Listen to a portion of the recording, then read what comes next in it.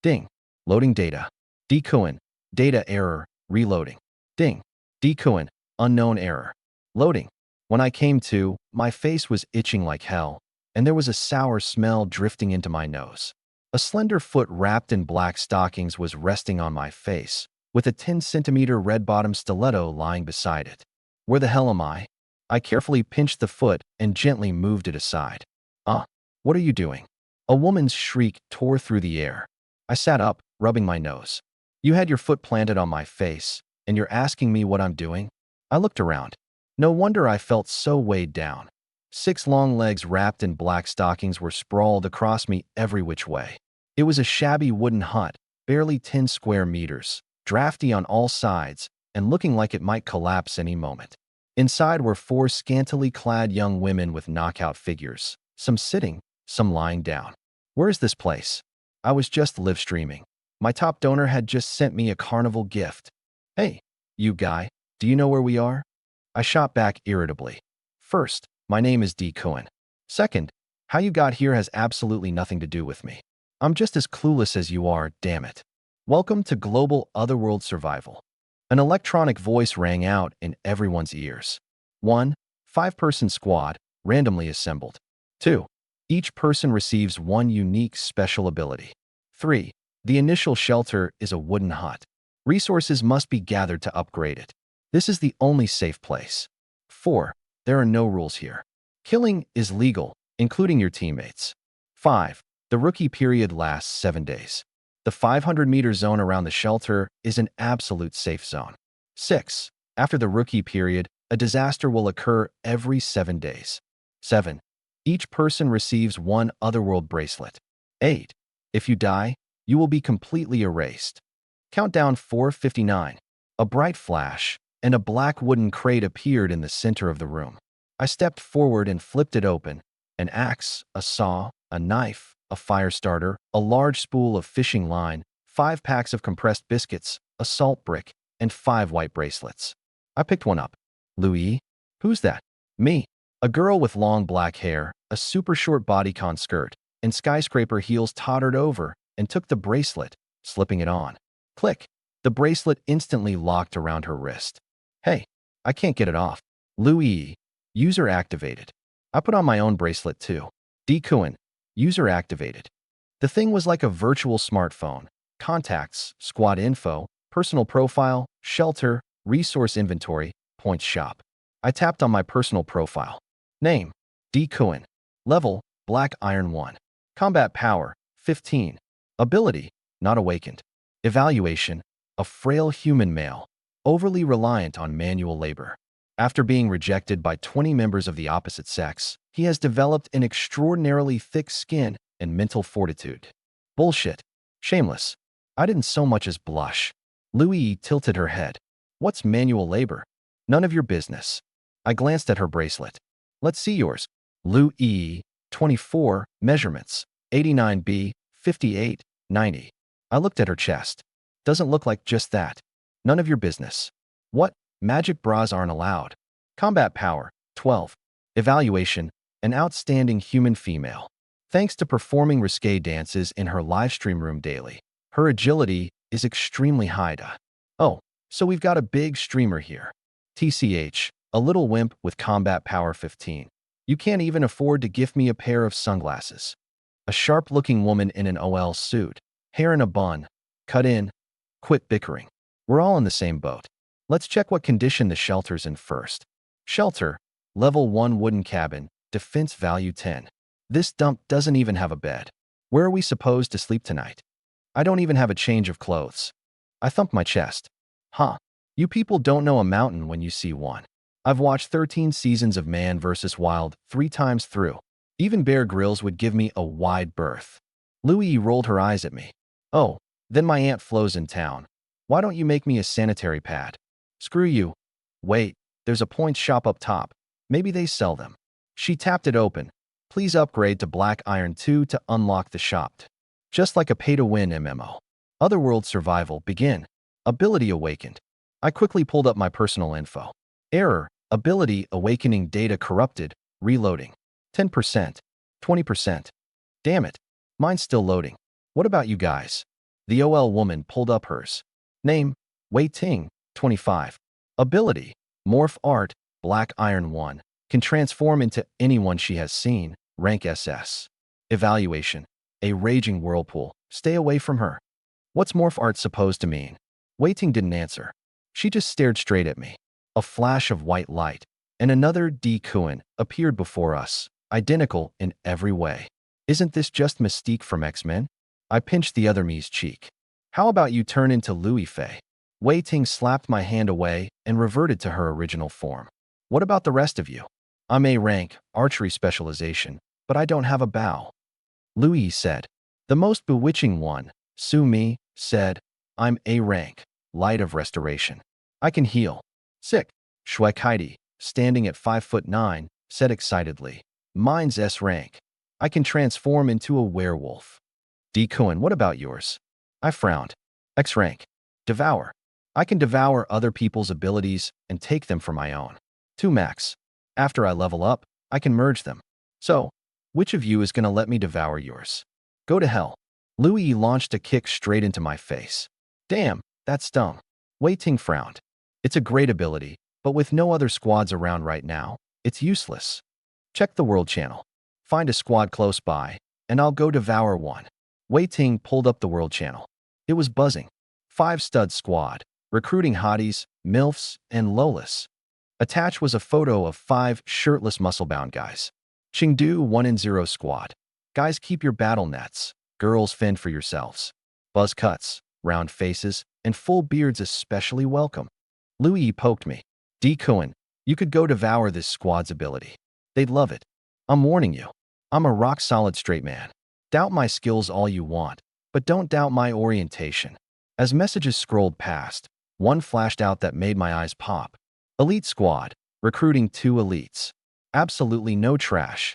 The attached photo showed 3 men standing inside a wooden cabin, with 2 white-haired old people lying beside them, blood pouring from their slit throats. Dead. Clearly, these 3 had decided the elderly were dragging them down and taken them out. Jinyu Special Squad, WTF, you offed your own teammates? Elite Squad, trash just holds us back. I frowned. Isn't this the safe period? Fire burned in Wei Ting's eyes. The safe period only shields you from natural disasters and monsters. It doesn't shield you from teammates. I jabbed at the screen. Add them as friends. Right now. Why add them? Sumi asked. Scum like that. Why let them live? Besides, I've got no ability, and I sure as hell can't join Chengdu 1-0 for real. Wei Ting glanced at me. Fake joining, then take them out. Louis, Sumi, you two can flirt a bit, right? Louis laughed softly. This mama makes her living off this stuff. I'll send a black stockings pic first. Those 3 perverts will be putty in my hands. We left Louis in the cabin to work her charm. Checking the countdown, 6 hours until nightfall. A few things right now. First, upgrade the cabin to level 2. Needs 50 pieces of wood. Second, prep food and drink. Compression biscuits are only for emergencies. Third, find dry grass to make beds. Fourth, get firewood. We'll need a fire tonight for warmth. You're all dressed too lightly. Hypothermia'll make you sick. The shelter's 500-meter radius was absolutely safe. Time to scout the map. 300 meters south, a clear little stream. Fresh water, sorted. Along the bank grew clusters of raspberries, bright red and tart sweet. Vitamins, sorted too. 100 meters north was a patch of woods, oak, chinkapin, camphor, and skyma. Oak's hard, makes good lumber. Chinkapin nuts can be made into cakes and treat diarrhea. Skyma bark works on mosquito bites. I patted an oak tree as thick as a bowl's rim. 2 of these will be enough to level up. Wei Ting was startled. How do you know all this? I've watched Man vs. Wild 3 times. Now let's get to work. I swung the axe and started chopping.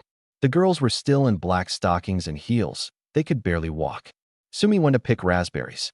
With no container, she just peeled off her stockings to use as a bag, completely forgetting the wristband had a storage function.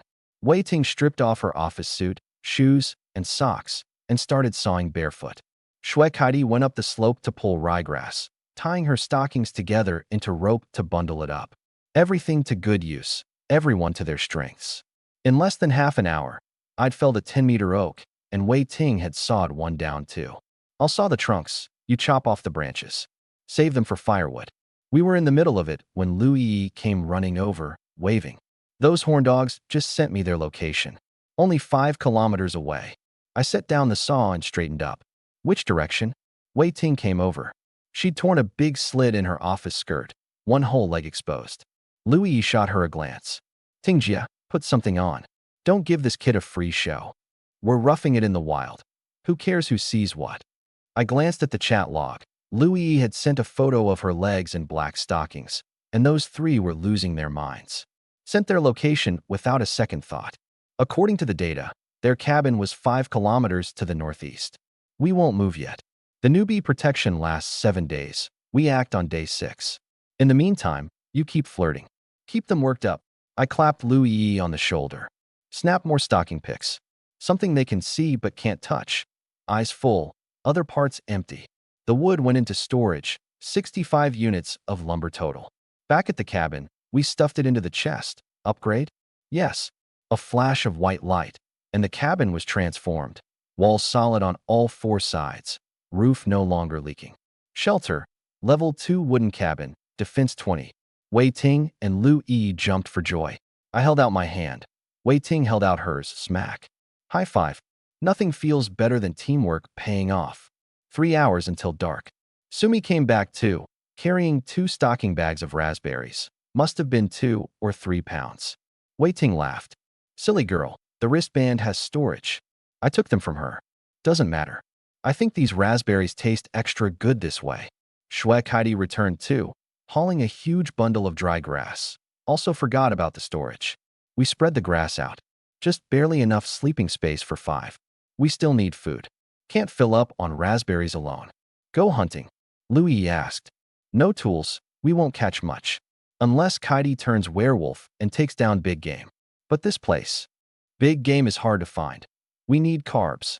I led them back to the creek. Besides the thorn berries, there were plenty of reeds growing along the bank. Don't look down on reeds. The roots are carbs, slightly sweet, and you can eat them raw. I cut some reeds and laid them out to dry for bedding. Way better than foxtail grass. Wei Ting, you take them and dig up reed roots. Katie and I will go find stones to build a fire pit. I left the axe and knife with them and headed up the slope with Katie. We needed quartzite, the hardest stone. Up on the slope, a huge tangle of vines sprawled across the ground, lush and green. Holy shit, we hit the jackpot. That's kudzu. I ran over and inspected the leaves. It really is kudzu root. Just like potatoes, great food, plus medicine, and the vines can be twisted into rope or woven into clothing. I grabbed a handy rock and started digging.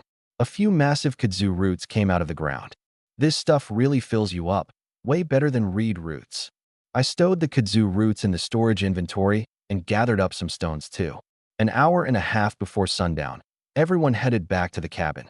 Reeds were drying outside. Inside, I used the axe to hollow out a pit and stacked stones around it to make a fire pit. I grabbed some dry foxtail grass and a ferro rod. A few strikes and it caught, sending up a wisp of blue smoke. I tossed in a few small sticks, and the fire slowly grew. Yes. Lu Yi and Wei Ting high-fived, then squatted down and stared into the flames like kids watching a new toy. I balanced a thin, flat stone over the fire pit. Tonight's menu: stone-roasted kudzu root and reed root, with thornberries for dessert. Wei Ting looked at me with admiration. You really know a lot. I smacked my forehead. Shit, I forgot. How are we supposed to drink water? We don't have anything to hold it in. Louis thought for a moment, slipped off her high heels, and said awkwardly, the only things we've got that can hold water are these, if you don't mind. I grinned wickedly. I don't mind at all. That night, the fire crackled, and 8 high heels sat lined up in a row, all filled with creek water. To be honest, Katie, yours tastes kind of sour. Tingting's is pretty light. As for E, well, she does dance those risque numbers, so, your ass. Louis flicked a thornberry into her mouth. I was gonna say, slightly tipsy. Tipsy my foot. Louis hopped up barefoot, and even threw in a couple of teasing dance moves. I picked up a stick and started whittling it with the knife. What are you making? Your power is archery, so I'm making you a bow and arrows. You know how to do that too? Duh. What kind of wilderness survival would this be without a bow? Oak is hard, good for arrows. I sharpened one end and cut a small notch at the other. For the bow itself, I shaved a strip of camphor wood, slowly bent it into a crescent over the fire, and braided 4 strands of fishing line together for the string. By the time I was done, it was already 10. Everyone flopped down on the grass beds and passed out instantly. The next morning, we woke up hungry. Kudzu root and thornberries didn't exactly stick to the ribs. After washing up, we roasted some more kudzu root and ate. I handed the bow and arrows to Lu Yi. Let's see what you've got. I chopped an X into a tree and had her walk 20 paces away. Try your archery. It was Yi's first time using a bow, but her power let her master it instantly. Asterisk whoosh. Thunk. Asterisk the oak arrow buried itself an inch deep into the trunk, dead center of the X. Yes, call me the otherworld female Hoey. Thank you very much. She jumped up in delight. Let me try. Wei Ting took the bow, and with a flash of white light, holy crap, she turned into Lu Yi. She drew the bow, loosed the arrow, asterisk thunk, asterisk right in the middle of the X, though only sunk half as deep.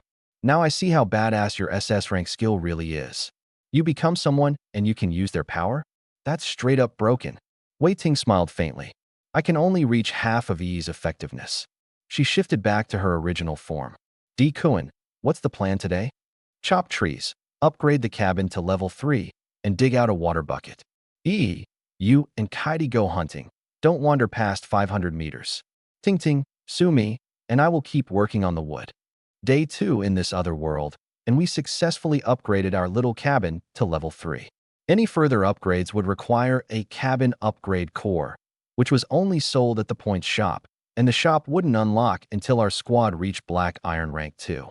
Shelter, level 3 cabin, defense 30, area expanded. The floor space grew from 10 square meters to about 17 or 18, with half of it laid with wooden planks. Finally, no more sleeping on dirt. I hollowed out a crude water tank from a waist-thick log. It weighed a ton, but at least it worked. Food wasn't a problem. The dozens of pounds of kudzu root from the hillside would last us a while. E had also shot a rabbit on her way back. I skinned it, stretched the hide to dry, chopped the meat into chunks, and set them roasting over the fire with a sprinkle of salt. The charred aroma filled the air. Bunnies are so cute. How can you bear to eat them? Sumi said, drooling. That means ancient. Sis me try a new one. I handed her a skewer. E gnawed her rabbit meat. Hey D. Cohen, those 3 guys are itching to come find us. Drag it out a few more days. Let them stock up first. Wei Ting laughed. So besides wanting to kill them, you're also after their supplies? Of course. A hero never leaves empty-handed. That night we gathered around the fire pit, and E kicked off her shoes and danced the Apache, lively and loud. This place might be primitive, but at least we had friends. Wei Ting was scrolling through the world channel when she suddenly burst out laughing. Someone's power is never needing to poop for life. My face went red. Knock it off, cut it out. One message caught my eye. A squad member had run beyond the 500-meter safe zone and gotten his head bitten off by a black bear. Ting Ting, looks like the newbie period only spares us from natural disasters. Step outside 500 meters and you can still die. Wei Ting stared at me. You want to lure the elite squad out and kill them? Exactly. We can't kill them inside the safe zone. E, tell them you got lost and need them to come pick you up. Day 5. We'd spent the past few days gathering materials to fix up the cabin. I'd spent most of a day digging a pit in the northeast corner for a makeshift latrine, positioned away from the summer's southeasterly winds and far from the water source. For wiping, we used oak leaves that had been sun-dried for a day, soft, and they didn't crumble. On day 3, the wristbands alerted us that the first post-tutorial disaster, Midnight Wolf Pack, was coming. EE and Katie caught a few more rabbits, and I smoked them into jerky for storage. On day 5, E contacted those 3 elites and told them she wanted to join up. They were thrilled out of their minds. We moved out in full force. In the front were me, Wei Ting, transformed to look like E, and Katie. 15 meters behind us came Su Mi and the real E. Since we didn't know how many of them would show up, we needed a backup plan. The 5-kilometer route wound around a small hill and took us 3 hours. When we were still 600 or 700 meters from their shelter, I stopped.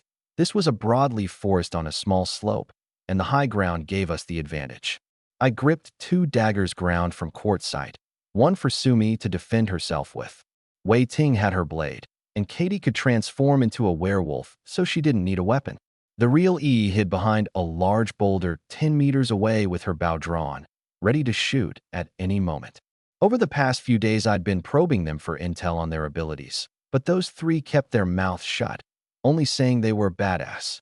My analysis: either genuinely badass or genuinely useless. I crouched in the tall grass, heart pounding. After all, I was just an ordinary guy with no abilities, and I'd only seen people get killed in movies. Katie was nervous too, gripping Wei Ting's hand so hard it was trembling. Wei Ting, on the other hand, was totally unfazed, even striking flirty poses. 10 minutes later, footsteps came through the trees. "They're here." I kept my head down, eyes fixed on the slope below. Wei Ting tugged Katie forward a few steps. "Our high heels are stuck in the dirt. Come help us out."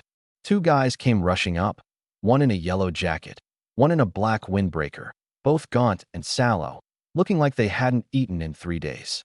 The moment they saw the two hotties, their eyes glazed over, and they charged up practically drooling. The instant they reached Wei Ting and steadied themselves, still catching their breath, I lunged like a dog and tackled the guy in the black windbreaker. "Devour first." "What the fuck?" Black windbreaker shouted. Wei Ting whipped her blade out from behind and swung down at Yellow Jacket, but missed. Startled by my tackle, Yellow Jacket had stumbled backward, and the guy vanished into thin air. My dagger had already plunged into Black Windbreaker's throat. At the same time, I activated Devour. Ding. Ability Devour successful. Ability acquired. Enlarge LV.1, F rank. The hell? Enlarge? I'm not out here trying to be a gigolo. Black Windbreaker's throat. Blood sprayed from his throat. He thrashed a few times, then went still. Dikuin. Points +1. Don't let that son of a bitch get away. A whoa. Katie shifted into werewolf form, leapt 3 meters in a single bound, and swiped with a forepaw. Crack. Ribs shattered. Then a wet snap as the neck broke too. The werewolf's claws ripped open the man's chest. Yellow Jacket had gone invisible, but he couldn't hide his scent. "Katie, don't kill him. I want to devour the invisibility." Too late. The berserk Katie tore Yellow Jacket vertically in two, and head, organs, arms, and legs all became one messy pile. Shui Katie. Points +1. S rank ability. Terrifying as ever. I sighed. Shame I didn't get the invisibility. Katie panted. So tired. I want to go back and take a shower. Hold on. There's still one more. Come here. We're going to bait the last one. Katie stood there pretending to have been mauled by the wolf, while Wei Ting shifted into the black trench coat. The real Lu Yi hid in her usual spot.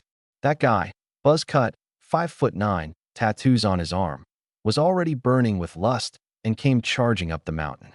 "Missy, are you all right?" His eyes were glued to the rise and fall of Katie's chest. Huang got torn apart by the wolf. Wei Ting spoke in black trenchcoat's voice, absolutely identical. "Then what are we waiting for? Let's hurry back." Whoosh. A wooden arrow cut through the air and struck Tattoo Man square in the throat. Blood erupted like a fountain. "Louis, this is dirty pool," I shouted, rushing out. "Buddy, hang in there. At least stay alive 3 more seconds." The moment I touched Tattoo Man, I was blasted back 3 meters by a punch. Whoosh, another arrow pierced his chest. I gritted my teeth. "Louis, kill stealing is one thing, but this is too much. Sumi, give him a heal." Sumi flashed white, and Tattoo Man's eyes snapped open. I dove on him and clung tight. Devour. 3, 2, 1. Ding. Ability Devour successful. Obtained ability Great Strength LV.1, C rank. The instant I finished, Tattoo Man yanked the wooden arrow from his own chest and stabbed backward at me. Another arrow flew in, severing his arm outright and grazing my cheek before pinning it to a tree. Louis. Points +1. Yes. E did a little cheer. I tossed the corpse aside. "Your kill stealing is out of control. If I hadn't saved you, you'd be dead, okay?" E said, wiping down her arrow. "So what ability did you devour?" "Never mind that. Strip everything off them. Clothes, shoes, all of it. We're checking out their shelter." Wei Ting stripped them ruthlessly clean, not even leaving their underwear. Katie frowned.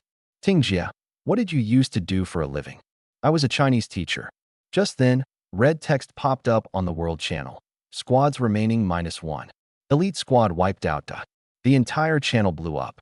We hurried to the elite squad's cabin. I was stunned.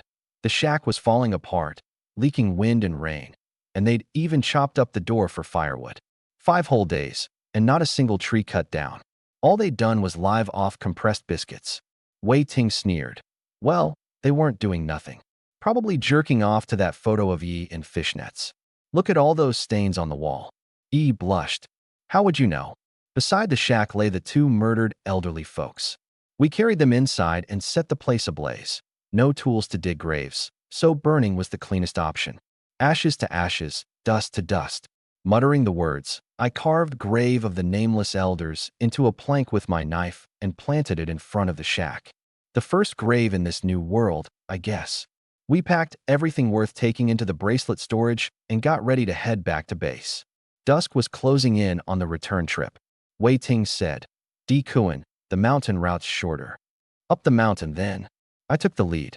I had a power of my own now. My size boost and strength boost weren't even A rank, but at least I wasn't a blank slate anymore. The mountain wasn't tall. Its foot backed right up against the oak grove where we usually cut wood. The girls had all switched into sneakers taken from those 3 men, which made climbing a lot easier. The 5 of us made it to the summit and hurried down while the last of the sunset held. We were maybe 500 meters from base, inside the safety line, when an earth-shaking roar sent chills straight down our spines. 5 days in this world, and it was the first time we'd heard anything like it. I crouched low and scanned around. Wei Ting leaned in and whispered, What the hell is that? Nothing ordinary, that's for sure. Lu Yi suddenly pointed ahead and shouted, Over there. I whipped my head around. Holy shit. A massive brown bear crouched on the ground like a small mountain. No brown bear on Earth ever came close to this size. Easily over a ton, and standing up it had to be 10 feet tall. The kicker? The thing had 3 heads. The 3-headed bear roared, its fangs glinting in the setting sun. Wei Ting hunched low. Back away. Slowly. No good. I shook my head. A bear's sense of smell is 2100 times a human's. It smelled us long before we saw it. Right now we're food. The 3-headed bear reared up with a roar and slammed its front paws down. The ground shook. It's shifting into attack mode. Everyone spread out. I kept my voice low. Aim for its eyes. Katie, main offense. Don't get locked in. Use your speed. Sister Ting, transform and back Katie up. Keep it moving, keep it bleeding, wear it down. We can't outrun it. If we kill this thing, we've got a month's worth of food. Shoot. WHSSD. An arrow struck home, right in the eye of the middle head. The bear roared in fury and charged Lu Yi. Shui, Katie, and Wei Ting shifted into werewolf form at the same instant, flanking it left and right. Charge. Kitty Shui swiped down with a claw. Only 3 shallow scratches on the bear hide. Might as well have been giving it a massage. Lu Yi loosed another arrow, blinding the remaining eye on the middle head. The bear's aggro locked onto her, and it charged her way. Wei Ting leapt on from behind and clamped her jaws around its neck. The bear reared up and shook her off. She went flying into a tree. Sumi rushed over at the risk of her life, and a beam of white light. Restoration light. Lu Yi hit the nose of the left head this time. I've only got 3 arrows left. Damn it, should have made more arrows. I grabbed the great axe and circled around back. The 3-headed bear crouched, arching its back, ready to charge Lu Yi again. I rushed forward, tripped over my own feet, and ate dirt hard. My axe went flying too. I looked up. My face was staring straight at the bear's ass. No time to think. I balled up my fist, and with everything I had, punched straight in, dead center, right into the bear's chrysanthemum. A strange suction sensation traveled up my arm. The world went dead silent. The bear twisted its head in disbelief. Sumi covered her face, and Lu Yi let out a bewildered "Iya?" Enlarge. I warred. My hands swelled rapidly, and the bear let out a horrific scream, the kind of misery only a month of constipation could produce. Get him, guys. Thwip, thwip. 2 arrows struck the bear's face. Kitty Shui and Wei Ting tore into it viciously. My arm swelled to the thickness of a bucket, my fist like a truck tire, thrashing wildly inside the bear. The middle head howled with its mouth wide open, and Lu Yi's last arrow shot clean through its throat. With a thunderous crash, the 3-headed bear collapsed. Elite monster, three-headed brown bear slain. 5 points to each member. Squad promoted to Black Iron rank 2. Point shop unlocked. Bonus gift pack awarded. Cheers erupted from the hillside. Papa yanked my arm out. Holy crap, this hand is done for. You idiot, you actually blew up the bear's asshole. That's disgusting. Louis covered her nose. That was a sacrifice. You didn't even thank me. Wei Ting shifted back to human form. All right, hero, sun's going down. Hurry up and collect the loot. I stored the bear's carcass in my bracelet inventory. It read shelf life, 5 days. So the inventory didn't preserve things forever either. The 5 of us helped each other down the mountain. In just over 10 minutes, the shelter came into view. We're back. Today we killed 3 scumbags, torched a whole house, and even took down an elite monster. The world channel exploded again. Elite monster, three-headed brown bear, has been slain. 5 Studley Brothers squad. That was us. Ladies, come join us. Love affection squad. Bah, you clowns spend 20 hours a day chatting. Kill it with what? Your heads. Ma Family Fort second production squad. We haven't even figured out where to take a dump, and they're already killing elite monsters. By the creek, I crouched down and scrubbed my arms like my life depended on it. Shue Katie stripped down to her underwear and waded into the water. Katie, don't wear so little. Louis covered my eyes. Let him look. After everything that's happened, who cares? Sumi peeled off her clothes and got into. The sun was setting. The water sparkled. This wasn't another world. This was heaven. Fine, I'm washing up too. Louis flushed red as she undressed. Careful. Magic bras soak up water. Drop dead. You bare butt blasting pervert. Wei Ting walked over, stripped without hesitation, and stepped into the creek, waving at me. Come on in. None of us mind. Right? Why the hell was I being shy? I tore off my clothes and dove in. Laughter filled the whole length of the stream. Back at the shelter, the fire pit was blazing and we all sat around it drying our clothes. The gift pack cracked open. 5 boxes of self-heating hot pot, a case of instant noodles, ham sausages, 20 marinated eggs, a dozen Cokes, and 2 bottles of red wine, plus a pair of heavy-duty pliers, an iron hammer, and a folding shovel. Hot pot and red wine tonight. The 4 girls and I gathered around the stone table, digging into the hot pot and pouring the wine. Sumi took a swig of red wine and tilted her head. This one meatball right here? I wouldn't trade it for a domineering CEO. Why are you always going on about domineering CEOs? The more you crave something, the more you lack it. I'm just a bar hostess. What else have I got besides fantasizing about some rich CEO falling for me? She hugged her knees. Coming here actually feels pretty nice. Simple. Living for myself. Wei Ting fished out a pack of cigarettes. Want one? Where'd you get cigarettes? Traded points at the shop. Shue Katie tapped her wristband, and a screen full of info popped up. Shue Katie, measurements. 93F, 59, 94. Whoa, Katie, an F cup. I practically drooled. You want to die? Close your eyes. Evaluation. A strong human female with a smoking hot body, but with a rabbit-soft heart, and still a virgin. A virgin, huh? I sneered mischievously. Knock it off. Check the shop. Wei Ting shoved me. There wasn't much in the shop. The weapons were all garbage. Stone axes, spiked clubs, slingshots. Not a single iron weapon to be found. Tools were more complete, though. Axes, machetes, sickles, flints, pliers, hammers. The priciest item was a combination workbench at 20 points. Clothes were expensive, too. Even yoga pants cost 2 points. As for food, only cigarettes. What a lousy shop. Louis pouted. Since you scrubbed my back, I'll make you a nice bow and arrows. You know how to do that? Absolutely. Louis immediately picked up a slice of beef and fed it to me. Thanks then. The best bows are made from Cudrania wood, though mulberry works too. The back mountain's in a temperate subtropical zone, so there's got to be mulberry. Once we bring the mulberry back. Springy, plenty of tension. As for the bowstring, use the sinew from that brown bear. Way better than ox sinew. I held the cigarette between my teeth, holding forth. The way Louis looked at me had already changed. We finished off both bottles of red wine and polished off 3 of the 5 hot pot packs. I tossed a few more logs into the fire pit, flopped down on the reed mat, rubbed my belly, and felt genuinely content. What are we doing with the bear? Wei Ting asked. Tomorrow. Every inch of it's a treasure. In the middle of the night, the fire pit had dimmed and the cabin had gone chilly. I drunk too much water and needed to piss, so I padded barefoot to the door and pulled it open. Louis was sitting on the wooden stool outside, smoking. Not sleeping at this hour. Can't sleep. She held out a cigarette. Sit with me a while. Let me take a leak first. When I came back, the two of us sat on the stool, watching the little stream in the moonlight. I was born into an unlucky family, Louis said, taking a drag. My dad gambles. My mom took off years ago. I finished trade school with no money to keep studying, so I went looking for my mom. She was sweeping streets, $1,800 a month, riddled with chronic illness. I want to live, Dikuin.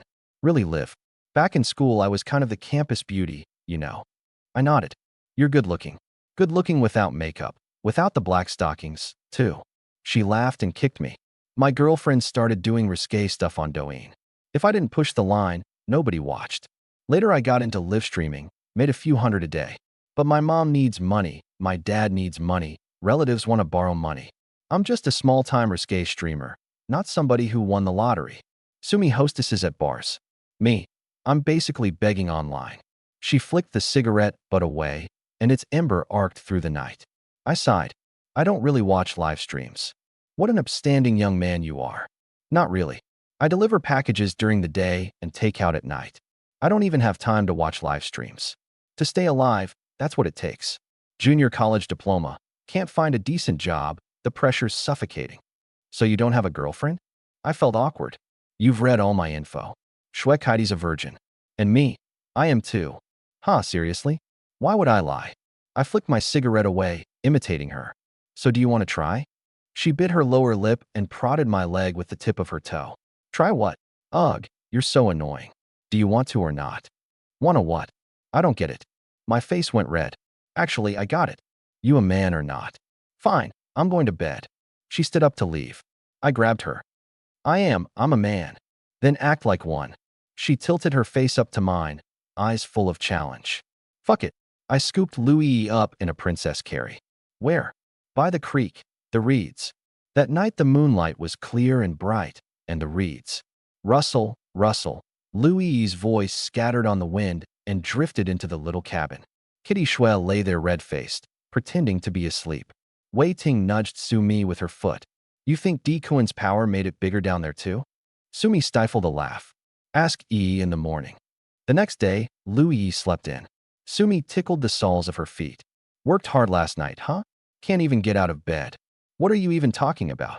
Still playing dumb? Screaming like that in the middle of the night. Did an arrow get you? Louis flushed. Ugh, I'm up. We've got tons to do today. And we really did. First thing in the morning, I hauled the elite brown bear out of the warehouse and dumped it in front of the cabin like a small mountain. I hefted my axe. Today's mission, break this bear down piece by piece. We've got 2 days till the first calamity hits, the midnight wolf pack. We need to move. Hide for clothing and bedding. Paws and meat for eating. Render the fat and store it. Keep the bones, tendons, and teeth. We use every last scrap, right down to the splinters. I channeled my strength ability, raised the axe high, and swung down on the bear's neck. The first blow only bit halfway in.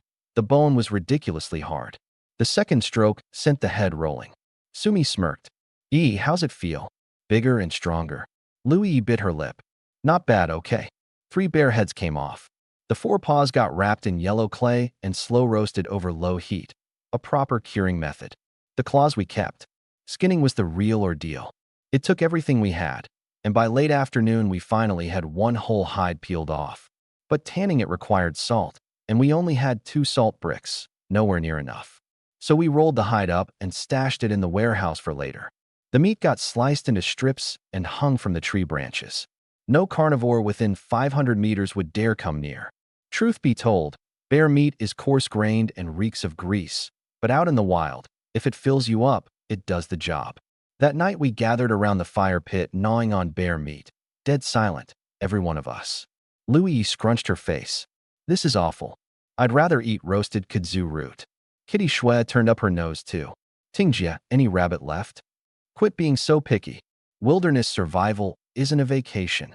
I pinched my nose and chewed on. After we choked the meal down, I grabbed a pair of pliers and started yanking bear teeth. 3 skulls, 12 canines alone, plus more than 40 smaller teeth. Ground down with quartzite, they'd make perfect arrowheads. We all sat around the fire pit, grinding teeth together. The Midnight Wolf Pack was coming the day after tomorrow. Louis E was our main damage dealer, so we needed every arrow we could make. Sumi sighed. Dikuin's grinding bear fangs into arrows just for you. That's serious devotion. Oh, please, they're for shooting wolves. Wei Ting leaned in. Wolves show up tomorrow night. The reed marsh won't be safe. You two better make the most of it. Louis' face flushed. Tingjie, not you too. Louis lit a cigarette. Actually, I actually like it here. Not so many headaches. Don't have to shout, hey bro, what's up, at a camera all day. Wei Ting gazed into the fire. Nobody nagging you to get married and pop out kids. No endless meetings to sit through. I'm just glad I've got you guys. The squads on the World Channel all have names. Let's pick one too. How about Charlie's Angels plus one deadweight squad? Louis nudged me with her toe. Sumi feigned seriousness. Is Dikuin really deadweight? You'd know best. Didn't you say he wasn't bad this afternoon? Louis flushed again. I meant his powers deadweight. I stood up with a swagger. It should be the 1 king, 4 queens squad. You can't even handle one, and you want to hog them all. That night, a new name popped up on the World Channel. 1 king, 4 queens squad. Countdown. 4 hours until the calamity. At 8 in the evening, I laid 20 bearfang arrows in front of Louis. That's all we've got. Make them count. 10 meters from the cabin, I drew a circle, planting a torch every 10 meters, each wrapped in licorice and drizzled with bear grease. 3 sides sealed, 1 open. The front gate had a 20-meter gap. Corner them completely, and even wolves would leap the walls in desperation. A lone wolf is nothing. A pack, though, weapons or no, most of you are dead. The minutes crawled by. On the World Channel, squads traded jabs. 5 Alpha Stud Squad. Boys, watch us turn these wolves into puppies. Ma Family Fort 2nd Production Squad. We've got meat ready to lure them away. Teammate got his head bitten off by the bear, dragged the body back. 4 Kings, 1 Queen Squad. Tremble, you losers. Attached was a photo of 8 long, shapely legs. While playing Orphan Squad, Mommy. Louis laughed and scolded. Dikuin, don't push it. No carnival prize, and you still want to flash my legs. Just a little show off. What's the point of riches if you don't go home and find clothes? Outside was pitch black. The moonlight that had been so bright 2 nights ago was gone tonight. The wind carried cold and the reek of blood. Countdown 0. Light them. Wei Ting, Shui Katie, and I each grabbed matches and dashed out. In 2 minutes, every torch was lit, and we retreated back into the cabin. Ding. First calamity descends. Midnight Wolf Pack. Commence. World Channel suspended. Point shop closed. For each day survived, each member plus 2 points. I sucked in a cold breath. Points doled out by day survived. They were flat out leaving every squad to sink or swim. Awoo, the howls rose. I caught Shui Katie before she could charge out. Wait for them to come. Katie, Tingjie, you two can transform, but stay inside the torch line. Don't get hit by EE by mistake. Shui Katie had already shifted into werewolf form, a clawed hand pointing east. Whoosh. Louis loosed an arrow. A pair of green eyes had barely flared to life before. Oh, a shrill yelp cut off. The pack went mad, howling in unison. More green eyes. More and more wolves came pouring in through the open front gate. 2 of them leapt at the door. Thwip! An arrow shot through one's throat, and it dropped. The other was gutted midair by Shui Katie's claws, ripped clean in half. 3 more charged in. I swung my axe and lunged. The blade whiffed and sank into the mud. Louis's arrow pinned a wolf to the ground 3 meters away. Shui Katie snapped another's neck with a crack, and Wei Ting finished off the last one. 6 wolves dead. My kill count 0. Louis shook her head, laughing. Just as I thought. Useless. Playing Li Kuei with those 2 axes. You're stealing kills even from mobs. She lit a cigarette. This Midnight Wolf Pack is nothing. I wasn't even trying. The cigarette had barely caught fire when, whoa, a dozen more wolves came charging out at once. Asterisk thwip. Thwip. Asterisk Louis loosed 2 arrows in rapid succession. There was no time for a third. A silver wolf, incredibly fast, tore through the pack and lunged straight at her face. She stumbled back, screaming. Whoosh! My axe came crashing down through the air, nailing the silver wolf at the base of its tail.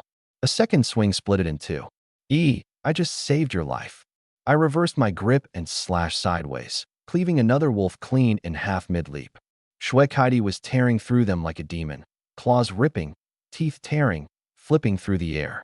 Wolf blood painted the sky and severed limbs littered the ground. 3 minutes later, the wolves were gone.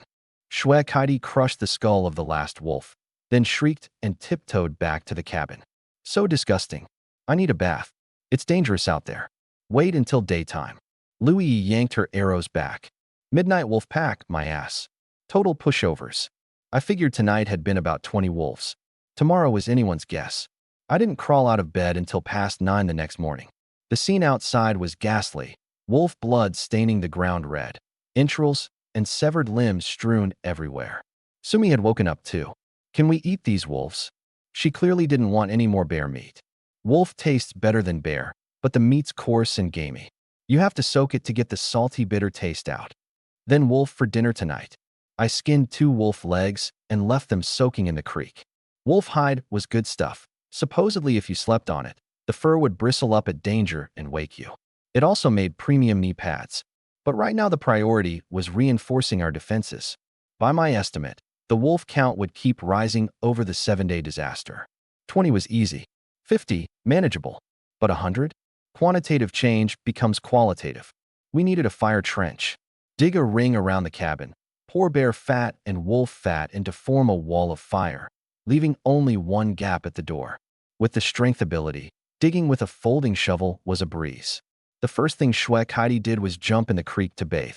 When she was done, she came tiptoeing back to warm up by the fire. And that body of hers. What are you looking at? Dig your damn trench. Louis planted herself in front of me. You've got it all wrong. My family practices traditional Chinese medicine. I suspect Kaidi has a breast condition. Tui, she is a doctor. What does she need a quack like you? What? She's a doctor? She didn't tell you? I thought to myself, how does a doctor turn into a werewolf? We finished digging the ring-shaped pit in one day. That evening, we roasted wolf meat and ate it with marinated eggs and kudzu cakes. Wolf meat really was tastier than bear meat. Louis still had 20 arrows, and I sharpened my axe on a piece of quartzite. Get some sleep first. The wolves won't come before midnight. How do you know? It's the first day? We cleared out 20 wolves, so we have to wait until midnight for the new wave to spawn. Anyone can tell you've never played games before.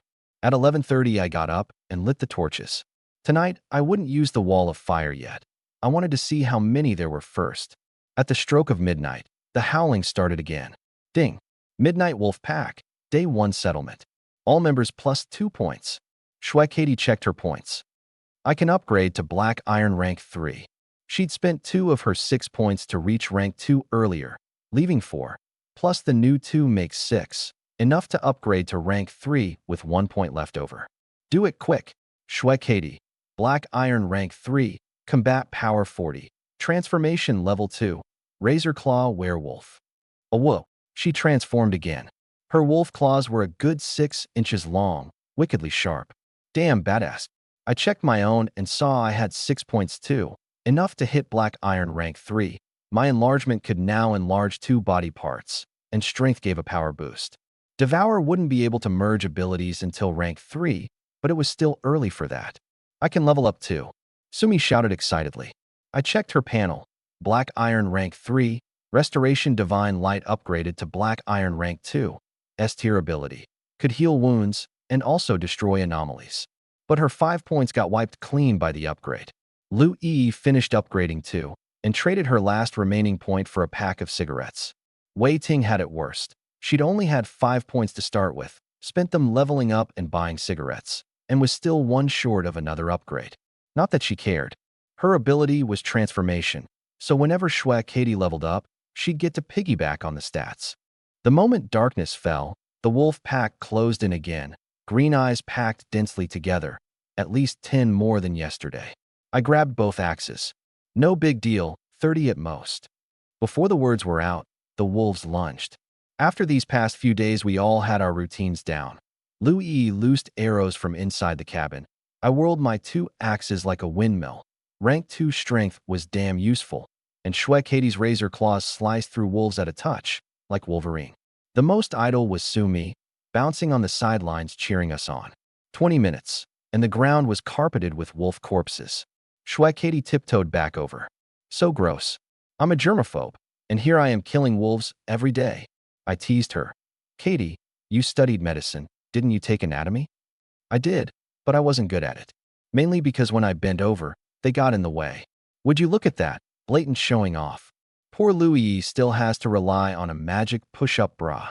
I shot Louis a glance. Katie, wiping the blood off my face. No way. I've got to go wash up. Otherwise I won't be able to sleep. She grabbed some old clothes and headed for the creek. She'd barely made it 20 meters when a wolf that hadn't quite finished dying suddenly lunged out from the shadows of a torch and clamped its jaws right on his Katie, on her most prominent feature. Nobody had figured one of them would play dead. And nobody figured that same wolf would turn out to be a goddamn horn dog. Katie let out a scream and collapsed on the ground, too shocked to even remember she could transform. I rushed over and snapped the wolf's neck with one twist, but the little bastard kept its jaws locked tight even after dying. Katie burst into tears. Kunkin, it hurts so bad. It's okay, Sumi'll fix you up right away. I grabbed the wolf's lower jaw with one hand and its snout with the other. Damn, this was a really awkward angle to get leverage on. Louis rushed over. Get out of the way, let me. High agility, low strength. She yanked and yanked without budging it, until Katie was crying out in pain. Mercy, please. This is straight up revenge. Louis looked embarrassed. Katie, I really didn't mean to. Wei Ting was holding back a laugh. Let Di Kuan do it, he's strong. Katie looked at me. Stop tiptoeing around it. If I don't care, why should you? I set my stance. Sorry about this. With a ripping sound, I tore the wolf in two. Wolf blood sprayed all over Louis. Di Kuan, you're disgusting. Louis stormed back to the cabin in a huff. Sumi used her power for the first time. She laid her hand on the spot, and a white glow spread out. Katie let out an ah, and my bones went weak. Healing could sound this seductive? Katie looked down. Doesn't hurt anymore. That effective? Let me check whether there's a scar. I was practically drooling. Whap! A foot slammed into my face, a toe nearly stabbing right up my nostril. It was Louis. Lucky I widened my nostrils to the size of eggs at the critical moment and dodged it. Di Kuan, don't push it. Did you wash your feet? We're all in this together. Can a guy take a look at an injury? Wei Ting bit back her laughter and shoved the two of them off. Go wash up, I'll keep an eye on things. That night Wei Ting and I shared a smoke. I said, man, what a waste. Wei Ting laughed. Greedy bastard, you really think you can pull off one king for queens? A man's gotta have dreams. I gazed off into the darkness. My dream is to get all of you home alive. Whoever's willing to marry me, come find me in Jiangqing. Wei Ting sat down beside me. Maybe that dream will come true. At midnight on the second day, everyone got 2 more points. Wei Ting finally hit Black Iron level 3, and her Beast Shift technique leveled up to 2. When transformed, she could put out 60% of her original combat power, and turning into Sumi even let her cure rabies. The One King, 4 Queens crew was finally a Black Iron level 3 squad. The next step up was Bronze level 1, which required 10 points plus an upgrade gem, probably only available at the shop. The third day, 30 wolves. The fourth day, 10. On the fifth day, 50. On the sixth day, 60. In the northeast corner of the cabin, by the latrine, wolf corpses had piled up into a mountain nearly 4 meters high, reeking to high heaven. Thank God for the southwest wind that carried the stench away. Otherwise, we wouldn't have been able to sleep. We were so sick of wolf meat we'd rather gnaw on reed roots.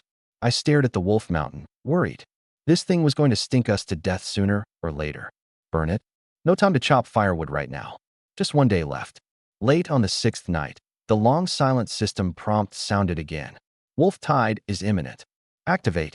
Stepping outside the cabin will count as activation. Activation grants extra rewards to Wolf Tide, an endless wave of wolves crashing in like the tide. I looked around the room. Well, we doing this? All 4 girls nodded together. Fortune favors the bold. I yanked the door open, gripped both axes tight, and stepped outside. The howls that erupted outside were fiercer than anything we'd heard before. Firewall. I bellowed. 2 axe strikes, 2 dead wolves. Louis shot a fire arrow into the trench we'd spent days preparing. In under 5 seconds, a wall of flame roared up. I whirled through them, both axes flying. The first wave of 40-odd wolves was wiped out, and the pack pulled back. I wiped the blood off my face. Fuck, we keep fighting like this, we'll get worn down and die. Before I finished, a shrill howl I'd never heard before split the night, and the pack went berserk, hurling themselves straight into the flames. Wave after wave, no hesitation. The trench wasn't deep. A few wolves filled it, and the fire started dying down. Something was wrong. My brow furrowed. These wolves are organized. Something out there is commanding them. Katie, Tingjia, hold the door. I'm going out to look.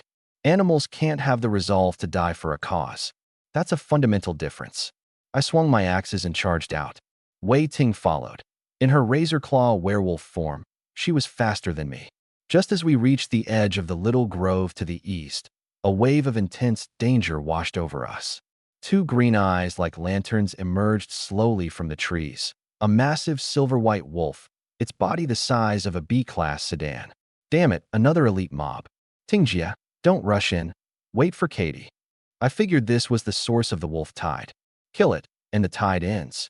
The moment we got there, the whole pack circled up around their master, snarling and baring fangs, ready to pounce. My palms were sweating on the axe hafts. This thing was scarier than that 3-headed brown bear. Shui, Katie, Lu Yi, and Sumi came running up too. What are you doing here?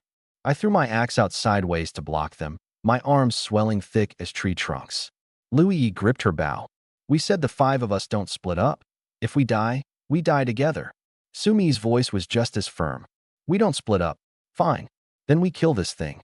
I won't let anything happen to you. Shui, Katie, and Wei Ting, both in werewolf form, bumped claws, and actually grinned. Fuck it, let's go. I raised my axe and swung. Strike first, win first.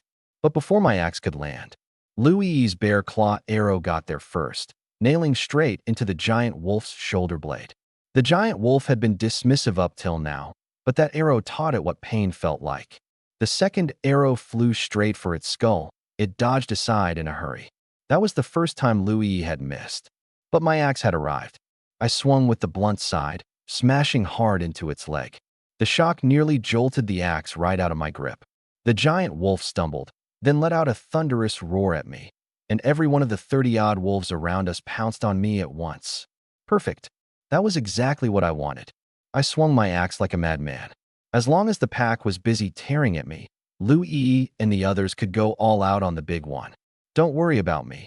Kill that big bastard. A wolf chomped down on my calf. Stabbing pain shot right through me. I kicked out, and the wolf's spine snapped. A flash of white light. Sumi, 5 or 6 meters away, stretched her hand out toward me. Kuin, I've got you. Big honey, I'm fine. Sumi heard it as big boobies. You're still copping a feel at a time like this? I wasn't. Oh crap, another one bit me. On the other side, Shui, Katie, and Wei Ting were darting around as harassers, with Louis's bear claw arrows as the main damage. But the giant wolf was too agile. 3 arrows fired, only 2 hit its legs. Enraged, the giant wolf's eyes shifted from green to red. It locked onto Louis and lunged. Shui, Katie leapt into the air, all 10 claws pressed together like a diver, and drove them straight down into the wolf's head. A blood-curdling scream. All 10 of her claws snapped off. Blood gushed like a fountain. The giant wolf's skull was harder than steel. It lifted its head, jaws opening to bite Shui, Katie, when Wei Ting streaked in from the side and snatched her away. Sumi rushed over and grabbed Shui, Katie's hand. White light flared, the bleeding slowly stopped, and her claws began to regenerate. In the split second the giant wolf tilted its head back. A bear claw arrow buried itself squarely into the soft flesh of its throat, sinking clean in. The giant wolf shuddered. It tried to howl, but no sound came out. The wolf pack's assault immediately faltered, so it really was the one giving orders. I finished 2 more axe swings, then dashed in one bound to the giant wolf's rear, aiming to blow out its asshole again. Unfortunately, wolves are more agile than bears. Its tail clamped down perfectly, and the wolf pups swarmed back onto me. I'm running out of arrows. Only 3 left. Louis shouted, panicked. I hacked down 2 more wolves. Used the arrows to stab it. Right. Our claws couldn't pierce its hide, but the arrows could. It already had several stuck in it. Katie wasn't fully healed yet. Sumi's white light was still flickering, and her stomach let out a growl. Sorry. Using my ability makes me hungry. Panting, the giant wolf recovered, wagged its tail, and lunged at Louis again. I tossed my axe aside and grabbed the wolf's tail. Get over here. Just as the giant wolf leapt, I yanked. It only made it a single meter. It was the first time my super strength ability failed to fully hold something back. Wei Ting seized the moment and jumped onto the wolf's back. She yanked a bear claw arrow out of its leg and drove it straight into the wolf's neck. CHK, CHK, CHK, 3 stabs in a row, each one sunk to the bone. The giant wolf thrashed its neck wildly, flinging Wei Ting off in a. The pounce yanked even me into the air. I can grow bigger. I stretched my legs out like Luffy's, 5 meters tall, tall as the trees, and hauled back with everything I had. The giant wolf lunged at Louis and somehow missed. Its claws slashed the air 10 centimeters from Louis's face. She froze in terror. Heidi threw herself at her and dove 3 meters clear. The instant they cleared out, the other paw slammed down where they'd been, kicking up a cloud of dust. Ah! Sumi shrieked.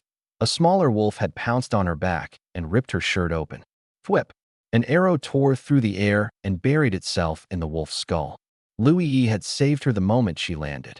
Sumi ran over. Thank you. Pull your shirt up, quick. You're about to flash everyone. No time. My shoes are gone too. Over on the other side, Wei Ting and Heidi had tangled up with the giant wolf, each stabbing away like maniacs with a bear claw arrow. I hung around behind the wolf, keeping my eye on its rear in the whole time.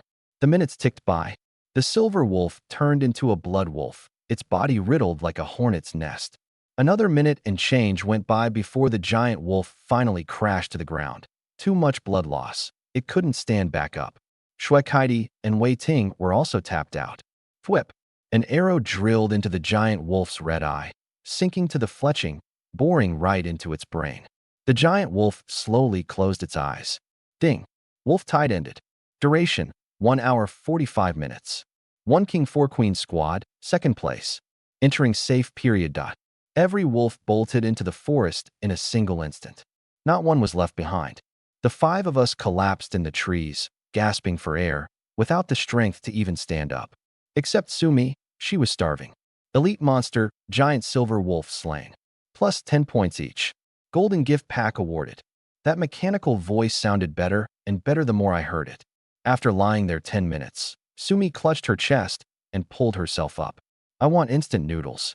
The 5 of us leaned on each other and limped back to the cabin. Wei Ting and Heidi had it the worst. Blood, sweat, and mud smeared all over them, their long hair soaked and plastered to their faces. We boiled water in a Coke can, 1 bucket of instant noodles per person, tossed in ham, marinated eggs, and Coke. For the first time in my life, I made instant ramen taste like a royal banquet. I even drained the soup. So damn good. Kunkin, open the reward. You're the king, after all. I opened the golden wooden chest.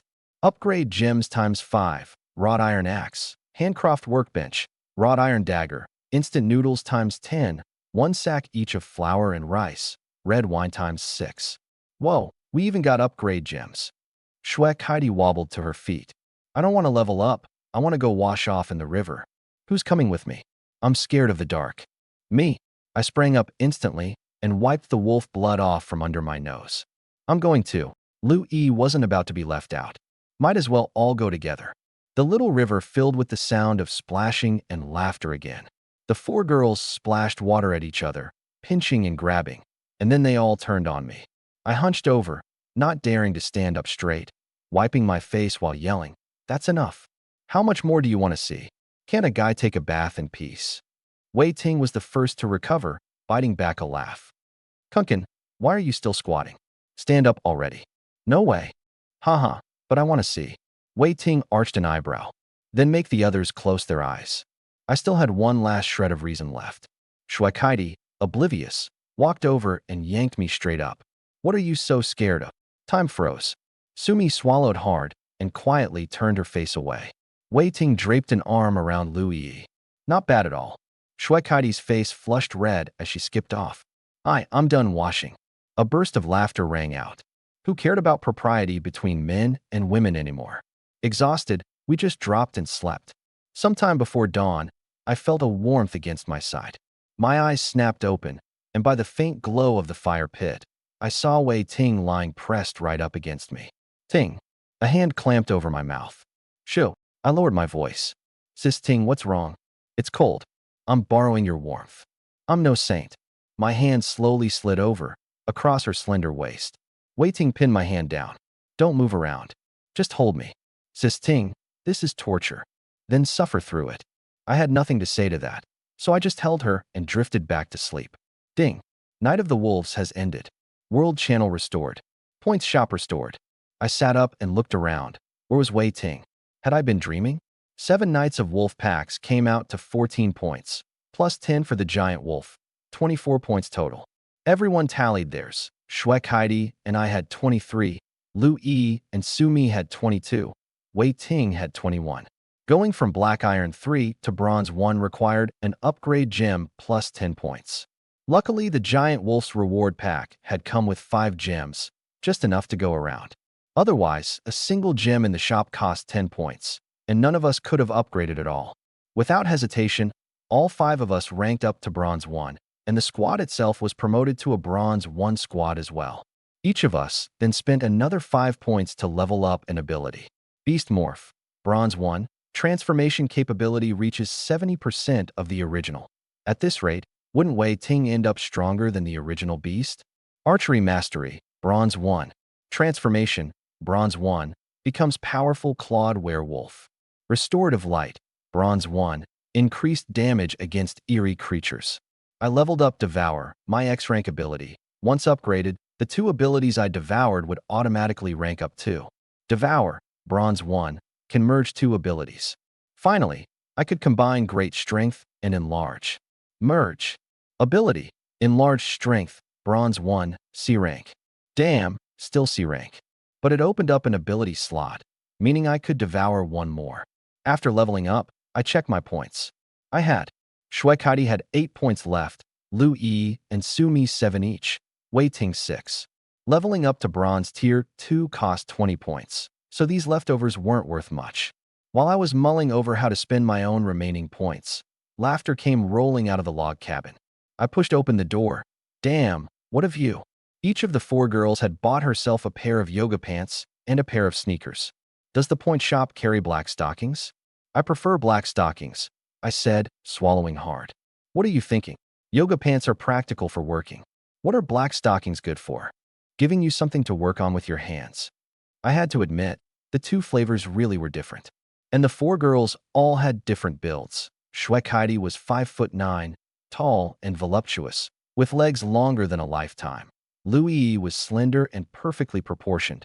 Sumi had a natural hourglass figure with a plump backside.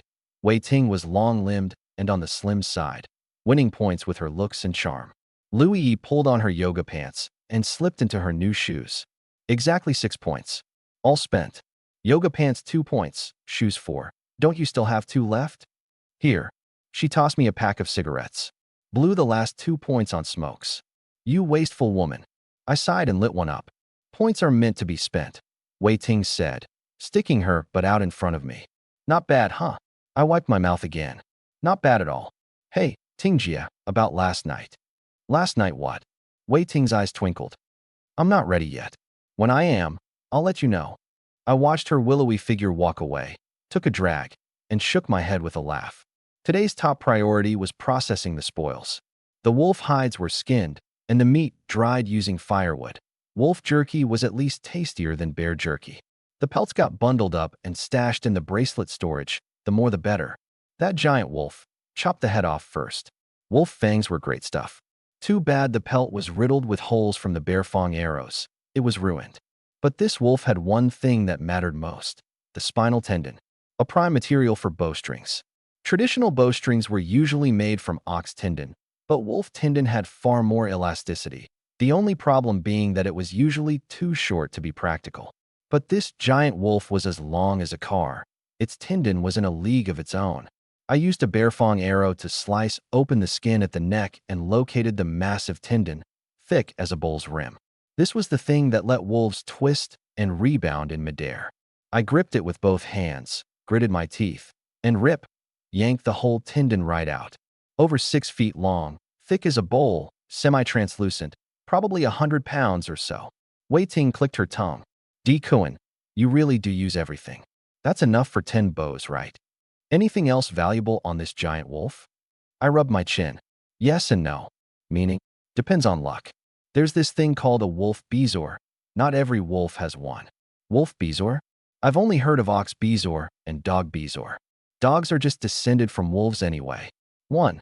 Kit, so-called wolf treasure, forms when a wolf's stomach gets scraped by hard objects, scabs over, and slowly grows into a stone.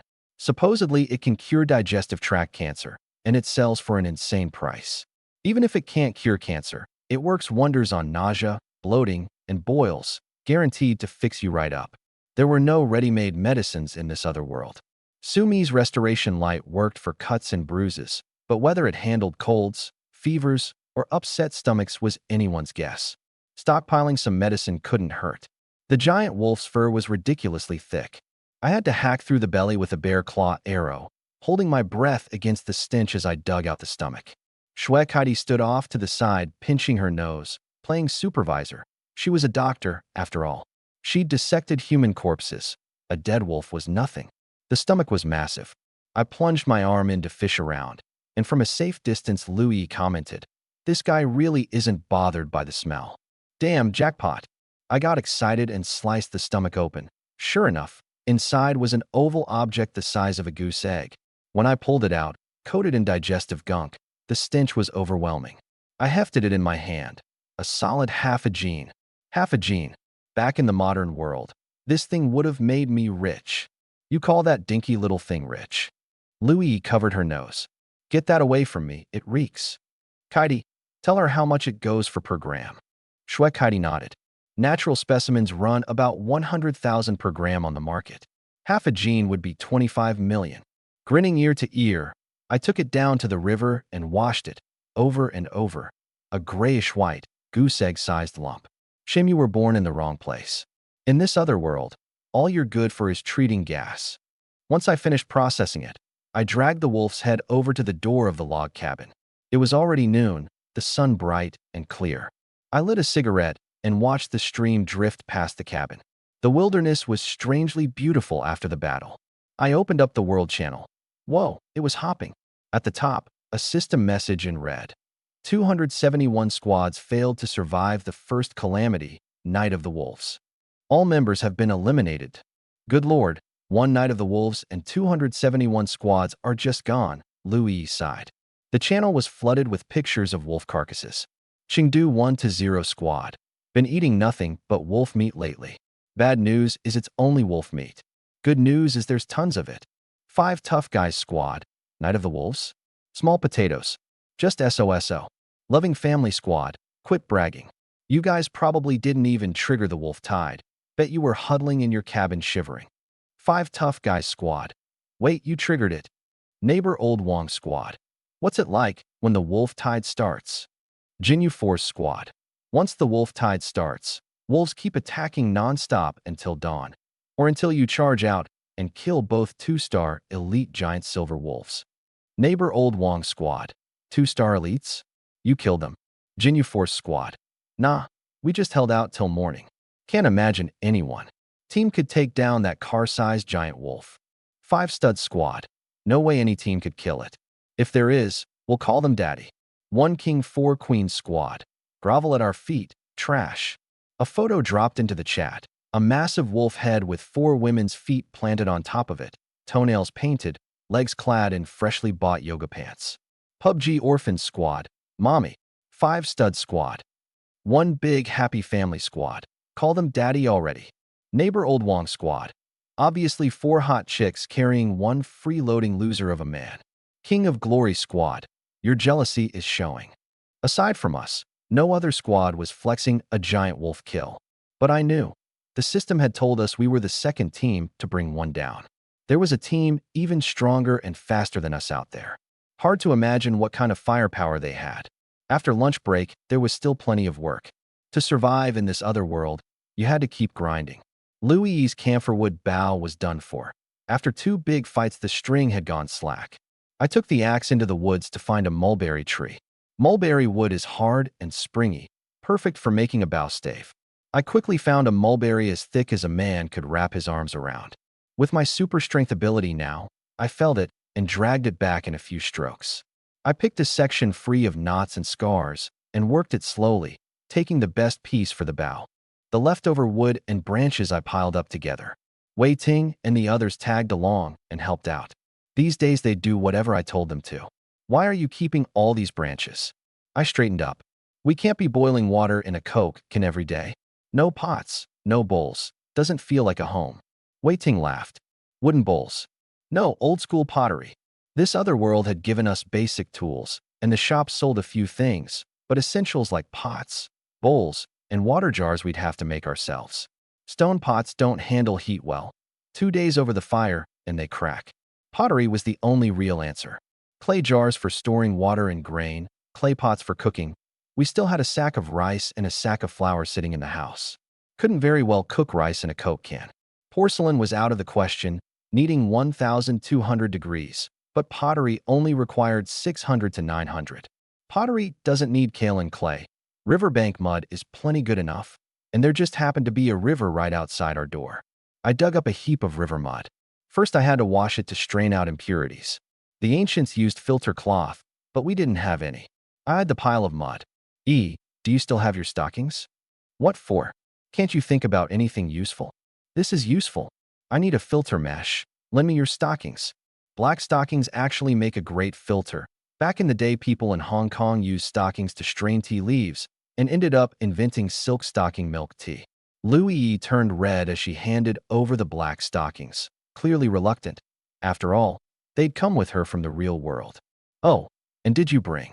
I gave it a sniff. Go to hell. I washed it okay. We filtered the mud through pantyhose, straining out the big rocks and debris to leave pure slurry. The slurry settled in the stone trough for 2 hours. Then we skimmed off the clear water and kept the sediment. Good pottery calls for 3 rinses and 3 washes, but we didn't have that luxury now. The settled clay went straight into our hands to be kneaded, like dough.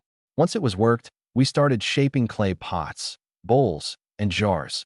The work was incredibly therapeutic, and the girls were having a blast. I told them to shape bowls. Yeah, right, they started freestyling. Sis Ting, what's that supposed to be? A carrot or an eggplant? Shui Kaidi asked. Wei Ting kept rolling clay ropes and smiled without answering.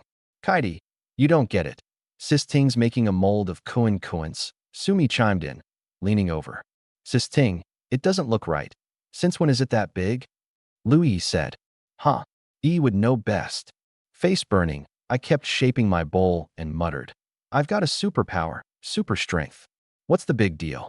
Teasing aside, the 4 girls still turned out a good 10 bowls, each with its own style. I made a few large pots and 4 or 5 clay jars. If you want the pottery harder, you add shell powder. If you want it heat resistant, add sand.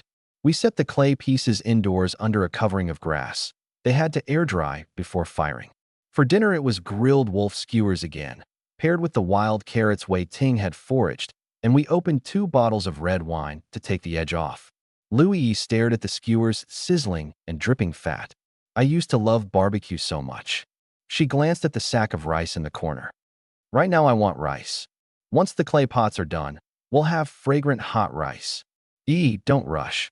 We still don't know what the next disaster will be, Wei Ting said, tearing into a skewer and washing it down with wine. Come on, drink up. I took the bottle. Live one day at a time. Enjoy each night while it lasts. 2 bottles of red wine weren't enough for 5 people, but I didn't open another. Out in the wild, supplies had to be rationed. The moon was out again tonight. The full moon from 7 days ago had waned to a half. It was 25 degrees, with a cool light breeze. Wei Ting and Sumi sat by the doorway smoking. Inside, only Shui Kaidi was left, awake, lying there staring at the ceiling. Down by the little river, 2 figures could be seen.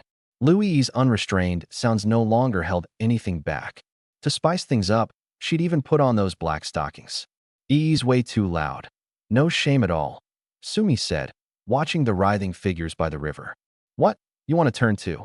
Sis Ting, there's only the one man. Wei Ting laughed and stroked Sumi's long hair. Then how about Big Sister finds you a chance tomorrow? I don't want to, Sumi pouted. I don't like sharing. Fine, if you're not eating, then Big Sister will. Wei Ting flicked her cigarette butt away, tracing a graceful arc through the air. Sis Ting you? Things being what they are. Quit putting on airs. Wei Ting stood up and patted the dust off her butt. Bedtime. Watching Wei Ting's back as she headed inside, Sumi bit her lip as if she'd made up her mind about something. The next morning, Lu Yi was the last one up. Wei Ting teased her that daytime worked just fine. The rest of us could clear out and give them the space. No need to sneak down to the river in the middle of the night. Lu Yi's face flushed red. She muttered that it would be nice if the cabin were a little bigger. I sighed. All our points went to yoga pants. How's it supposed to get bigger? Upgrading the cabin needs a cabin upgrade core, bronze 1. 10 points at the shop. Just 10 points. One elite mob, and it's done. Or hunt down a squad. Easy money. Lu Yi said breezily. You talk about killing people like killing dogs now. You gone psycho on us. Lu Yi didn't even flinch. Way things are, if we don't kill others, others kill us. Forget the manners and civility. Strike first. When the time comes, I shoot, and Sister Katie turns wolf. Wipe out a few squads, and the points roll in. Shue Katie frowned. And where exactly do we find these squads? Ask on the World Channel. Ever since I posted those leg pics, at least 20 squads have been trying to friend us. I turned them all down. Want me to accept a couple of the closer ones and hunt them? Shue Katie nodded eagerly. That works. The nearby ones, might as well kill them all. I want to buy a new set of underwear. This one's getting a little tight. Damn. Katie, don't tell me you got bigger again. Lu Yi's eyes went wide, practically shooting flames of jealousy. No, I've been putting on weight from all the wolf meat. Killing people for points to buy underwear. What kind of deranged teammates were these? I looked at the two of them. No time today. We've got to deal with the wolf heads and pull out all the giant wolf's fangs. To make the arrows more vicious, go into the woods and shoot some birds. I need feathers for fletching. We also need to burn wood and smoke the wolf meat to stockpile food. Who knows what the next disaster's going to be? Got it. Lu Yi picked up her bow. Sumi, come find some little birds with me in the forest? Sumi smirked. You went looking for a big bird last night. Now you're looking for little birds today. You're a busy one. Sumi, say that again. Lu Yi grabbed Sumi and hauled her off. I shook my head helplessly and looked over our little cabin, barely 15 square meters. Yeah, we needed to scrape together points and upgrade. Fast. Wolf fangs weren't like bear fangs. Bear fangs symbolized courage and brute strength. Wolf fangs warded off evil. Native American shamans wore wolf fang necklaces, supposedly excellent protection against vengeful spirits. The giant wolves had 4 fangs, top and bottom, each nearly 20 centimeters long. Too big for a necklace, but perfect for a dagger.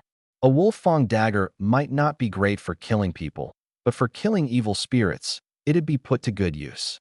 Wei Ting and Shue Katie grabbed a saw and headed out to cut down trees. We needed to gather a mountain of firewood. That pile of wolf corpses was already reeking to high heaven, and we had to burn it soon before it contaminated the water. Source. Over 100 pounds of wolf meat also needed to be smoked and dried. This was our future food supply. At dusk, Lu Yi and Sumi came back, each carrying a wild duck. And behind them, there was another girl. A delicate little thing with chin-length hair, wearing a faded t-shirt, ripped jeans, and beat-up sneakers. She looked about 20, maybe still a college student. I set down my work. Lu Yi bounded over cheerfully. Everyone, come here. Let me introduce her. Wei Ting eyed the girl warily. I stood beside her. I sent Yi to hunt birds. How'd she come back with a girl? No idea. How'd she even run into her? Lu Yi dragged the girl right up to us. Me Zhonghuan. She's the only one left in her squad. Zhonghuan looked at me with pleading eyes. The meaning was obvious. She wanted to stay. I didn't answer right away. First I pulled up her stats. Name, Zhonghuan. Age, 20. Rank, Black Iron 3. Combat Power, 20. Ability, Mental Resistance. Immune to all eerie phenomena. Grade B. Notes, longtime horror movie fan. Unfazed by the supernatural. Her squad was called Thorny Rose, and the info was still there. Your squad info is still active? I asked. Well, duh. She's still alive, so of course it is. She's just the last one left, Louis said, not doubting for a second. I turned to Wei Ting. If the squad info's still up, does that mean her teammates are still alive? No. As long as one member's alive, it stays, Zhang Huan quickly explained. Did you check the wristband from that elite squad the other time? I asked. Both Wei Ting and Xue Kaidi shook their heads. I clicked my tongue. No way to verify it. She's just a little girl. Let her stay, Louis said generously. I pulled Wei Ting aside and lowered my voice. Take her down to the river to wash up. Search her, see if she's hiding anything, and check for tattoos. Wei Ting nodded. Got it. Better safe than sorry. Miss Zhang, come on, I'll take you to the river to freshen up. I'm going to. Di Kuan, you're not allowed to come. We've got an outsider this time. Lu Yi grabbed Zhang Huan and took off. I waved them off. Go, go. Don't make me sound like some horny creep. That night, Lu Yi opened a bottle of red wine to welcome her. Zhang Huan tore into wolf meat skewers, saying she'd been starving for days. Wei Ting sidled over. Nothing on her. Just the jeans and t-shirt. Zhang Huan, how did your squad survive the midnight wolf pack? I asked. One of my teammates could harden his whole body. He kept shielding me. On the last day, there were too many wolves. He wore himself out, got bitten, came down with a fever, and died. She said it flatly, resigned. I woke up a few times during the night. Each time, Zhang Huan was sleeping peacefully. The next day, the pottery clay. The clay was bone dry. Time to fire it. Primitive pottery firing didn't need a kiln. An open-air fire pit worked fine. First, a low fire of leaves and dry grass for 2 hours, then a hot blaze of thick logs for another 6. The trick was slow heat up, slow cool down. 2 fires burned side by side. One for the pottery, the other still roasting wolf carcasses. The stench of scorched flesh was suffocating. The firing dragged into evening. The pottery had to cool gradually overnight, and tomorrow morning I'd have to soak it in the river. Dinner was wolf meat wraps with roast duck and wild carrots. Zhang Huan was eager to help. Cleaned up the scraps after the meal, even scrubbed the floorboards with a rag cut from old clothes. I sat by the fire pit fletching arrows for Louis. Around the 7th or 8th arrow, Wei Ting nudged me with her toe. I grinned. Sis Ting. Wei Ting kept a straight face and cut her eyes sideways. I followed her glance. Zhang Huan was still working that rag, making a big show of wiping around the rice sack and the flour sack. Wei Ting didn't miss much. This girl had shown up out of nowhere, and she hadn't seemed all that broken up about her dead teammates. Most people in this other world were just ordinary folks, not exactly gifted actors. I was wary of Zhang Huan too, but for me it was more of a territorial thing. Her ability, immunity to eerie damage, sounded like garbage on paper, but the fact that she'd survived the Midnight Wolf Pack meant her squad had to have been strong. All 271 of the weaker squads had already been wiped out. If her team was down to a single deadweight at the end, then in theory, she should never have made it past day 3. Too many holes in the story. Third day, first thing in the morning, I went to check the pottery. 10 bowls came out as 8. Of the 4 pots, 2 had cracked. Of the 4 water jars, 3 survived. Tonight we cook rice and duck and carrot soup. Yes, real food. Everyone cheered. I glanced at Zhang Huan. She was smiling too, but her eyes flickered. The girl was hiding something for sure. Wei Ting took Zhang Huan up the slope to dig for wild carrots. Louis, Su Mi, and I headed into the woods to the north to scout the map. Where exactly did you find her? Just that patch of trees up ahead. She was stumbling along by herself. You didn't suspect anything? No, she's just a young girl. Seemed pretty pitiful. Pitiful people usually have something rotten about them. If you want to survive, kill the bleeding hearts first. Louis blushed. Not me. If she does anything weird, I'll be the first to put her down. And if I decide to kick her out, I'll go with whatever you say. I nodded. No proof yet. But Stalin said, suspicion itself is proof. Just then, Sumi spotted a bird's nest in one of the trees and scrambled up. She was about to poke at the chicks when a grown red-billed chough burst out of the leaves and dove straight at her hand. Sumi flinched and slipped off the branch. I lunged over, my hands instantly swelling huge as I thrust them up, catching her clean. Her face went scarlet, and she threw her arms around me. Kunkin, thank you. Hey, let go, let go. Stop hugging my man. Louis cried, flustered. Sumi refused to let go, holding on for a good minute before slowly releasing him. Louie's face went dark. She spun around and stormed off. I grabbed her arm. Jealous? No. You obviously are. So what if I am? She stamped her foot. I gave her yoga pants clad, but a smack. Cut the doom talk. As long as I'm here, none of you are dying. The three of us returned to the shelter empty-handed. Wei Ting was just coming back from the river with a clay pot. Inside were glistening grains of rice. For the first time in my life, rice looked absolutely adorable to me. More tempting than Lu Yi in black stockings. Dinner was the most lavish meal we'd had since arriving in this other world. Steaming rice, a pot of wild duck stewed with radish, sprinkled with wild scallions right off the fire. Sumi cradled her clay bowl and hovered by the pot. Smells amazing. First time rice ever smelled this good to me. I ladled out a bowl and handed it to Zhang Huan. Miss Zhang, you've worked hard. Eat up. Zhang Huan smiled. You all go ahead. I'll roast some wolf meat. Why pass up rice this good for wolf meat every day? Don't you get sick of it? Sumi said. I haven't been eating much meat lately. I like wolf meat. She stood up to head outside. Something fell off, but I couldn't put my finger on it. Wei Ting spoke up. Zhang Huan, let Di Kuan handle the wolf meat. You're a guest from afar. Sit down and eat first. Zhang Huan had no choice but to sit. You all eat first. I'm not really hungry. Then we'll dig in. Sumi was just about to pick up her chopsticks when Wei Ting pressed her hand down. Sumi, the guest eats first. Louie noticed something too and set down her bowl. Katie moved to Wei Ting's side, her fingers trembling faintly, ready to transform at any moment. The whole cabin fell silent. I walked in carrying a whole strip of wolf meat and saw a room full of women, none of them speaking. What's up with you all? Why aren't you eating? Wei Ting smiled gently. Kunkin, Miss Zhang is a guest from afar. Shouldn't the guest eat first? Right. Of course the guest goes first. I didn't think twice. If Sister Ting said so, there had to be a reason, and I was definitely on her side. Zhang Huan grew more uncomfortable. Sister Ting, I really don't feel like eating today. I'm a northerner. I prefer noodles. Zhang Huan, eat. Wei Ting's two words landed heavy as lead. Zhang Huan was silent for a few seconds. I'm full. I can't eat. Eat. A wrought iron dagger had appeared in Wei Ting's hand. What is this supposed to mean? If I'm in the way, I'll leave. Zhang Huan set down her bowl and moved to go. Whoosh. A figure flashed to the door. Katie had already transformed into her werewolf form, fangs gleaming cold. Sister E, what exactly do you people want? Let me leave. Eat first, then leave. Wei Ting stood up as well. I won't eat. Not a single thing of yours. Eat it. Move. You won't eat because the food's poisoned, isn't it? Your whole squad's still alive, and they sent you to poison us.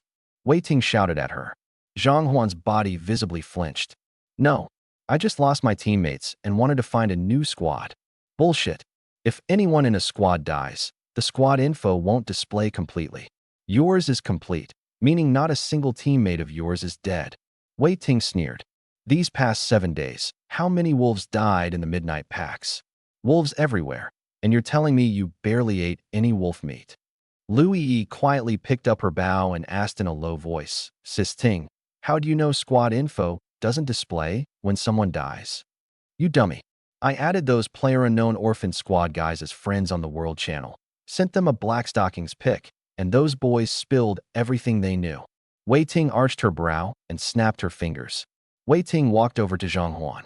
You've been hovering around the rice sack all day. Don't think I didn't notice. This sack of rice, you poisoned it. No proof, and you're accusing me of poisoning it. Stalin said, suspicion is proof. Wei Ting shot me a look. I tossed aside the wolf meat, my limbs instantly enlarging, and locked Zhang Huan in a tight grip. Let me go? Pervert.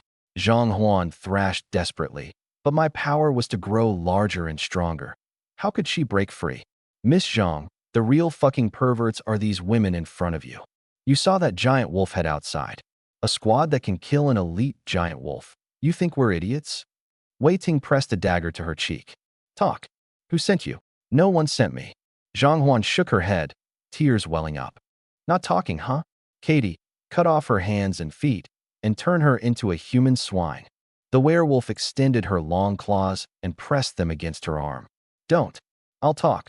A girl barely 20 couldn't hold up against that kind of threat. Our squad's 10 kilometers to the west, 3 women and 2 men. Except for me. The other 2 men and 2 women have already paired off as couples. The 2 men's powers were steel skin and infinite flying knives. One of the women had regeneration, and the other had toxification, able to turn anything into a colorless, odorless, deadly poison. No wonder they'd survive the midnight wolf packs, especially with that toxifier, impossible to guard against. We spotted your territory 10 days ago.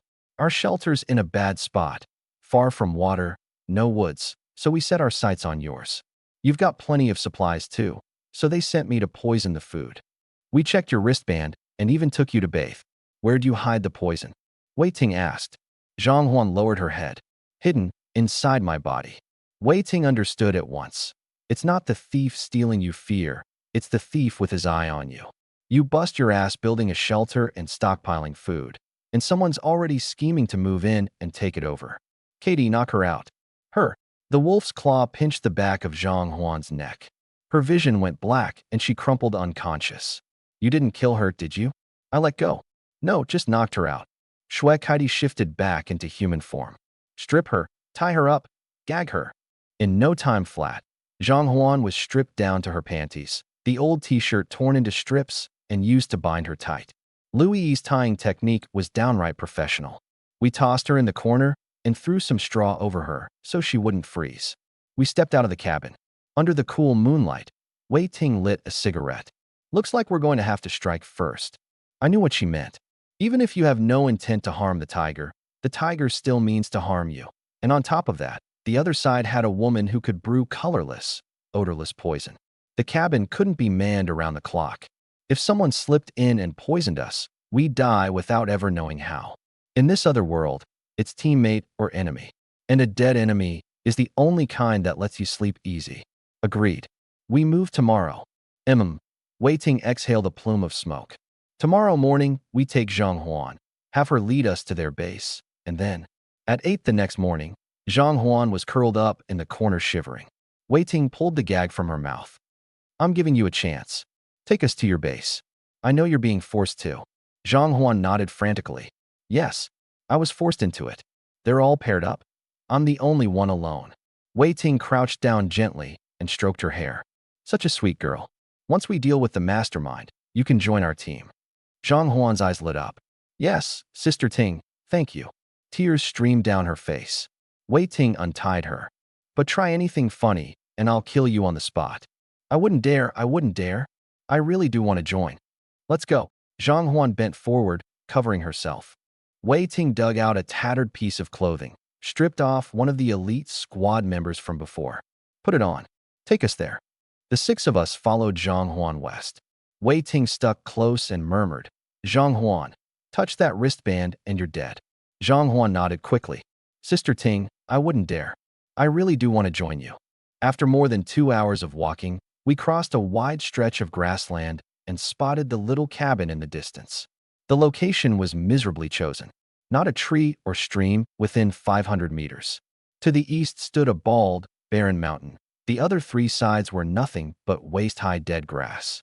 Hard to defend, hard to ambush. Fall back a bit, we're too exposed. I waved everyone back, and we retreated to a stand of shrubs about a kilometer away. Wei Ting smiled and gave Zhang Huan a hug. Thank you, Zhang Huan said shyly. Sister Ting, want me to lead you the rest of the way? No need. Your job's done. The blade flashed. Blood sprayed. Zhang Huan clutched her neck, her eyes. Her eyes were filled with despair. Why? Under an avalanche, no snowflake is innocent. We don't want tainted teammates. Wei Ting gave her a cold shove and closed her unwilling eyes. Wei Ting, points +3. That's just how cruel this world is. Our turn now. A new Zhang Huan appeared. Wei Ting laid out the plan. Katie and I go inside. Katie, play meek. Kunkin, sneak up to the wall and cover us. Use your bow to lure them out. Mimi, keep everyone buffed. The main threat is the guy with the flying knives. 5 hands stacked together. Live together, die together. 1 king, for queens, unstoppable. I added.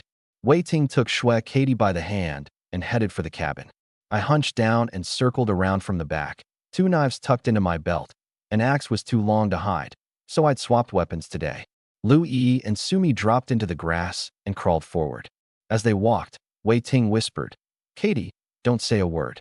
The second that short mustached knife thrower shows his face, you kill him first." When they were about 10 meters from the cabin, a voice shouted from inside. "Zhang Huan. Sis, it's me." The door opened, and out stepped a long-haired woman, 27 or 8, half-dressed with a cigarette dangling from her lips. "Not bad looking. You get it done?" "Sis, all taken care of. Only one girl from their squad's left, and she wants in with us." "What girl?" "Let me see." A tall, long-haired man came charging out, still hitching up his pants. His eyes locked immediately onto Shue Katie in her tight yoga pants, narrowing into a leer. "Not bad. Yeah, she can roll with us." "Screw you. Wait till Lu Ming gets back." The long-haired woman glared at him. "One look at a big pair of tits, and you can't walk straight." The man grabbed Wei Ting by the arm. "Zhang Huan, it's been days. Come on, let's put on a little show for him." Wei Ting flinched. "In front of all these people?" The woman kicked him. "Eating wolf meat every damn day's got you jacked up around the clock." The man laughed lewdly. "Zhang Huan, you're usually the most eager one. Why so shy today? Tall girl, you just watch first, all right? We're all family here, gotta share and share alike." Wei Ting cursed inwardly. This squad had no shred of decency. The whole plan was falling apart. The poison girl wasn't in the cabin, and this man wasn't the knife thrower either. "She's not Zhang Huan. Zhang Huan's info is gone." The long-haired woman suddenly shrieked. "She's a fake." A quick check of squad info on the wristband was all it took to blow her cover. Wei Ting could change her face, but not the data. "Move!" Wei Ting shouted. "Roar!" Shue Katie transformed into her werewolf form and lashed out with a claw that could shred stone, but it only left 3 red streaks on the man, not even drawing blood. The long-haired woman bolted for the door. Wei Ting chased after her. This one had limb regeneration, pure defense, and the dagger. "That's enough." Whoosh. Lu Yi loosed an arrow, and the Bearfang shaft punched clean through the woman's chest and out her back. She yanked it out, tossed it aside, and kept sprinting toward the wasteland hills like nothing had happened. Whoosh. The second arrow caught her right in the throat. She staggered and went down. Wei Ting pounced, driving her dagger straight into the woman's temple. A few twitches, and she stopped moving. Wei Ting, points +3. The fight inside wasn't over. The man's ability was called Iron Skin, hard as a turtle shell. Shue Kaidi tried everything. Eye gouging, groin kicks, chops to the back of the head, even the 1,000-year kill up his rear. Even his asshole was hard as steel. The two of them brawled from inside the house out into the yard. The Iron Man swung his blade wildly, hacking away with some sloppy street thug style. Lu Yi shot him with an arrow. The Bearfang shaft that could punch through a giant silver wolf only made a 2-centimeter gash on him. "Ack, that hurts." I grabbed my blade and charged in. "I got him." "The hell can you do?" "I don't even flinch at werewolf claws." "Bring it on, chop me." The Iron Man actually stuck his head out toward me, hollering, "Lu Ming, your wife just got stabbed to death." Wei Ting froze. Hadn't this woman just been sleeping with the Iron Man? How'd she suddenly become the knife thrower's wife? "Chop me then," the Iron Man shouted, craning his neck. I grinned. "Give me 3 seconds." I lunged in and locked him in a bear hug, pinning down his blade arm. 3, 2, 1. Ding. Ability Devour successful. Acquired Iron Skin C rank. Arg. My ability. Squelch. Wei Ting's dagger sank straight into his neck. The Iron Man's eyes shut with pure disbelief on his face. Wei Ting. Points +3. 9 points in a single morning for Wei Ting. This chick was legit unhinged. 2 left. They went out to stir up trouble. Wei Ting flicked her dagger clean. "Trouble how?" I asked. "Coming after you and Lu Yi, obviously." "Yi, don't come out. Stay ready. We take out the poison woman first." Nobody knew exactly how the poison woman released her toxin. If she let loose a cloud of the stuff, close combat would be off the table. "Sis Ting, let me use Iron Skin to handle the knife thrower," I said, already stripping off my shirt. "Kunkin, what are you undressing for?" I gave a sheepish grin. Iron Skin isn't iron clothes. If his knives ruin my clothes, I've got no spares. I started on my pants. Pants too. What if they get shredded? We're all family here anyway. I moved to pull down my underwear too, and Wei Ting slapped my hand away. "Enough. Keep some dignity." "Ah, sure. These briefs are all pilled up anyway." Lu Yi watched from a distance and asked Sumi, "What's he doing?" Sumi blushed. Maybe he's about to do something with Sis Ting. Is he crazy? Look where we are. I paced around outside, bare-chested. By 2:30 in the afternoon, the knife thrower and the poison woman still hadn't shown up. Fuck, don't tell me they bolted. Wei Ting lit a cigarette and frowned. Those two should have come running when they heard the call for help. Unless. We locked eyes and blurted out together. Home. Di-kun, take E and Sumi home. Katie and I will lie in wait here. I threw on my clothes as I ran. The shelter was over a dozen kilometers away, an hour at a run. 3:30 in the afternoon. Approaching the oak grove, I already smelled barbecue and glimpsed roaring flames through the gaps in the trees. Fuck, somebody really did raid our place. Eyes bloodshot, I charged for home. Louis couldn't keep up and was panting hard. Kuan, slow down. God damn it. I'm gonna kill those two bastards. Sumi radioed Wei Ting on her wristband as she ran. Wei Ting said urgently, "Tell him to be careful. Keep them in, and both men and ground can be recovered." The home I'd spent so many days finally leveling up to Black Iron 3. Torched, just like that, I tore down the little slope. No one in sight. I enlarged my legs, standing over 3 meters tall to survey the area. No enemies within 500 meters. The roof had burned away, and only 3 of the 4 walls still stood. Sumi and Lu Yi rushed to put out the fire. Only 2 clay jars in the house were intact. The poison woman had probably poisoned the water, but they were safe to use on the fire. The black wooden chest was untouched. That thing was indestructible. More than half an hour later, the flames were finally out. Kuan, our home is gone. Lu Yi threw herself into my arms, sobbing. Sumi clung to me, wiping away tears too. We hadn't cried facing the giant bear, hadn't cried surrounded by wolves, but losing our home broke us. Having something and then losing it hurts the most. I couldn't cry. I swallowed my broken teeth. I signaled Wei Ting. Fire's out. No sign of the enemy. Probably went back to their own place. It was 4:30 now. A little over an hour till dark. Anyone still in the danger zone after nightfall wouldn't see tomorrow's sun. Wei Ting had come to the same conclusion. If the knife thrower and the poison woman weren't with me, they had to be heading back to the cabin, less than 2 hours before dark. Katie, let's go. We're hiding on the little hill to the east. Katie shifted into werewolf form. A wolf's nose was sharper than any pair of binoculars. 5 o'clock. Dusk drew close. The wind blew in from the south. Katie's shoulders jerked, and she pointed into the distance. 2 black dots had appeared, 1 man, 1 woman. Katie, hide by the cabin. I'll turn into the Regan girl. They weren't rushing straight into attack because they didn't know exactly how the poison woman released her poison. 1 long range, 1 poison mist. It had to be a one-shot kill. By the time Wei Ting came down from the hill, she'd already taken on the Regan girl's appearance, face haggard, pretending to be spent. The body had already been moved down to the eastern slope. Poison bitch, Lu Ming. So you two finally decided to come back. The house is gone. She shouted from 100 meters out.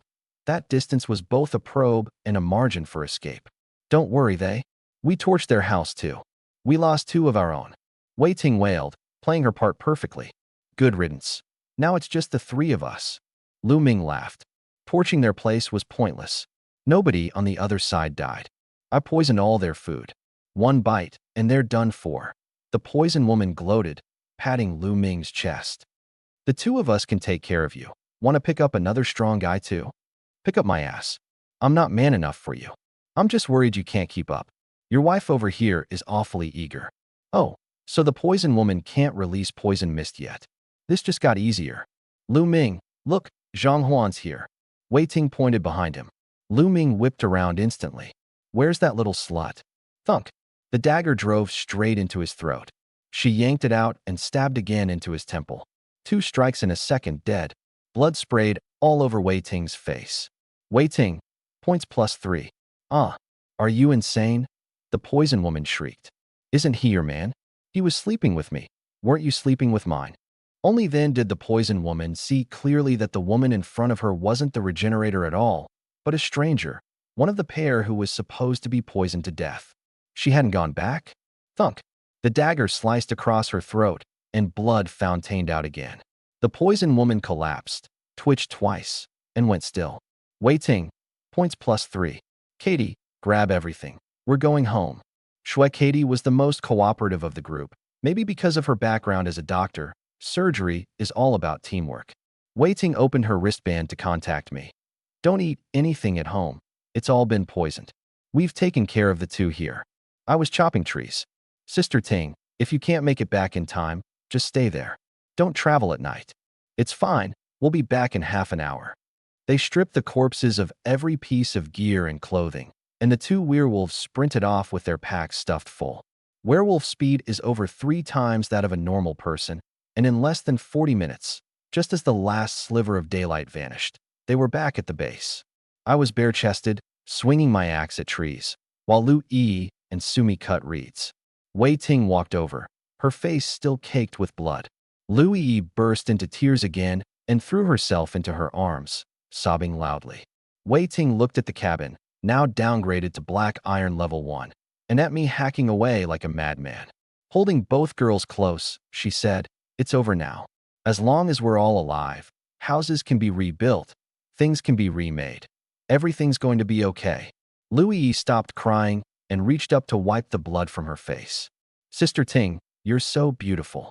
By 7 in the evening, thanks to me pushing my strength ability to the limit, the cabin had finally been restored to black iron level 2. There was no floor yet, so Sumi spread out some dry foxtail grass, and the 5 of us huddled together. After everything we'd been through, no one cared anymore that I was the only guy there. Luckily, the black wooden chest couldn't be opened by anyone else. Inside there were still a few bowls of instant noodles, some compressed cookies, cola, marinated eggs, ham sausages, and the 4 wolf-fang daggers I'd just finished making. Oh, and a pack of cigarettes. Everyone ate their instant noodles in silence. Wei Ting tore open the pack and passed one to each of us. Even Heidi, who didn't smoke, took one. Nicotine had a way of taking the edge off. Morale was low. I lit up. Dance something risque for us.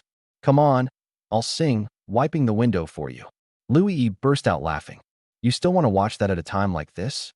Hey, whether you're happy or miserable, a day's still a day. What matters is that you're alive.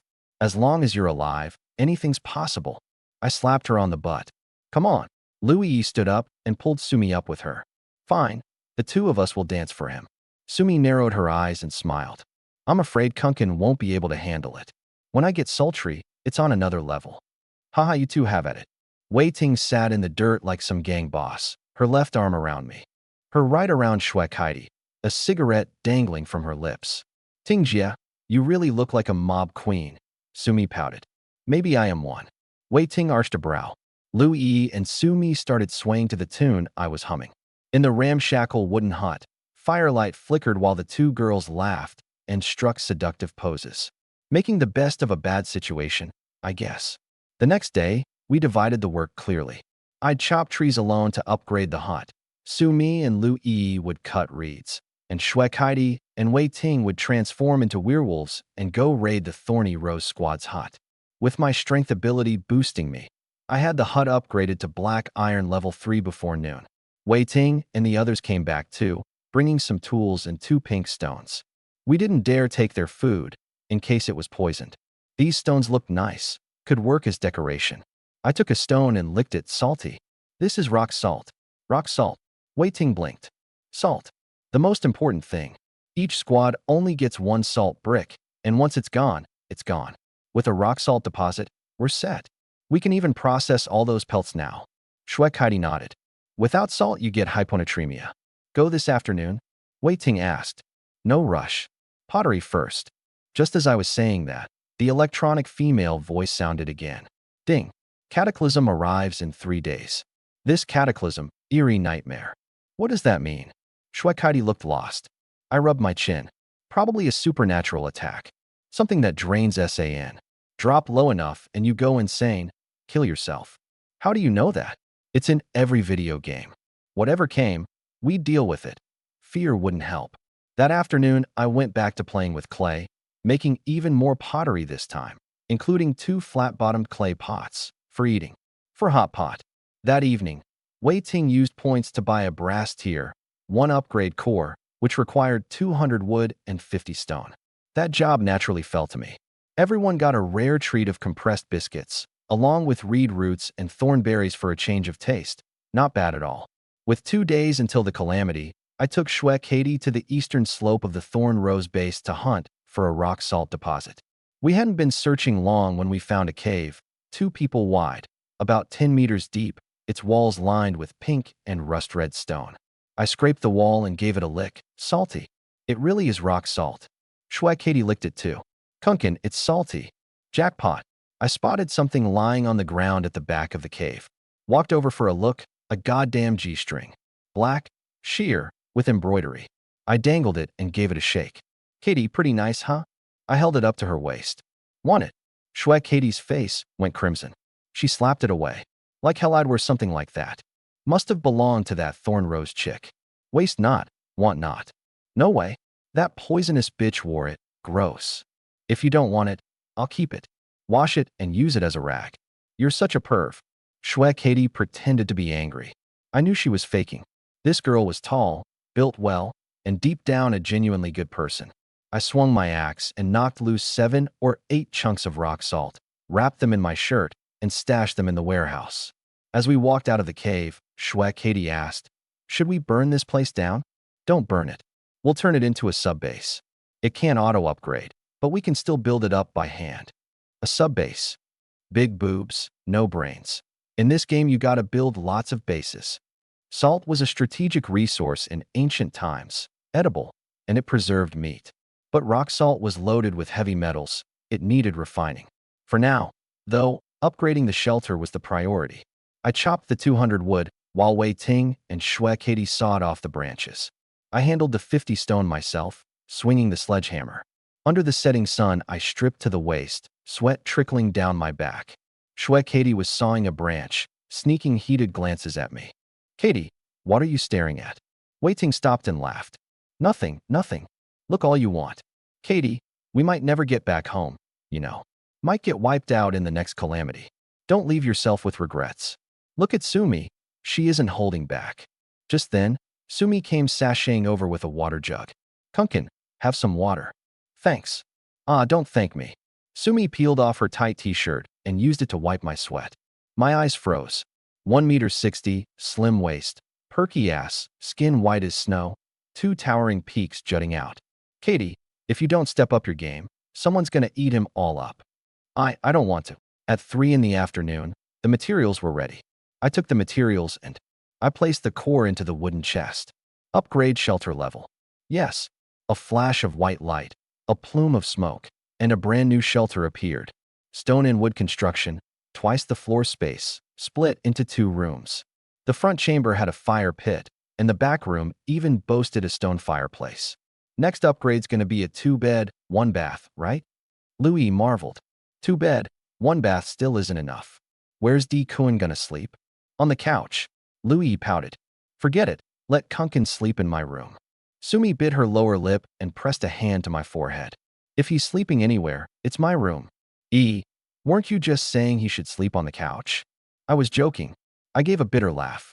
The wild goose is still up in the sky. Where's this 2-bed, 1-bath? Wei Ting clapped my shoulder.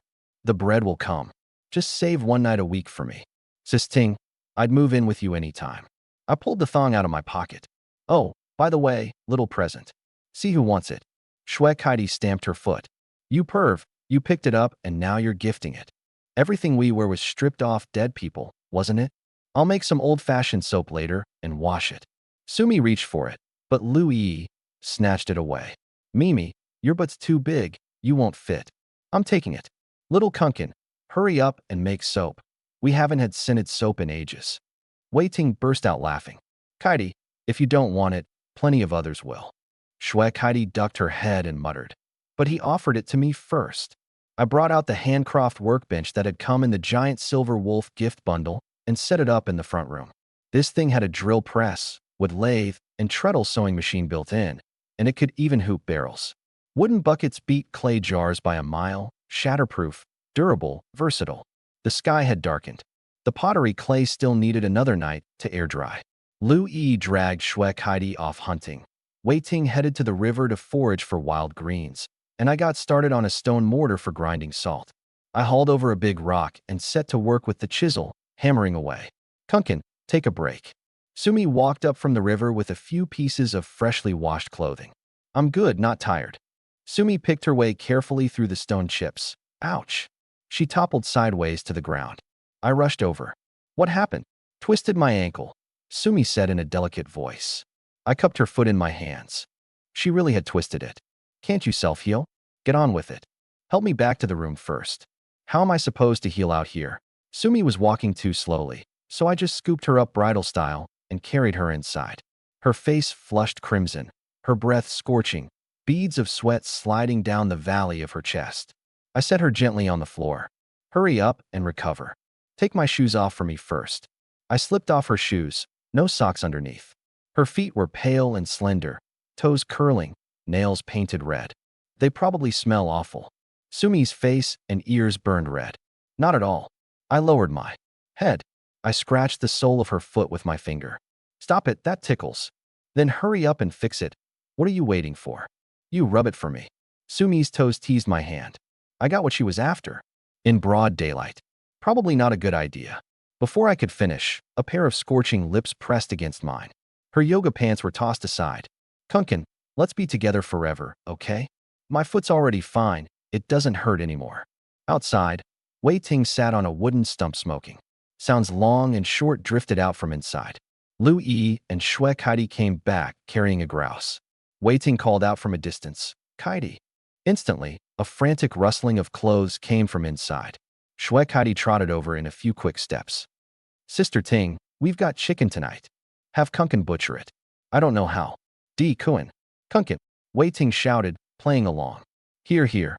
I came rushing out of the house, red-faced and drenched in sweat. Huh. Kunkin, why's your neck all purple red? Shui Kaidi leaned in for a closer look. Oh, bug bite. Sumi. Oh, Sumi. Did you have to bite that hard? Let me see. Shui Kaidi was a doctor. Wei Ting cut in quickly. Never mind that. Go get the bird ready. Lu Yi went inside and saw Sumi sitting on the floor, radiant, having a smoke. A cigarette after the deed beats being an immortal. Sumi, looks like you ate your fill. Hey, what are you talking about? That flushed little look of yours, just finished, is written all over your forehead. Hee, what's for dinner? Chicken. Your favorite, chicken. The roasting grouse sizzled with dripping fat. Lu Yi tore off the head and set it in front of Sumi. Here you go. I know you already had plenty this afternoon. Sumi blushed. Eee. Wei Ting covered her mouth, laughing. No hoarding tonight. One bird, everyone shares. Shui Kaidi looked lost. What hoarding? I poked at the fire. Enough. You bunch of women won't give it a rest. Am I, the only man here, not worth any respect? Just staying alive is hard enough, and you're squabbling over mine and yours? Lu Yi pouted. Listen to him talk all high and mighty. Wei Ting could barely stop laughing. Kunkin, put in some overtime tonight. The best way to shut a woman up is to keep her legs from closing. Lu Yi burst out laughing. Sister Ting, you're so filthy. One day left until the next disaster. The fire was already blazing at dawn, pottery undergoing its transformation in the flames. I used a stone pillar to crush rock salt, rubbed the salt powder into the wolf pelts, then took them to the river to wash. It was exhausting work, hard on the hands. I cleaned 10 pelts in all. The pottery finished firing after 8 hours, and the fire was finally put out. Inside the house, piles of reed roots, kudzu roots, thornberries, and wild greens lay stacked. Midnight would bring the disaster. Everyone gathered around Lu Yi. The world channel on his wrist had less than 4 hours left before it shut down. 5-stud squad. In 7 days, how many squads do you think will be gone? Loving Family Squad. We hope you disappear soon. Chengdu 1 and 0 Squad. Once your SAN drops to 0, you'll snap and off yourself. Mystical Revival Squad. Our SAN is rock solid. Eldritch Stuff? Please. Maoshan Shangqing Head Sect Otherworld Branch Squad. We've got Uncle 9. Neighbor Old Wong Squad. What if it's a female ghost? 5-stud squad, female ghost. Where's the female ghost? Lu Yi burst out laughing. Should we do smoky eye makeup and pretend to be female ghosts? We don't have any makeup. Lu Yi picked up a piece of burnt charcoal. We'll use this. Half an hour later, the 1 King 4 Queens squad posted a picture. 4 smoking hot, female ghosts with killer figures. 1 King 4 Queens squad, female ghosts right here. Scared yet? Dota Orphan Squad, Mama. 5 Stud Squad. We've sent you 30 friend requests and none went through. Give us a shot. 1 King 4 Queen Squad. No can do. We already have our own studs. At midnight, the notification chimed right on cue. Ding. Second Calamity descending. Eldritch Nightmare. Commence. World channel disconnected. Point shop closed. The bonfire in the room flickered as if hit by a cold draft, then slowly dimmed. I immediately opened the black wooden chest and pulled out 4 wolf fang daggers, all crafted from the fangs of a giant wolf. One for each of us, except Sumi. Sumi, your divine light is our main firepower. If you get hungry, gnaw on some crackers. Tomorrow I'll get you some meat. Wei Ting placed a hand on Su Mi's shoulder, and in a flash, she transformed into Su Mi's likeness. Then she suddenly frowned. D. Cohen, were you really that rough this afternoon? It feels like it won't quite close up down there. Sumi turned red as raw liver. Ting Jie Yu. It's fine. I just didn't expect even the anatomy to match. I couldn't be bothered with their teasing. It's 12:05. I'm heading out to take a look. Don't move around. Kunkin, be careful. Sumi called after me. Outside was pitch black. Yesterday's crescent moon was nowhere to be seen. The wind whistled by, sharp with cold. I fished out a cigarette. Damn, no lighter. Just as I was about to head back in to grab a light, I caught sight of a dark figure by the side of the cabin. Cigarette dangling from my lips, I crept over. Near the outhouse, a woman in a deep blue dress with long hair was singing opera. D. Cohen. SAN value 100 data error. SAN value 110. I broke into a grin, stepped back, and rapped on the cabin door. Come check it out. Chu Rin-mei from that village horror flick fell into the crapper. The women rushed out. Sumi, timid, hid behind me. Where? There, the one hopping out of the latrine. Not a bad figure. Somebody give me a light. Sumi squinted hard, then let out a shriek. There's no woman. It's just some bearded guy wiggling around in there. Kunkin, save me. Wei Ting glanced at the latrine, then at me. What I'm seeing isn't Chu Rin-mei, and it isn't some bearded guy either. Never mind, I get it now. She raised her hand, and a beam of restorative divine light shot out. A blood-curdling scream rang out, a black shadow flickered, and it was gone.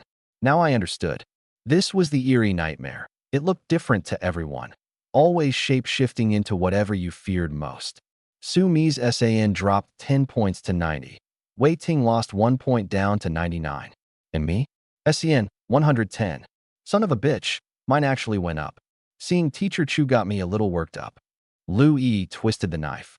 You get worked up seeing any woman. I gave her perky but a slap. Are you seriously getting jealous over Teacher Chu? Why would I bother? What I saw was the top-ranked big bro. I burst out laughing. You're really that terrified of your top donor, huh? Back inside. Wei Ting warned us. This eerie thing targets your inner fears. All 5 of us need to stick together, no splitting up. I told them a story. Back in middle school, my cousin used to sit there with a bucket of instant noodles watching Chu Rin-mei. Polished off 2 buckets in one sitting. The guy was pure engineer brain, USDC grad working in defense, completely immune to the supernatural. Me, I'm different. One horror flick and I'm spooked. Look, everyone. A long-haired woman in white is crawling in through the door. Sumi stared dead into the bonfire, frozen, trembling all over. Wei Ting pulled her close. It's an illusion. All of it. D. Cohen. SAN 120. Today I'm going to sweep her hair back and get a good look at her face. Dagger in hand, I stalked over, planted my foot on the female ghost's back, and grabbed a fistful of hair. Damn, look at the size of those eyes. Squelch.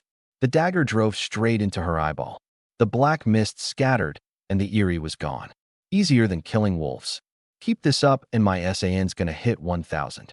Louis sighed. Why is it that everyone he sees is a female ghost? That night I put on a show, dagger flashing wild. Everyone else's SAN kept bleeding lower the more they saw. Me, the more I hacked, the more pumped I got, and the higher my SAN climbed. Higher SAN meant nimbler reflexes, sharper wits, sharper everything. Sumi had it worst. If Wei Ting and Katie hadn't kept comforting her, her SN would have cratered below 20. By 1:30 in the morning, I'd cleared out all 10 eerie by myself. The room warmed back up and the flames roared to life again. Night 1, cleared. Get some sleep, ladies. Just 10 of them. Same count as a wolf pack night. I sat on the wooden stump by the door and lit a cigarette, so juiced up I felt like dancing. Wei Ting shook her head. His SAN's too high. Let him work the door. A little while later, Sumi came out with a flushed face. I can't sleep. Every time I close my eyes, I see that man. I handed her a cigarette and pulled her down beside me. Talk. Why are you so scared of him? She hugged her knees. That was my ex. A piece of trash. She told it slowly. At 19, that man had lured her out. He gambled, snorted ice, and all he knew how to do was spend money. She waited tables at a hot pot place for $4,200 a month, kept $1,200 for herself, and gave him the rest. Later he decided she wasn't earning fast enough and forced her into hostess work. If she didn't hand over the money, she got beaten, and he'd taken nude photos of her for leverage. I took out online loans just so I could give him $500 a day. That night, I hanged myself, and then I woke up here. I pulled her into my arms. Mimi, honestly, this place isn't bad. You've got me, Sister Ting, Katie. Even these eerie nightmares aren't so terrible. Conquer the fear inside you, and you come out reborn. One king, for queens. Our squad fights together, always. Louis stood barefoot behind us, then crouched and wrapped her arms around Sumi. Face your fear. Stab him dead with a dagger. You're not mad at me.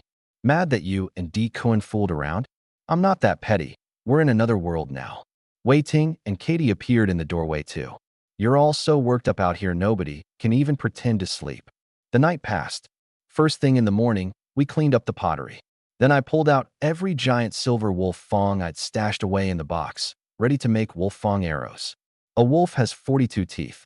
The molars are useless. The canines go into daggers, which leaves 20 fangs for arrows, specifically for use against the eerie ones. Louis didn't get it. I explained as I worked. In Native American legend, wolves were spiritual creatures. A wolf king's tooth mounted on an arrow could banish an eerie entity on contact. A necklace of wolf fangs warded them off. Wearing a wolf pelt let you sense them approaching. The European druids believed the same thing. This other world is like a game. Every stage gives you items you'll need for the next one. Louis listened, thoroughly lost. I only play Honor of Kings and PUBG. My Hoyi's crazy good. Hey, you know the one thing a Spartan archer girl absolutely needs. What? Do I fit? The word Spartan lit her up. Small breasts. You dead man. Shameless jerk. In a lightless black room, 2 orbs of energy, one blue, one red, were speaking. Report. Errors in the experimental data. Serious? Corrected in time. Not a big issue. I'll handle it personally. The eerie nightmares felt like child's play to us. Every night, all kinds of eerie things came down on the place. Everyone else watched their SAN drain away, while I felt like I'd been shot up with adrenaline. Wei Ting kept steady output by switching forms. After 3 days, Sumi's SAN stopped dropping too. Louis's Wolfang arrows dropped 1 target apiece. 3 points added to our score every day. The 7th night was almost here, the elite monster stage. At the stroke of midnight, the system chimed in. Lamish 2 is approaching. Do you wish to engage? Stepping outside the shelter door counts as engaging. Engaging grants bonus rewards. I tossed a dagger up in each hand. Lamish 2. Wei Ting explained. Mesopotamian she-demon. Lion's head, woman's body. Wields 2 venomous serpents. Loves poison. Kills people in their dreams. And craves fear and flesh. She glanced at me. It's Demoness time again. Your specialty. My SAN had already climbed to 270. Reflexes, cognition, IQ, all buffed to the ceiling. Let's go. If you guys don't have the guts, I'll solo it. Sumi jumped up. I'm coming with you. Wei Ting stood too. Same here. 5 people, 5 hands stacked at the door. Live together, die together. Let's do this. We pushed the door open and headed out. Along the way, the little creepies got one shot by Louis's arrows and Sumi's divine light. We laughed and joked our way toward the little grove to the east, like we were going camping. At the edge of the grove, the thing appeared. Head of a lioness, roaring and screeching, body of a woman, and pretty stacked at that. In each hand it gripped a writhing serpent, and its feet were eagle talons. Utterly revolting. A pack of smaller monsters swarmed around it, gray-black skin, withered limbs, white fur growing from their skulls. Whoosh. Louis's arrow blew one apart in a puff of black smoke. Lamishta's lion jaws yawned wide, and with a roar she sent the small fry charging at us. These things had garbage speed and burst power, just gross. My daggers rose and fell, cutting down two in quick succession. Lu Yi skewered two with a single arrow. Su Mi and Wei Ting picked them off with divine light, while Katie cheered from the sidelines. In under a minute, the dozen-plus small fry were wiped out. I flashed a wicked grin at Lamish too. Small ones are done. Time to deal with the big one. The demoness actually took a step back, and she was trembling. Don't come any closer. The lion head could speak human language. That line's ancient. If you don't die, how the hell am I going to get my points? Lu Yi sighed. One look at anything female, and he's fired up. She drew back her bow and let fly. Direct hit. But the arrow lodged in her like a thumbtack in a wall. Just barely embedded, not even a drop of blood. What the? Why didn't it work? Lamishta flung both arms up, and the two serpents lashed out like whips, 10 meters long when extended, mouths gaping wide as truck tires. Look out. I rushed in, wrapped my arms around one snake, and drove my dagger into it. The scales were rock hard. My first strike glanced off sideways. The other snake lunged at Lu Yi. Katie yanked her out of the way, and Wei Ting had already shifted into Su Mi's form, blasting divine light into the snake's head and leaving a triangular scorch mark. The snake recoiled, and Katie instantly transformed into her werewolf form and pounced, sinking her fangs into its neck. Snake blood spurted everywhere. Sumi followed up with more divine light, though the effect was underwhelming. Wei Ting shouted, "Save your breath. This isn't an anomaly, it's a real damn snake." With that, she flickered, switching from Sumi to Katie form. A flash of white light later, she was a werewolf. Lu Yi stared, dumbfounded. "Sis Ting, your transformations have no cooldown." Meanwhile, I was getting coiled up. The snake meant to squeeze me to death, but it forgot one thing. I can grow bigger. It coiled, I grew. It kept coiling, I kept growing. In 2 or 3 seconds, my hand was the size of a car, and the snake couldn't hold on anymore. "Wanna eat me? Dream on." I pinched the dagger between 2 fingers and sliced across the snake's midsection with a wet shhk, just like a chef gutting an eel. Snake blood splattered everywhere. 2 snakes writhed and rustled through the woods, hissing in a way that made your skin crawl. Over on Katie's side, she'd already bitten her snake to death, mouthful of snake blood, chunks of bone and all. "Katie, you're gonna need to brush your teeth after this." 2 giant snakes, dead within a minute. Lamishta took another step back, and there was genuine fear in her eyes. Katie shifted back to human form and threw herself against a tree, retching her guts out. "Take a break, Katie. I've got the rest." I flicked the blood off my dagger and charged straight at Lamishta. The dark god Lamishta tried to run, but she couldn't outrun me. I drove my dagger into her back. "Arg!" she shrieked, whirled around, and lunged for my throat with those lion jaws wide open. Crunch, her teeth shattered. I don't just have growth and strength. I'd recently devoured a new ability, Iron Skin. That bite basically clamped down on a steel plate. A chunk of her lion fangs snapped clean off, while I just scratched my neck. Didn't feel a thing. "The hell? You bite me? Fine, I'll bite you back." I bared my teeth in fury and chomped down on her neck.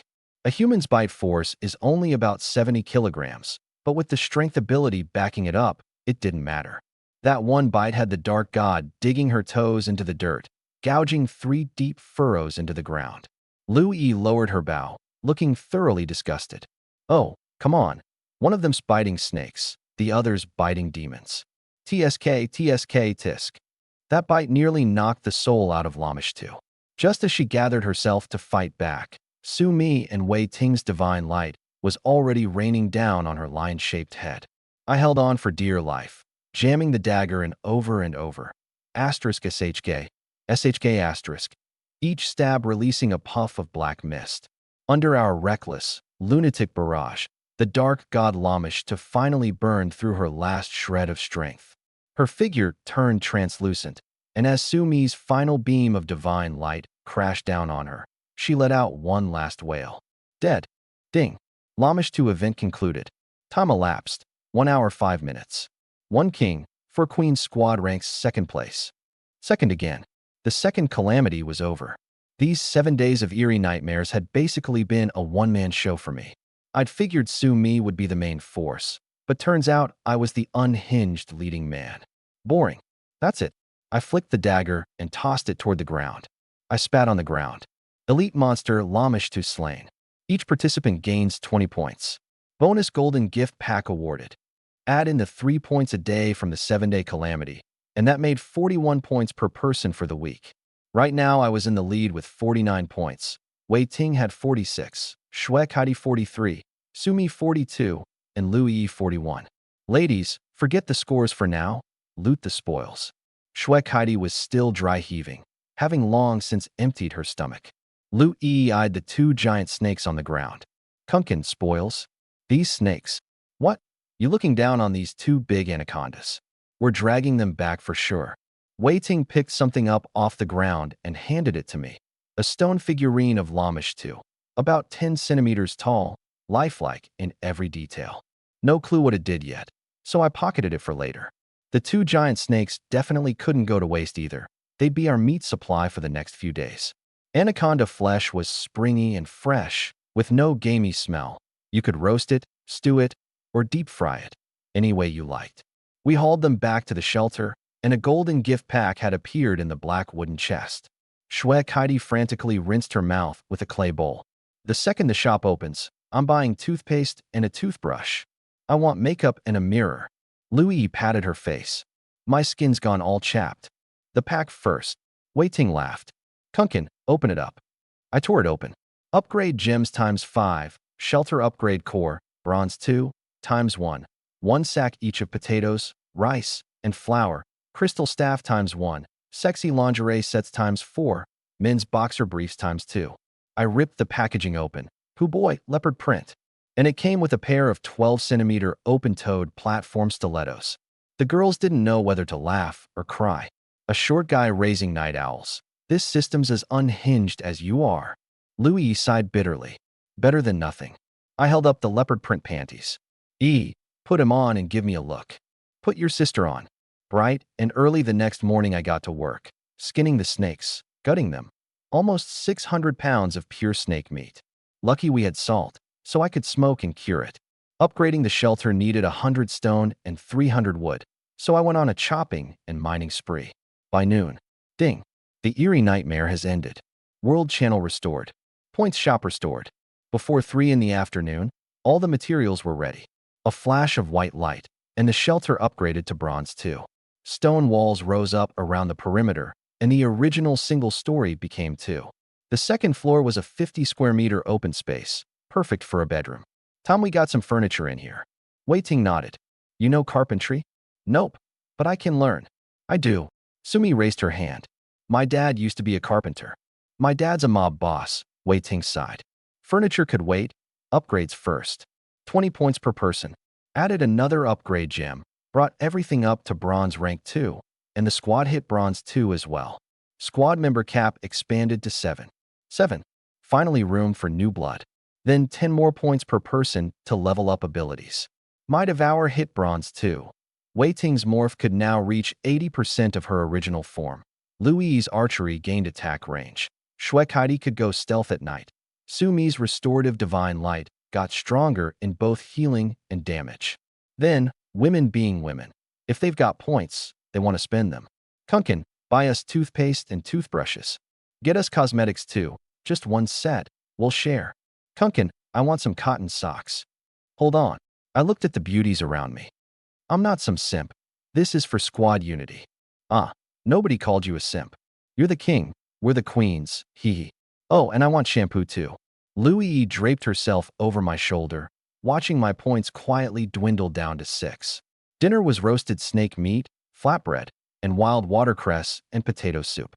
Watching me tear into the snake meat, Shui Kaidi clapped a hand over her mouth and bolted for the door to throw up. Wei Ting cautiously tried a piece. Fragrant. Tender. No off-taste at all. Lu Yi and Sumi started chewing too. Kaidi, get over here. It's way better than wolf meat. Shui Kaidi shook her head, face turning green. No thanks. Potatoes are fine. Just try it, it won't kill you. Shui Kaidi forced down a tiny bite. Her expression shifted, and she grabbed a piece and started gnawing on it too. The 7-day calamity ended, and the world channel came alive again. 190 squads failed to survive the Calamity Eerie Nightmare. Members have been erased. 2 calamities for 161 squads gone, plus the 2 that got wiped in our own instance. Loving Family Squad. Where'd Big Five Brothers go? Majiabeo's second production squad. Their squad's gone. The Big Five Brothers squad, once so lively, just like that, gone. And this was only the second calamity. Physical strength didn't guarantee mental stability. If I hadn't been acting so off, our squad might not have made it either. Louis grinned. Time to change uniforms and post pics. Soon, a photo of the 4 beauties in sexy lingerie hit the World Channel, faces hidden. Playing Dota Orphan Squad. Mommy, G and I Time A Squad. Can you please tell us how you got through it? You guys running cheats or what? Midnight. No moon, no stars. Wei Ting sat on the wooden stump by the door, smoking. I sat down beside her. This wall's bad. Blocks my view of the creek. I chucked a stone at the wall. Bam! A meteor streaked across the sky, sinking slowly, then plunging straight down. A burst of flame lit up in the distance. Meteor crashed? Wei Ting frowned. Hasn't rained in days. How could there be a meteor? Looks about 2 or 3 clicks. Want to check it out? Let's go? What if it's an airdrop? I said flatly. Wake the others? All of us. Strength in numbers. Middle of the night. Out in the wild. Running into 3 bears or a giant silver wolf would be dangerous, and other squads might come to snatch the loot too. Louis yawned. What the hell at this hour? Come on, we're looting an airdrop. You've been playing too much PUBG. Where the hell would an airdrop come from in this godforsaken place? I pulled her up. For real. Sister Ting saw it too. She's covering the perimeter with her bow. The 5 of us waded across the creek and headed south. After we cleared the 500-meter safe zone, I lowered my voice. Katie, shift into wolf form. Watch our surroundings. Kunkin, this better be a real airdrop, or I'll break your leg. Left one or right one? The one in the middle. Past the creek stretched a wide plain of white Kogong grass, waist-high and turning yellow, early autumn. To the south of the plain was a low hill covered in shrubs. You smell that? Something burnt. Katie was out in front. She pointed up the slope. 3x3 formation. The 5 of us spread out and moved fast. 3 minutes later, on the lower face of the hillside, I spotted a crater, 3 meters across, over a meter deep, ringed by charred shrubs.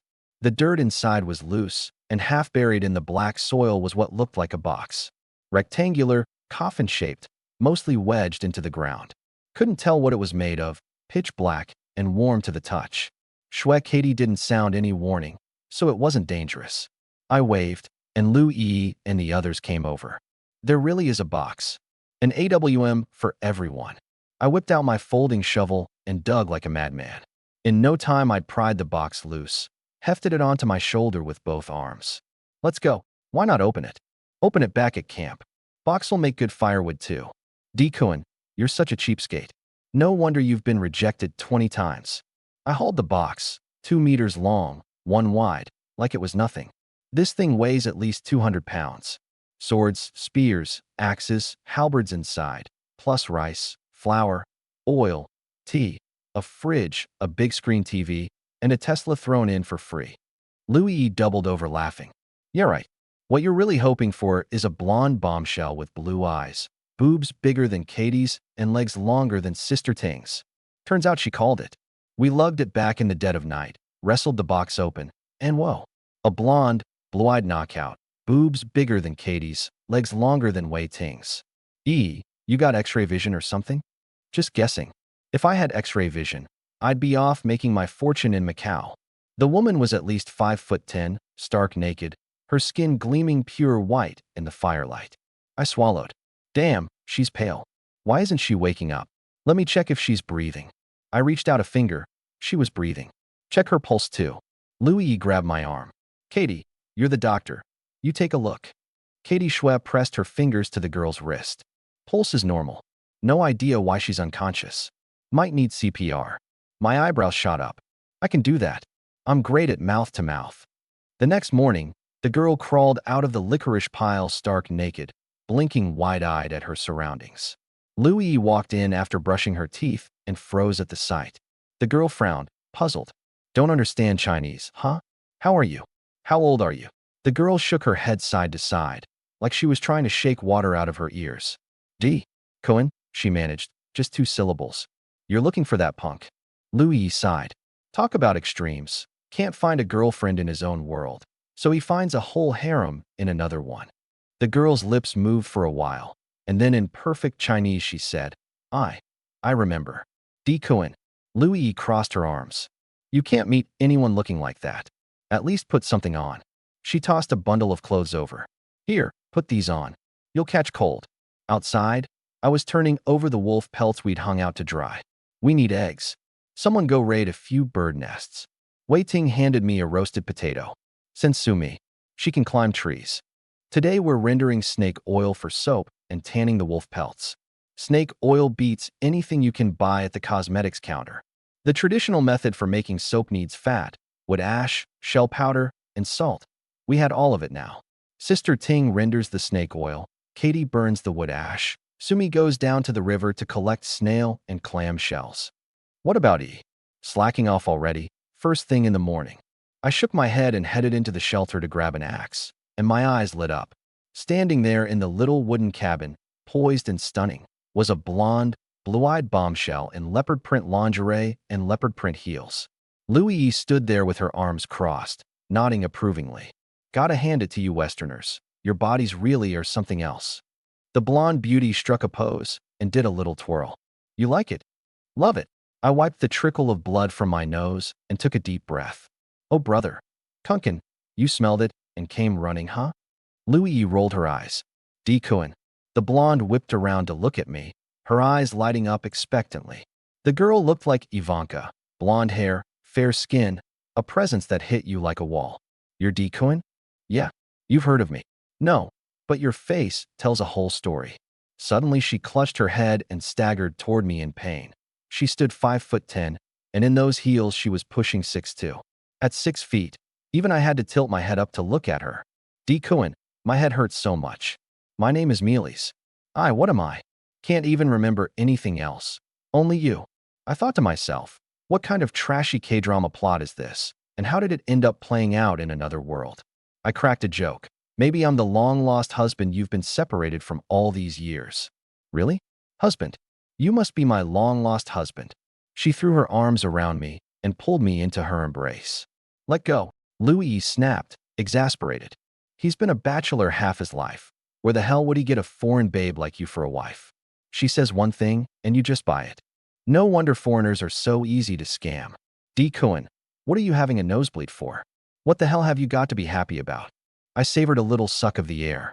The real deal, firm and bouncy, bouncy and firm. Smack. Louis's foot slammed into my face, her toe jabbing right into my nostril. The nosebleed gushed out again. Husband, you can't die. Mealy shook me like a maniac. He's not dead. Keep shaking him and he really will be. Wei Ting said coldly from the doorway. Louis yanked me over. Quit playing weak. Did you forget what happened with Zhang Huan? One glimpse of tits and you can't walk anymore. That snapped me back to reality. Right, this girl came out of nowhere. Check the wristband first. Wei Ting held out her hand, a dagger suddenly appearing in her right. Mealy, show me your wristband. I'm counting to 3, or you won't make it to 4. 1. Here. Mealy quickly stuck out her left hand. Sure enough, there was a wristband on it. I frowned. That wasn't right. When she hugged me just now, she definitely didn't have a wristband on. Had I seen wrong? Sumi and Shue Katie came back too, and now the whole crew, 1 king and 4 queens, was assembled, all eyes fixed on Mealy. Pull up personal info. Name Mealy. Age, 22. Measurements, 94G, 56, 94. Level, SEN, 100. Ability, none. Evaluation, whatever exists is reasonable. I turned to Shue Katie. I thought F-cups were unbeatable. Didn't realize there was something even more ferocious out there. Wei Ting rolled her eyes at me. Look at the party info. Party info, none. No party. That didn't make sense. Even if you were the last one alive, the party info still stayed unless you actively quit. Storage empty. Contact list empty.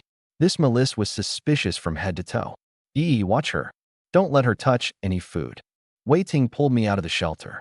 Down by the little river, Wei Ting asked, Kunkin, what do you think? I think while standing. I'm asking how you feel about it. Huge, bigger than Katie's, even. Smack. Wei Ting slapped my shoulder. I'm talking about the actual matter. Big isn't necessarily good. Perky is what counts. She stuck her chest out. Sis Ting, yours are great too. What's the problem with this Melis girl? I kicked a pebble. Me. She's a walking question mark. First, how'd she end up in that box? Second, why does she have no level, no combat power, no ability? Third, she looks Western but speaks fluent Chinese, with a Northeastern accent, no less. And most crucial of all, she shows up shouting my name and swallows whatever I say without blinking. Plus, that bracelet of hers wasn't on her wrist when she hugged me, but the moment you asked, there it was. Wei Ting sneered. So by your logic, we kill her? That'd be a waste. They're huge, like a couple of damn basketballs. You're gonna die at a woman's hands one of these days. Hey, that's harsh. I say we take her in. She's got no ability anyway, nothing to fear. Wei Ting mulled it over. No squad, no ability, no supplies. Didn't even have clothes when we found her. Fine, let's take her in. Back at the shelter, Wei Ting pulled up Milith's squad info. Want to join our squad? Of course. My hubby's here. How could I say no? Milith, joining means fighting for the squad and following orders. Our goal is to survive. You in? Milith suddenly went serious and glanced around. I'm in. Ding. 1 king, 4 queens squad. Member added successfully, 6-7. I'm Wei Ting. Shui Kaidi. Hi Sumi. Lu Yi. I'm Di Kuan. I smiled and held out my hand. Milith pounced straight at me. Hubby. Whoa, whoa, whoa. I was joking with you earlier. The hell? Zip up your pants and pretend it never happened? You are my hubby. Pure Northeastern twang. Louie scratched her head. Why do I feel like she's from my hometown?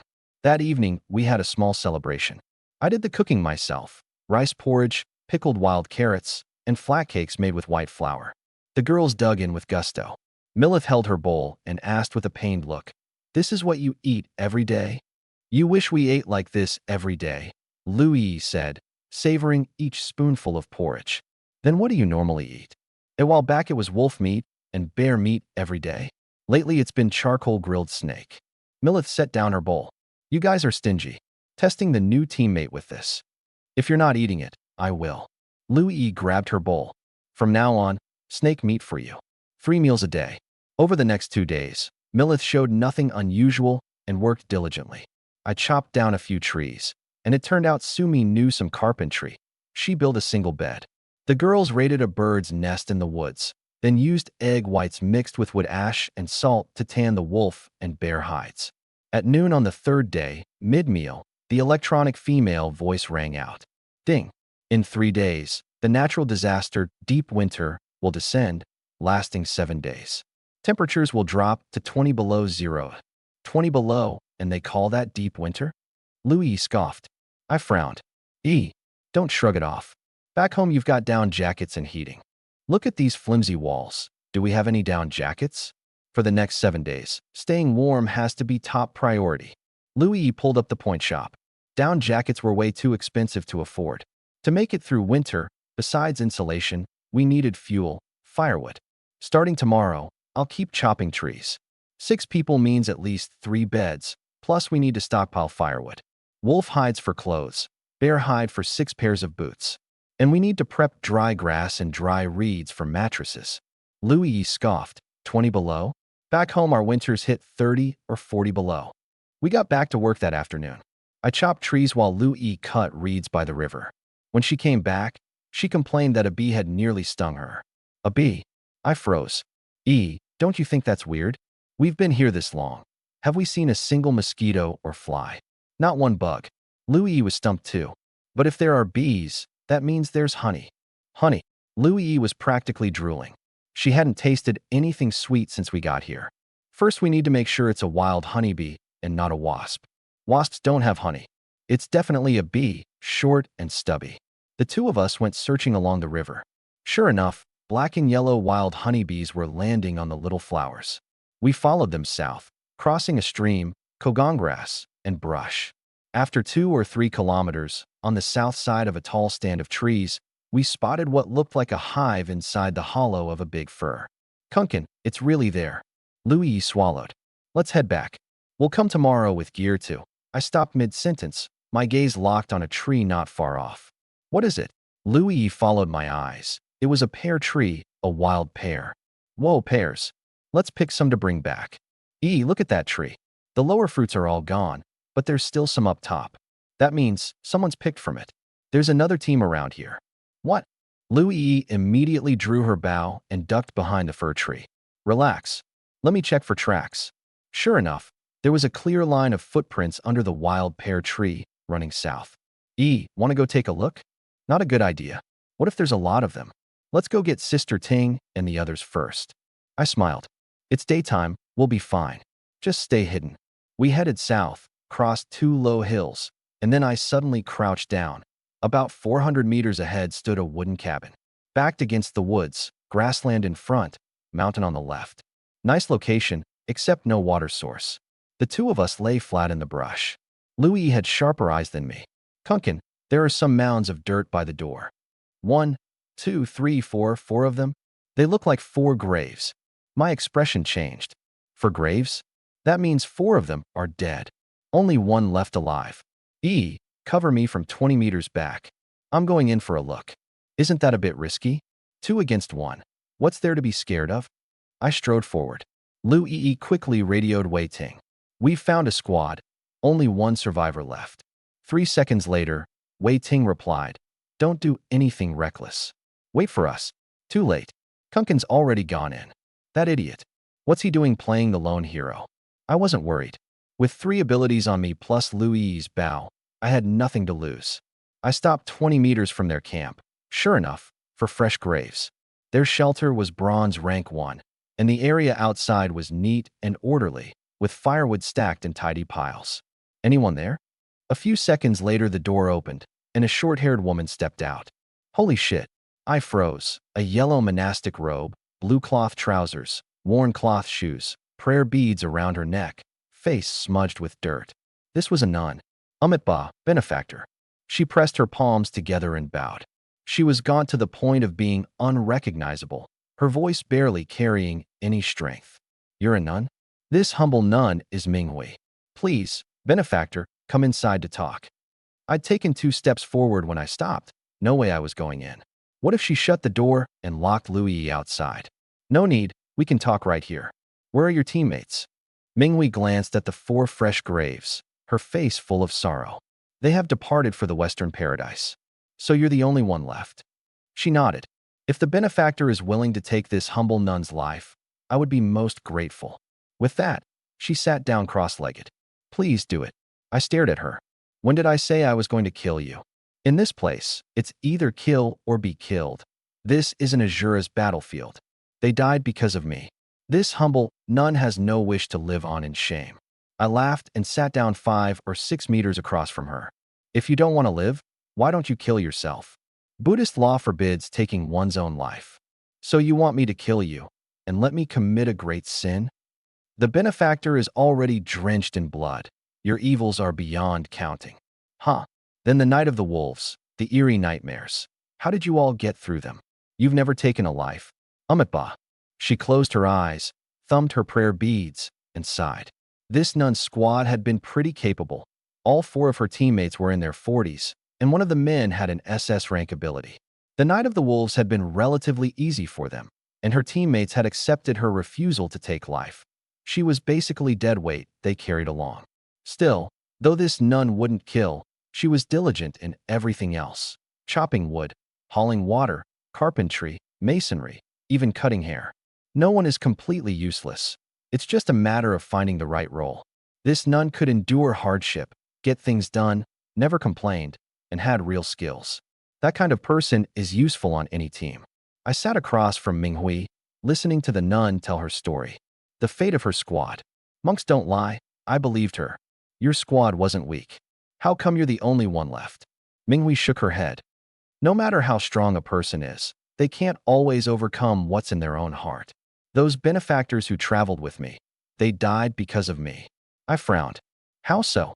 She reached out and opened her wristband to show me. Entered the monastic order at 5, black iron rank 3 at 25. Ability was SS rank elite summoning. She could summon elite monsters to fight alongside her using residual items dropped by elite mobs. My heart jolted. This nun could wave her hand and summon a giant silver wolf. That was practically a 1 versus 5.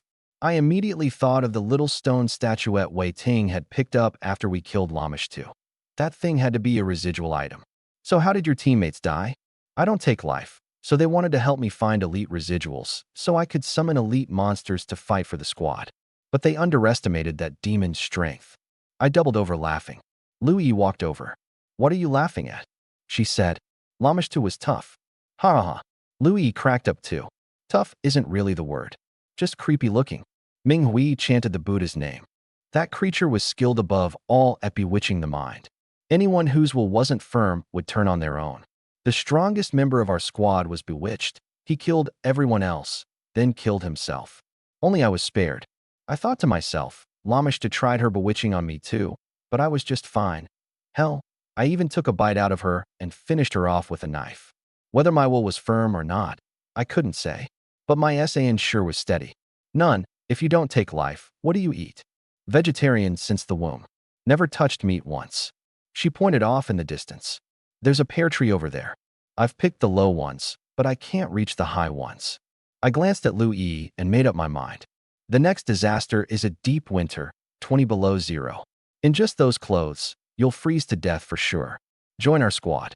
To die of cold and hunger is also heaven's will. She closed her eyes and shook her head. If you don't come with me, you'll be breaking a commandment. How so? I stood up. Suicide is a grave sin, right? I came looking for you and invited you to join. If you're bent on dying, isn't that the same as suicide? That stumped her. Well, you've cultivated all these years. If you commit a grave sin at the end, even the Buddha won't forgive you. Let's go. Amitba. Very well. But you have to leave your squad first before joining ours. She looked troubled again. My teammates treated me well. A person cannot be disloyal. I laughed. Do you follow Mahayana or Hinayana? Mahayana. Mahayana is about ferrying others across. You ferried those 4 across in the mortal world. You'd rather leave all of us stranded than ferry us across? Then you learned the Dharma for nothing. Back in the day, Jigong stayed at plenty of temples. He never played favorites. You think you're bigger than Jigong? Minghui froze for 3 seconds, then burst out laughing. Benefactor, your grasp of the Dharma runs deep. She tapped her wristband and left the team, going solo. Bring the axes, knives, and shovels with you. I said. They're worldly possessions. Nonsense. Keeping mementos of your teammates counts as honoring them. The nun shook her head. I can't out-argue you. Lu Yi sidled up to me. Kunkin, you actually know Buddhism? My ass I do. Just watch Journey to the West a few times. That's all it takes. The 3 of us headed north. Before we even reached the woods, 2 werewolves came charging at us. Benefactor, run. This humble nun will hold them off. Minghui yanked me back. Not bad. This nun's got guts, I thought. It's fine. They're with us. The 2 werewolves closed in and, whoosh, transformed into 2 beautiful women. Wei Ting eyed the nun warily. Where'd she come from? Ever since the whole Zhang Huan incident, Wei Ting had been on high alert around newcomers. I filled her in on Ming Hui's situation and even pulled up her info. Wei Ting checked her inventory. You sure you're not hiding anything? Nothing. She nodded. The nun had left her old team, and her ability relied on residual traces to function.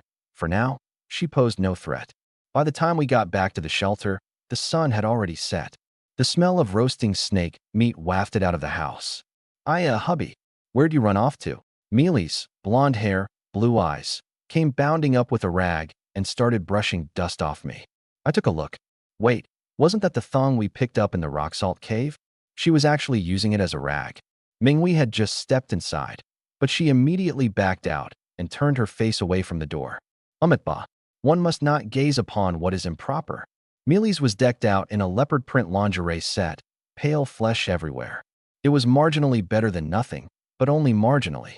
Sumi was crouched by the fire pit roasting snake meat, long since used to it. Mealy's glanced at the doorway. Oh, we got company? What just standing there for? Come on in. Let's chat. Her accent, I swear, was more northeastern than Lu Yi's. Minghui, you're both women. What's there to be shy about? It's just a mortal shell. The benefactor speaks the truth. She turned and came in. Fellow benefactresses, this humble nun. Cut the humble nun stuff. From now on, you're just Minghui. Wei Ting appeared in the doorway, twirling her dagger. Join the team. You in? I'm in. Once you're in, you follow orders, you fight for the team, and you survive to the end. Understood. Minghui was silent for a moment. I do not kill. I do not eat meat. I do not drink wine. I do not break the precepts. Wei Ting smiled. Then let's kill her. The tip of her dagger pressed against Minghui's throat. What the hell? You can't just kill people like that. Millie's yelped. I pushed Wei Ting's dagger. No need. She doesn't have to kill, but she can handle heavy labor and she knows how to cut hair. I can't be the only one hauling all the heavy work around here. She's in. Ding. Squad member added successfully, 7 out of 7. 1 day left until the winter calamity. For dinner, Minghui ate only a potato, a piece of kudzu root, and some wild greens, claiming she didn't eat after noon. Minghui, if you really want to keep that up, fine, but tomorrow's heavy labor day. This squad doesn't feed freeloaders. Don't fucking starve yourself to death. I guess my threat worked, plus she wanted to pull her weight, so in the end she ate a bit more. After dinner, I set up a wooden frame outside the cabin and spread the tanned wolf hides across it to smoke. Minghui came over to help. She was used to hard labor and stronger than Lu Yi and the others, so she had it laid out in no time. Next came chopping firewood, which we stacked along the wall as fuel for the winter. I pulled out the new soap I'd made. Might get colder tomorrow. Want to go take a bath? Lu Yi bounced up and snatched the soap. Kunkin, make us a clay bathtub, would ya? No way I can fire pottery that big. Better bet is asking Sumi to make a wooden tub. Minghui kept her head down, chopping wood as if she hadn't heard a thing. Minghui, you coming? Ba. Cannot. The river water was a little chilly, and the wind rustled through the reeds. Bathing together, that awkwardness was long gone. Sumi slipped a pair of black stockings over my face and started up a game of the kings coming to catch you. All the women were in the water laughing so hard they were shaking. Milith was taking her first group bath, and she didn't hold back at all, stripped down and jumped right in. Husband, come catch me, she cooed, shaking her chest and waving me over. Milith, quit calling him husband. You two haven't even done the deed. Louis protested while splashing water. What's doing the deed? Milith asked, puzzled, then her eyes lit up. Oh, I get it. She spun around and shouted at me. Husband, catch me, and I'll let you do the deed. I bared my teeth in a wicked grin. Milith, you said it yourself. Take it back, and you're a puppy. Come on then. Don't let Milith's curvy figure fool you. She was quick. With the stockings over my head, I couldn't catch her. My fingers would brush her skin, but I couldn't get a hold of her. Then I had an idea. I pretended to trip and toppled into the water. Awa. Sumi came over right on cue. You okay? Hee, gotcha. I threw my arms around her. How about keeping the king company for a little deed doing? Sumi's face flushed red. Weren't you going after the blonde? She's not my kind. You're better. Are we still playing or not? Louis walked over, took my hand, and pressed it against herself. Now you've caught me too. Wei Ting was washing her hair. Forget rock, paper, scissors. Let's all do it together. At the doorway of the little cabin, Minghui was still chopping wood. She wiped her sweat while chanting Ba. Laughing and joking, we headed back inside to warm up by the fire. Minghui, bring some firewood in. Minghui groped her way inside with her eyes squeezed shut. I still hadn't put my clothes on. Minghui, what are you afraid of? Got something on your mind? She kept her eyes shut tight. No, nothing at all. We don't treat you like an outsider, so don't treat us like outsiders either, Whiting said, taking the firewood. Minghui thought it over. The lady speaks truly. To myself I thought, everyone has their own way of living. Don't try to fit others into your own little box. That was the first lesson I taught this nun. The other world is free. Free to kill, free to, well, do that too. Asterisk Ba asterisk. I just remembered there's still more firewood outside. Minghui hurried out. Her Buddhist studies aren't quite up to snuff, Whiting sighed. Sis Ting, feeling tempted is one thing. Wanting to watch is another. Sumi started using the workbench to make a wooden bed, the simplest kind, for legs, a frame, and planks slapped together. 2 beds could easily sleep 4. Lay down some dry reeds and pile on wolf pelts, and they'd be nice and warm. That night, Minghui and I slept in the outer room, while the 5 girls squeezed into the inner one. Minghui curled up in the corner on a thin layer of dry grass. In the middle of the night, someone poked at me. I opened my eyes to see Melissa's blonde hair swaying. Get up. What? I want to do it. I nearly turned to stone. Melissa, I was just kidding around earlier tonight. I want to try. You've never tried? Never. She shook her head innocently. Well, I'm no saint, and with her dressed like that and throwing herself at me, I'd be doing myself a disservice to refuse. Should we go to the reeds? Can't we just do it here? What do I do? I pointed at Minghui in the corner. She's still here. Oh dear, I was sleepwalking. Minghui got up, eyes shut, palms pressed together. There's still firewood I haven't chopped. Sleepwalking, you know. Muttering, she pulled the door open and went out to chop wood. Damn, does this nun think we're idiots? Sleepwalking just like that? See, Minghui was sleepwalking. Come on. Melissa actually bought it. Turns out big chest, small brain really does have some truth to it. Whatever. Today, even if Jesus himself showed up, this was happening right here and now. First, we kiss, mouth to mouth. Melissa had a full figure, her cream-white skin dazzling in the firelight, her blonde hair spilling loose, her arms looped around my neck. Husband, what next? Her deep blue eyes brimmed with anticipation. Next, naturally. Husband, what is this? Husband, I'm floating away. In the inner room, four women sat on the edge of the bed. Louis pulled a burning stick from the fireplace, lit a cigarette, and handed it to Whiting. Foreign girls really are something else. That stamina's off the charts. Those tits are fake, right? An hour later, everything finally settled down. Minghui wiped the sweat off her face, staggered inside, and passed out the moment she hit the bed. Milith burrowed into my arms with her eyes closed, her fingers tracing my cheek. So this is what it feels like to be human. I was exhausted. All I wanted was sleep. Sure enough, the next day the weather was gorgeous. Milith, keep it down next time. None of us slept a wink, Whiting said. And if you have to scream, at least scream in English. But no, you had to go full-on redneck dialect. Outside, I pulled the tin wolf pelts down from the rack. Any of you know how to make clothes? Making low, we know how to do. Making clothes, no? Get the big blonde bimbo to do it. Louis said sourly. This humble nun knows a little. Minghui took the pelts. I can just barely manage one for each of us. The crudest kind, though. I gritted my teeth. Should have stockpiled more pelts while I had the chance. Minghui really was a jack of all trades. Using the workbench and some fishing line, she turned out 6 wolf hide outfits. I don't need one. A grass wrap will do for me. Minghui didn't eat meat or wear fur. I don't want one either. These clothes are hideous. Milith threw hers on the ground and gave it a kick for good measure. Minghui's face fell in embarrassment. I picked the outfit up and put it on. Nice and warm. Good work, Minghui. Then I turned to Milith. This is the fruit of Minghui's labor. You don't have to wear it, but you don't get to trash it. We're a team. We need to trust each other unconditionally. Milith nodded earnestly. Honey, I know I was wrong. She turned to Minghui. Minghui, I'm sorry. To make it up to you, let's do the bang bang bang together. Uffed, I nearly spat out a mouthful of blood. Minghui hurriedly pressed her palms together. Sinful, sinful. Please, benefactor, don't ever say such things again. Milith, the bang bang thing. That's only for husbands. Not with other women, and definitely not with nuns. You foreigners really are that open-minded. Milith stuck out her tongue. Oh, so I can only do it with you. No wonder yours is the only name I remember. Dikuin, Dikuin. She swayed her head, her steps unsteady. Honey, hold me up. My head hurts really bad. I quickly caught her. She was teetering on the verge of collapse, her face ghostly pale. Sumi, Militha's got a headache, heal her. Sumi ran over and pressed her hand to Militha's forehead. The white light flickered for a long while. That's strange. My power isn't doing anything to her at all. Milith actually came around on her own, propping herself up. Honey, I'm okay now. After a minute or two, her color returned to normal, and she trotted off in her high heels to help Whiting gather reeds. Something was gnawing at me. I kept Sumi behind. Your healing light really had zero effect on her? None whatsoever. I couldn't wrap my head around it.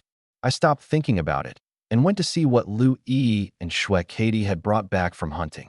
These two had a pretty weird hunting style. Katie played the wolfhound and sniffed out prey, while Yi did the actual killing. This time they'd bagged 2 hares, enough to spice up dinner. The winter calamity was coming, and the cabin already had a decent stockpile, starchy stuff like kudzu root and reed root, plus some wild greens.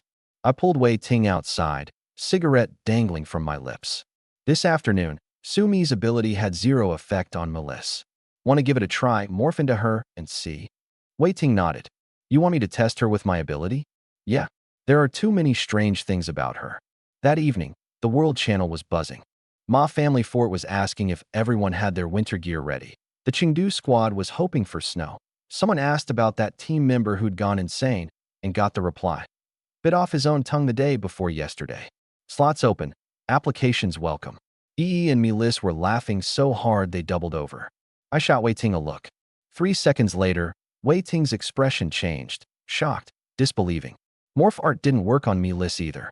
My face darkened. This Busta blonde had to be some kind of bug, right? Sumi came over too.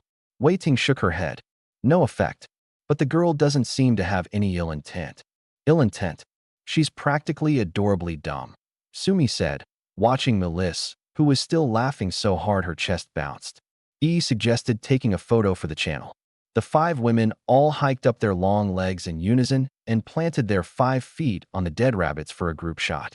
The World Channel instantly blew up. Isn't one king for queens supposed to be for women? Why are there 5? EE then snapped a photo aimed straight at Melissa's chest, only to get a system notice. Image contains pornographic or vulgar content. EE cursed in frustration. Dawa Orphan Squad. Mommy, I want to be that rabbit. Ding. The 3rd calamity, winter, has begun. World Channel suspended. Point shop closed. At the stroke of midnight, winter officially descended. No monsters this time, just temperatures of -20. In an instant, howling winds tore through and the temperature plummeted off a cliff. The whole shelter felt like it had been stuffed into a freezer. I cracked the door open to peek out, and cold air came rushing in. I slammed it shut and pulled my wolfskin coat tight, instantly much warmer. Inside, Wei Ting, Yi, and the others had all put on their wolfskins. Only Melissa and Minghui weren't wearing them. Melissa complained hers was too tight and stuffy, and Minghui wouldn't wear animal hides, so she'd woven herself a grass cloak. Melissa, aren't you cold? I looked at this blue-eyed, blonde, busted girl. Too tight. Can't breathe. I went to the back room and brought out the bearskin, then wrapped it around her. E rolled her eyes. Oh, someone's got a soft spot. I'm cold too. How come I didn't get one? Melissa hurriedly moved to take. I climbed down and handed it over. E, wrap this around you. E got embarrassed instead. Then what are you gonna wear? Melissa laughed as she dug out an old bloodstained t-shirt and pulled it on. There, all warm now. Seeing how sincere she looked, E draped the bearskin back over her. Forget it. I'm from the Northeast. Back home this kind of weather doesn't even count as cold in spring. I kept jamming firewood into the pit like my life depended on it. Melissa is probably from Big Fur territory. Handles cold even better than E. Big Fur? What Big Fur? I don't have any. E's got way more than me. E turned red. Shut up already. That's how the first night passed. When dawn came and I pulled the door open, the wind sliced across my face like a knife. Half-dried reed stalks were still piled outside. Melissa, bare long legs and all, came out to help me haul them in. Minghui came to help too, her lips already blue with cold. Melissa didn't seem to care in the least, typical foreigner attitude. We stacked the reeds against the inside walls. They'd hold in heat and soak up some of the damp. Another day ended without incident. 4 points each. 7 days would net us 28. We huddled inside by the fire, ate, and worked on gear. I carefully shaved thin strips of mulberry wood, heated them over the flame to set their shape, and built the frame of a recurved bow. Wolf sinew I pounded into fine threads, greased with snake oil, then beat again and again until it turned springy and durable. 3 days later, a 70-pound recurved bow was finished. With EE's tiger whistle superpower on top of everything else, a 6-strength rated bow felt just right in her hands. On the 4th day, a heavy snow started falling. Katie and Sumi, being Southerners, went nuts rolling around and roughhousing in it. E sat in the doorway watching the snow drift down. Wei Ting sat down beside her. Missing home. E gave a bitter smile. Yeah, and no. I miss grilled cold noodles, pork and sweet sour sauce, iron pot stew, all my girlfriends back home. Her eyes glistened with tears. Wei Ting stroked her hair. Then you've got even more reason to stay alive. You've got to make it to the end to go home. Tingjia, if we win, do we really get to go back? Not sure. But who knows the ending till it's over? You just gonna give up? Yi rested her head on Wei Ting's shoulder. Tingjia, where are you from? Yanqing, a small city in Yi province. Wei Ting lit a cigarette. Do you have a boyfriend? Wei Ting gazed off into the distance. I do. A scumbag. Kind of like Di Kuan. Even the name's similar, but he's not the same. Di Kuan isn't him. All men are trash. Give them the chance, and they'll turn. I tried to see Di Kuan as him once, but I couldn't. Yi looked at her earnestly. Then we absolutely have to survive, so you can see him again. Wei Ting pulled her close. Stay alive, my silly girl. Yi, Tingjia, come have a snowball fight. Sumi got smacked by one of Katie's snowballs and stood there shivering. The snow fell for 2 days. On the 5th day it stopped, piled waist high. Every day I swept the roof, worried. Crushed flat. This calamity was basically a freebie for us. But what about the other squads with no cabin, no supplies, no wolf pelts? How would they pull through? We hadn't just been slacking off these past few days either. Sumi built stools and a table, making the place actually feel like a home. Minghui gave everyone haircuts, and I shaved. Instantly felt like a new man. Ding. Winter has ended. World channel restored, point shop restored. No boss, no gift package. This winter had been like a vacation. But we didn't know then that future winters would become the deadliest trials of all. That's it. I wasn't done playing yet. Kaidi grumbled as she warmed herself by the fire. Ding. In 7 days, the kill game will commence. The cold mechanical voice cut in without warning. This was our first time encountering something like this. Kill game rules. 1. The map is divided into 10 kilometers times 10 kilometers kill zones. Step outside and you will be erased. 2. Everyone's location will be broadcast every 6 hours. 3. Killing another squad member, 5 points. Wiping out an entire squad, 10 points per member. 4. The final victorious squad receives a diamond gift package and 30 points per member. 5. The kill zone becomes the victorious squad safe zone. 6. Must be completed within 7 days.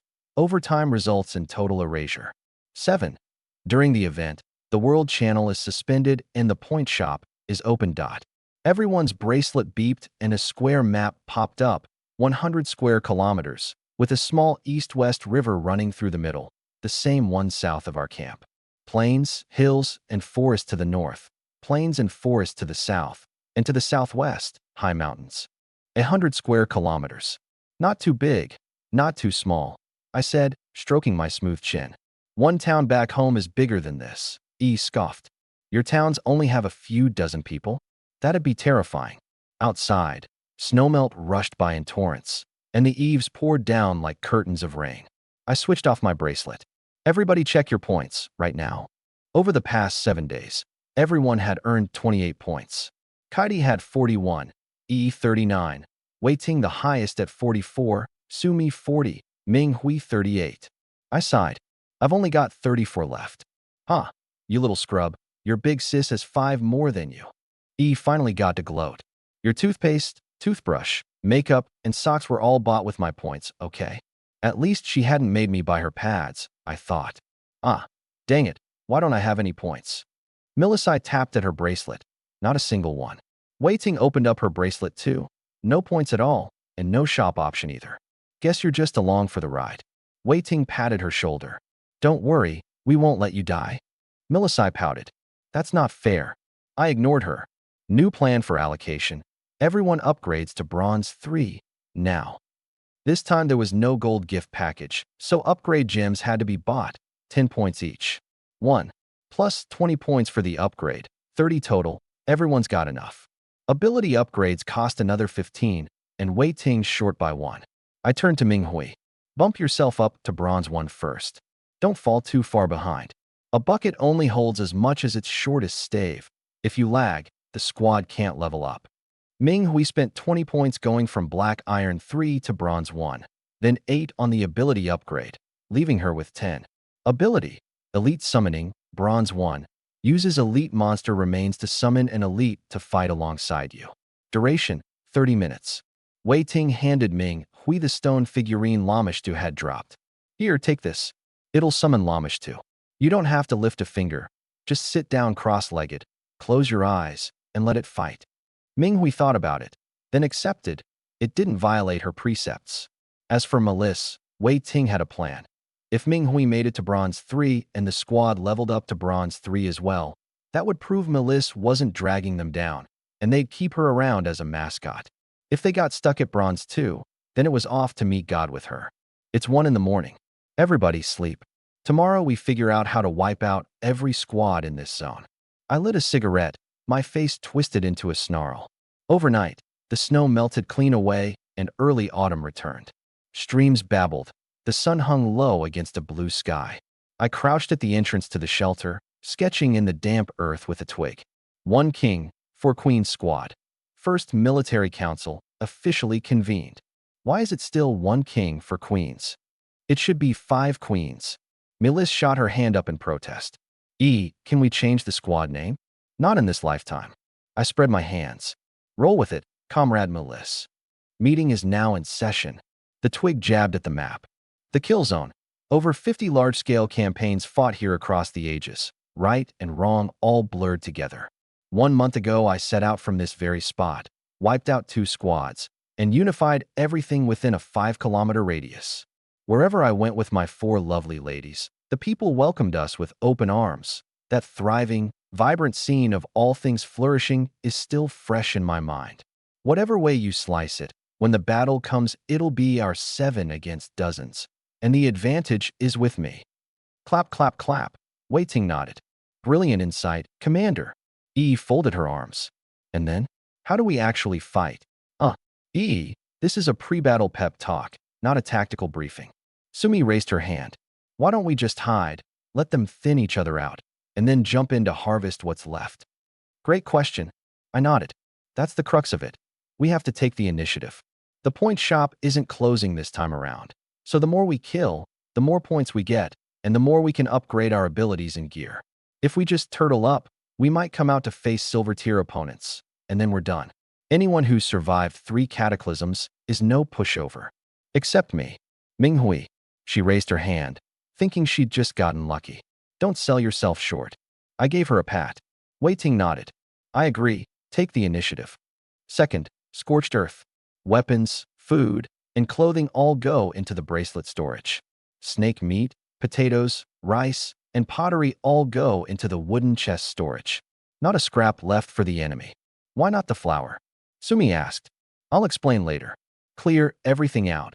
Leave the shelter as an empty shell. Hold on. Cut in. We're abandoning this place?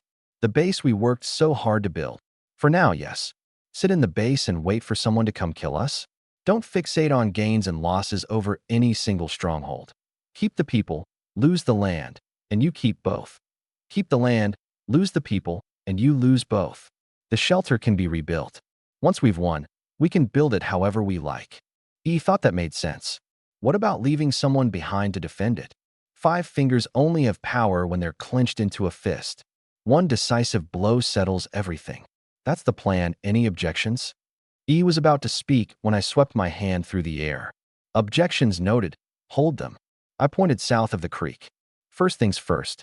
There's a beehive in the woods south of here. Wei Ting and I will go harvest the honey.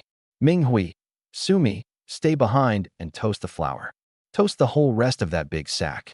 Mealy C, smoke the snake meat over a low fire into jerky. Don't ask why, just do it. And with that, the first war council of 1 king and 4 queens came to an end. Everyone got moving. Clay jar in hand, I waded across the creek with Wei Ting, heading straight for that familiar little grove. Inside the hollow of the largest fir tree was a beehive. Not too big, not too small. Wei Ting eyed the wild bees swarming around the tree. I know what you're up to. You had Ming Hui toast the flour so you could mix it with honey into rations. Long-lasting, high in sugar and starch, a single block lasting half a day. Having smoke the meat makes it easy to carry too. Add it all up and we're prepping to fight on the move, no open fires, so we're harder to spot. 7 days should be enough. If we can't wipe everyone out in 7 days, we'll be erased ourselves. I smiled. Mostly right. But it's not 7 days, it's 8. 8. Today, tomorrow, and the day after, 3 days to prep. We move at dawn the day after tomorrow. Not waiting for the killing period to start. Why wait? The rules never said we couldn't start early. Worst case, we don't get bonus points. Napoleon said the secret to victory was arriving at the battlefield 5 minutes early. The way Wei Ting looked at me changed. The guy had something to him. There was a reason I brought her along to harvest honey. Cutting wild honey out in the open normally required thick smoke, heavy clothing, and goggles. I hadn't brought any of that, just a clay jar. I had iron skin. Not even Lamishta's lions could break through my defense. So a few bees meant nothing. Wei Ting could transform. Have her turn into me and catch it below. Simple as that. Sis Ting, just morph into me, wait down here, and I'll climb up and cut it. You can't strip a hive bear. You gotta leave half, or it's killing the goose for the golden eggs. My iron skin held up. The wild bees kept dive-bombing my face for nothing. Once we packed half a jar of honey, the two of us jogged back. Hey, Sis Ting, so if you turned into me, then, do you have one too? No. Damn, so you're a hermaphrodite now. Cut the crap. If those bees weren't still stinging me, I wouldn't want to be you for a second. Back at camp, Minghui was frying flour. We poured the honey into the hot flour, stirred it, pressed it flat, and sliced it into blocks. Done. Prehistoric Snickers. For the next few days this is our staple, along with smoked snake jerky. One day left before the killing began. The World Channel was thick with gunpowder. Squads trash-talked each other. Everyone braced for the slaughter. We ran through our gear. I had a knife, an axe, a shovel, and a hammer. EE had 40 arrows, 20 bear fong tips, 20 wolf fong tips. In a quiver, Minghui had jury-rigged from a t-shirt. Katie was a weapon herself, her bracelet stuffed with food. Sumi had a crystal staff. Melissa's bracelet didn't even have inventory space. She was still in that leopard print lingerie and skyscraper heels. Said she wasn't cold, and she could walk in those heels like they were sneakers, steadier than E and her borderline strip dance moves. Early on the third day, I led the whole squad quietly out of camp. Judging by the map, our camp sat right at the center of the region. Great for building a shelter, terrible for defense, exposed on all sides. I planned to head northeast, where there was a dense stretch of woods, and where we'd killed that elite three-headed brown bear. We'd barely walked 10 minutes when Sumi smacked her forehead. Oh no, I left my staff back at the house. E flicked her forehead. Big boobs, no brains, that's you. Katie and Melis didn't forget a thing, and you leave behind your damn weapon. Kunkin, come back with me, please. Sumi cooed. I thought about it. We all go back. No splitting up. E muttered. You're being way too careful. It doesn't start till tomorrow. Quit yapping. Follow orders. The whole crew turned around. We'd walked about 10 minutes when Melis suddenly grabbed my arm. Kunkin, something feels off. I frowned. Katie shift. Check it out. Katie instantly morphed into her werewolf form, snout snuffing hard at the air, then thrust a claw toward the camp. Her eyes said one thing, people. The mood snapped taut. Katie was never wrong, and she was pointing southwest. Shit. Had they had the same idea? Was our position blown? Southwest was where we'd cut the honey 2 days ago. Anyone with half an ounce of experience would take one look at that hive and know somebody had messed with it. Ting. Sis, you and Katie take the left. E and I go right. Sumi, Milith, and Minghui stay put in the middle. Nobody moves until every last one of them shows themselves. Then it's one strike, one kill. The four of us split into 2 groups, spread out, and settled in to wait. I ran the numbers in my head. If I were them, the second I spotted a shelter, I'd scope it out, make sure it was empty, then send someone in to sweep it. Southwest of us, there was a river, and on the far bank a patch of reeds. 10 to 1. That's where they were holed up. E, can you make the shot from here? From the tree line to the shelter was over 100 meters. A mulberry wood bough's effective kill range was 50 to 100 meters. Past that, a hit wouldn't necessarily be fatal. Don't rush. I only shoot when I know it kills. I crouched low and slipped to the edge of the woods, tucking myself behind a big tree. Time crawled. An hour later, the reeds across the river started moving wrong. Wind ripples the whole bed evenly, but this patch was thrashing hard in the middle while the sides barely stirred. Somebody was shaking it. Christ. They're rustling the reeds to lure us out. How old school. We're in another world, and these clowns are still pulling spring and autumn tactics. E whispered from behind me. Should I loose one? No. Let them shake. Killing is a contest of patience. Another 20 minutes, and finally a figure poked out of the reeds. I let out a long breath. We'd won. Judging by the build, it was a man. He picked up a stone and lobbed it into the river. Splash. Then he ducked back down. Son of a bitch, still testing us? Fine. I'll wake you out. 10 more minutes, and he emerged again, this time wading straight across and vaulting over the shelter's wall. 5 seconds later, he was back out, hands on his hips, shouting, "Come on over, nobody's here." I let out another long breath. Here they all came. 2 more figures pushed out of the reeds, a man and a woman. The woman had a ponytail and a denim jacket. The man had long hair and a heavy beard. "Sis, circle around to the reeds and cover the rear. There might still be one more. Take out any runners. If you can't kill them, at least cripple them. I'll lead, Katie's second. 3, 2, 1, go." I snatched up my 2 axes and charged. Wei Ting's werewolf form bounded around the flank. Katie broke cover a second after me.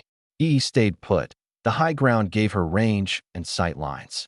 The second I hit the camp gate, I smelled smoke. Motherfucker. These dogs hit thieves couldn't find anything, so they were torching my home? You dickless pieces of shit. I just finished building this place. Rage boiled straight up my spine. The cabin door swung open and the ponytailed woman stepped out. My axe came straight down. Huh. Her skull split clean in two. Blood and brain matter sprayed across my face. Decoin, plus 3 points. The axe was wedged in bone and wouldn't budge. From inside the cabin came a roar, bang. A massive cleaver came down straight at the crown of my head. Clang. My head rang, but the skull held. The bearded man had swung it. His 2 arms. Turns out he had a huge cleaver in each hand. This guy's power was turning his limbs into cold weapons. You killed my teammate. Beard roared, bringing both blades down on me. I'd learned my lesson this time. I backpedaled 2 steps, dodged, then swung my big axe up to trade blows with him. My crappy axe and his blades were pretty evenly matched. Up on the hillside, was in a bind. The 2 of us were tangled up too tight for her to shoot. Sumi scooted over. What are you waiting for? Shoot. Too close, I might miss. Kunkin's got iron skin, a stray shot won't hurt him. These arrows can even punch through a giant silver wolf's hide. I'm waiting for the other one. Was waiting for the guy who'd waded across the river first. He was standing inside the house with his arms folded, smirking as he watched the show, looking thoroughly unimpressed. A minute later, the smirk vanished from his face. Because I didn't just have iron skin, I also had super strength. I chucked the axe, clenched both fists, and made them balloon into a pair of massive steel hammers. 1 swing, 2. Beard blocked them both and screamed. Every bone in both his hands shattered. Move. The arm-crossing guy leapt out, sneering, "Not bad, kid." The moment the words left his mouth, his whole body turned red from head to toe, like a boiled lobster, and a wave of scorching heat rolled off him. Purple-blue flames flared up along both arms, like acetylene torches. No wonder this bastard had been so calm. His power was fire. My heart jumped. If I devoured this power and fused it with iron skin, wouldn't that give me flaming steel fists? Let's see which is harder, your fist or my fire. He threw a punch. Bring it on. 3 seconds of grip, and I could devour it. I met his fist head on. Cannot devour. Ability must be upgraded to brass level 3 to acquire ability fusion. What? I was still 1 level short? Then my fist started burning. Ah, shit. The heat drove me back several meters. Ha ha ha. You thought you had us with that? I'm gonna roast you alive. Screw the burn. I was still gonna hammer this bastard to death. Both fists ballooned to the size of gas tanks. Bam. We collided again. I smashed with my right and made my left grow as big as a bed, then snatched Fire Guy up in my palm. Fire Bro, Beard, over by the wall, saw his teammate get grabbed and charged in to save him. But 2 steps in, he felt a chill down his back. A wolf claw punched through him from behind, straight out his chest. Shue Kaidi, plus 3 points. Kaidi had been hiding just outside the wall this whole time, waiting for exactly this moment. 1-shot kill. Fire Guy's bones were about to crack in my grip. Watching his teammate die, he went all in. His entire body erupted in raging flames. My palm was like it was clutching a red-hot steel bar. Ah shit, my hand was cooking. The instant I let go, there was a whistle of splitting air. A Bearfong arrow shot straight for his temple. FFFT. The arrow melted in midair, 2 centimeters short. Hit. I hit him, but it didn't do a damn thing. Slapped her thigh. The flame guy went berserk, thrusting both hands toward me. Whoosh. A jet of fire shot out. This bastard could breathe fire too. You dare mess with my man. Mealy sprang up from beside and charged straight down. Less than a second, 120 meters, gone. Then, thunk. Mealy's flew in with a kick. The 12-centimeter stiletto heel drove straight into Flame Guy's temple. The flames around his body snuffed out instantly. To his dying breath, he never imagined he'd die under a high heel. Katie and I froze on the spot. Where the hell had Mealy's come from? All we saw was a blur, a leopard print heel snapping out, and the guy was toast. Mealy's herself was baffled. Big-ass dude. Damn, couldn't even take one kick. Hubby, help me pull it out. Stuck in his skull, can't get it loose. EE ran over gasping and grabbed her. Are you some kind of monster? My man was getting his ass kicked. How am I supposed to stay calm? I shook out my hands. The burns weren't bad. Get to the reed marsh, quick. No telling how Sister Ting's doing. We'd only run a few steps when we saw Wei Ting coming toward us with a dagger against a fat guy's throat. The fat guy was so scared his legs had gone to jelly. Sister Ting, taking prisoners now? He tried to bolt. I pinned him down. The fat guy was 5'7", about 200 pounds, and Wei Ting had subdued him without even transforming? What's his ability? Heh, bit off more than he could chew with that honey. He can understand animals. Turned out this squad was called Flame Steelblade. One died in the last disaster, leaving 4. 2 days ago when we were harvesting honey, the bees had been flying all over, and this fat guy had picked up intel from them. Flame Guy decided to strike first, same thing I'd been thinking. They tracked the bees to our camp, but we'd already left. What made it worse for them was that we circled right back, catching them completely off guard. The fat guy was a coward. Wei Ting just shifted into werewolf form and scared him limp, then leveled a dagger at him. Checked her wristband. He was the only one left on the team. Please spare me, big brother. I'm useful, let me join you. The fat guy dropped to his knees. Wei Ting waggled the dagger. I'm 1 point away from leveling up, so... SHHHK, the dagger drove into his neck and yanked out. Blood sprayed like a fountain. The fat guy toppled sideways. EE and Sumi turned away. Minghui opened her mouth to say something, but nothing came out. Wei Ting, plus 3 points. Only 3 points. Wei Ting wiped the dagger, looking cheated. I explained. The game hasn't officially started. It's just base points. They're at Black Iron Tier 3, so a kill's worth 3. Mealy's, how many did you get for kicking that guy? I dunno. Sis, add my points already. Mealy's heel still had blood and brain matter on it. Wei Ting. Her face was full of confusion. Her? Kicked to death. I nodded. Enough. Let's get out of here and head over to Flame Steelblade's camp. If we ran into elite monsters in the danger zone during the day, we'll definitely run into them out here at night. E slung her bow over her shoulder. Why their camp? Because the squads around us, Thorned Rose, Nun Minghui's group, and now Flame Steelblade, are all wiped out. In theory, there aren't any squads left in our vicinity. I glanced at the wreckage of the camp and said, pack up. We're going to Flame Steelblade's camp to use as a rest point.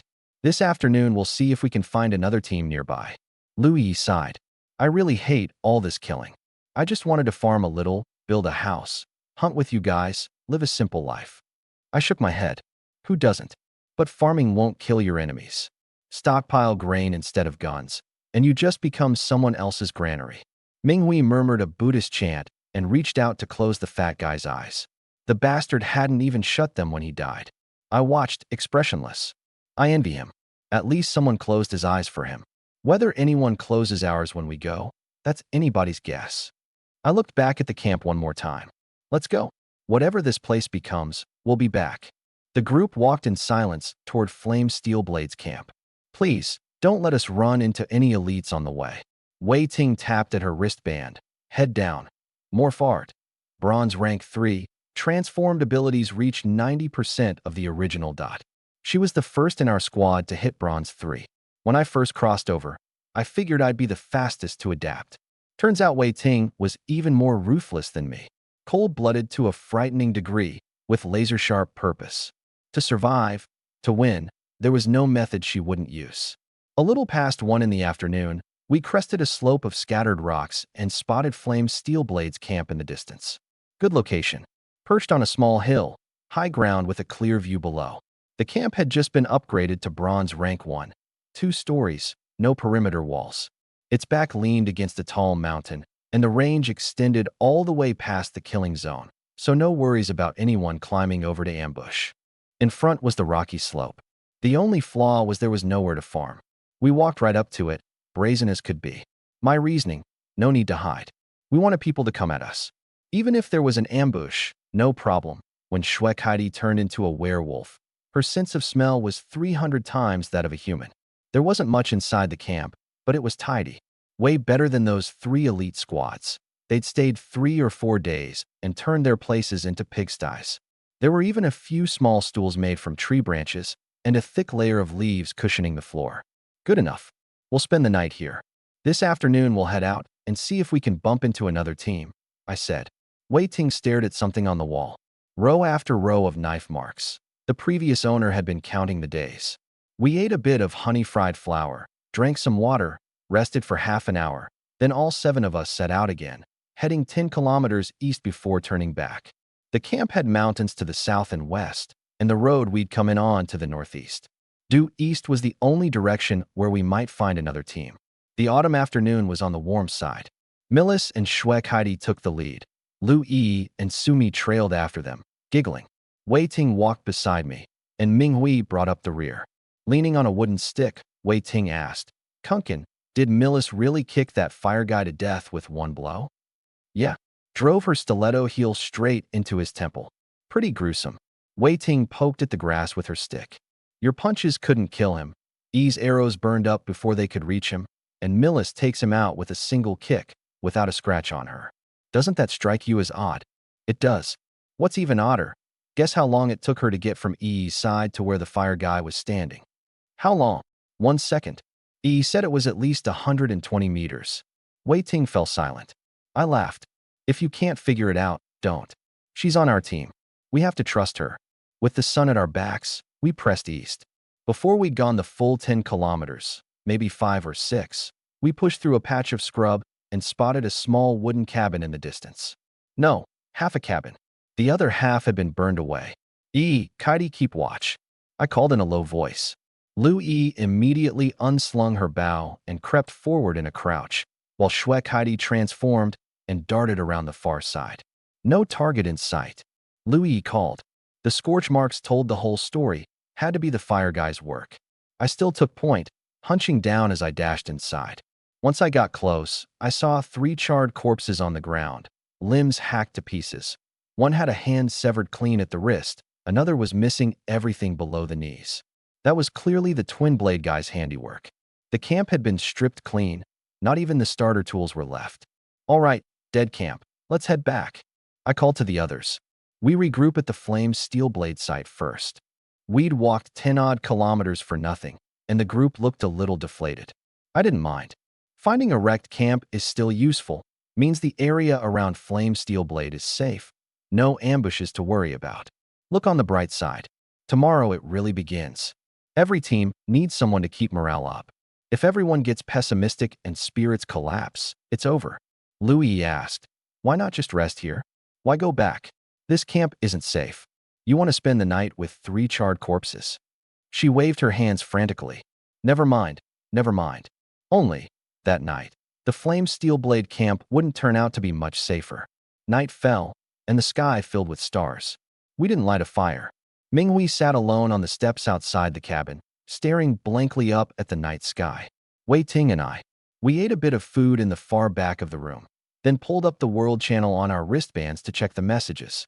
The killing would start tomorrow. The people chatting on the channel right now might be at each other's throats by morning. Louis sat on the floor, hugging her knees. No matter what group it is, it's always the same handful of people doing the talking. Asterisk, Chengdu 1 and 0, starts tomorrow. Folks, don't blame us when we kill you. Asterisk, asterisk, Ma Family Fort 2nd production team. Drop your location, we'll come find you. Asterisk, asterisk, Kiba Pirates. Wonder if we're all in the same zone. Asterisk, asterisk, Ma Family Fort. There's a river right outside our camp. Asterisk. My eyes locked on that one. A river? Could they be in our zone? Wei Ting shook her head. The river's long. Our stretch is just one section. Asterisk, Jinyu Force. We've got mountains here. Dug 5 pits waiting for you. Losers get buried. Asterisk. Asterisk, Dota Orphan Squad. Don't be so grim, bro. My only wish is to die at Mommy Squad's feet. Asterisk. Louis quietly closed the channel. In a battle royale, only one team makes it to the end. Who wouldn't be grim? Where's the nun? I asked, sitting by the door. No clue what she's doing. Millith sat cross-legged, all decorum out the window. Call it standing watch. The room was pitch black. Louis leaned against the wall. Why do we have to stay here instead of going back to our own place? I felt a little awkward. I was hoping to take out another squad this afternoon. Didn't happen, and now there's no time to head back. Wei Ting pulled her close. Plans never keep up with reality. Just remember, every squad here is a bunch of amateurs. We're just the more badass amateurs. Thump, thump, thump. A burst of hurried footsteps. Minghui came rushing in a panic. Outside, there's something out there. I shot to my feet. Get ready to fight. I'm on point. Yi finds an angle from inside. Katie and Wei Ting flank left and right. Su Mi and Millith bring up the rear. Minghui get ready to summon the elite. I ducked and charged out. There was no cover out here, just this lone wooden cabin. We couldn't let them surround us and torch the place. But Minghui had only said, seems like there's something, and there was, but it wasn't another squad. It was a giant goat, grayish-white, big as an elephant, almost comical in the starlight. I let out a breath. The hell, a goat? Delivery of fresh meat. No, that's a demon, Minghui said tensely behind me. A demon. The goat stood there quietly, curved horns, wispy beard. I took a deep breath and stepped forward a few paces. At 20 meters, its eyes snapped open. For eyes, 2 rows of green light, upper and lower. It grinned. I sucked in a cold breath and staggered back 2 steps. Its gums were packed with dense, needle-sharp teeth, and a blood-red tongue writhed like a snake. Keek, keek, keek. The laugh was uglier than any sob. Elite monster, goat demon Baphomet. Minghui's power came with monster detection. She screamed at me. 5-star elite. It's called Baphomet. My head buzzed. 5-star. Wasn't this supposed to be a safe zone? Where the hell did this demon lord drop from? Too late to run. It had already locked onto me. Green flames coiled up from its hooves, freakish beyond words under the stars. Fall back, I'll hold it. Find the weak spot. I cursed inwardly, tried to kill someone in advance and failed, and now in the middle of the night, I run into a demon lord too. Lost the wife and the army both. Screw it. Today, even if Satan himself came, I'd peel a layer off him. Baphomet lunged with a snarl. Come on, taste my mighty steel fist. My fist swelled, skin turning to steel. Step back, twist the waist, drive off the leg. I hurled everything into one punch. Bam! A thunderous crack. The next instant I learned what flying felt like. The camp cabin and Minghui on the ground blurred past my eyes. Suffocating, ears ringing, stars bursting. My arm ached too much to lift. Crash. I slammed into the ground. The steel skin saved my life. My ass didn't hurt. I just couldn't breathe. Wheeze, wheeze, can't beat this thing. I scrambled up. The goat demon was frozen too, apparently dazed by my punch, though it wasn't badly hurt. Whoosh. An arrow shot from inside the cabin, streaking toward its 4 eyes. It ducked, flicked one curved horn, and the arrow spun harmlessly aside. This big bastard was fast. It fixed its gaze on the cabin. Green fire flared again at its 4 hooves, and it charged straight at the building. Clutching my chest, I couldn't catch up. A 4-legged goat outruns a man. Boom. A corner of the stone-in timber cabin caved in. A woo. A werewolf pounced from the flank. Schweck Heidi. Her massive claw was a hair from connecting when a scorpion tail lashed out from Baphomet's rear.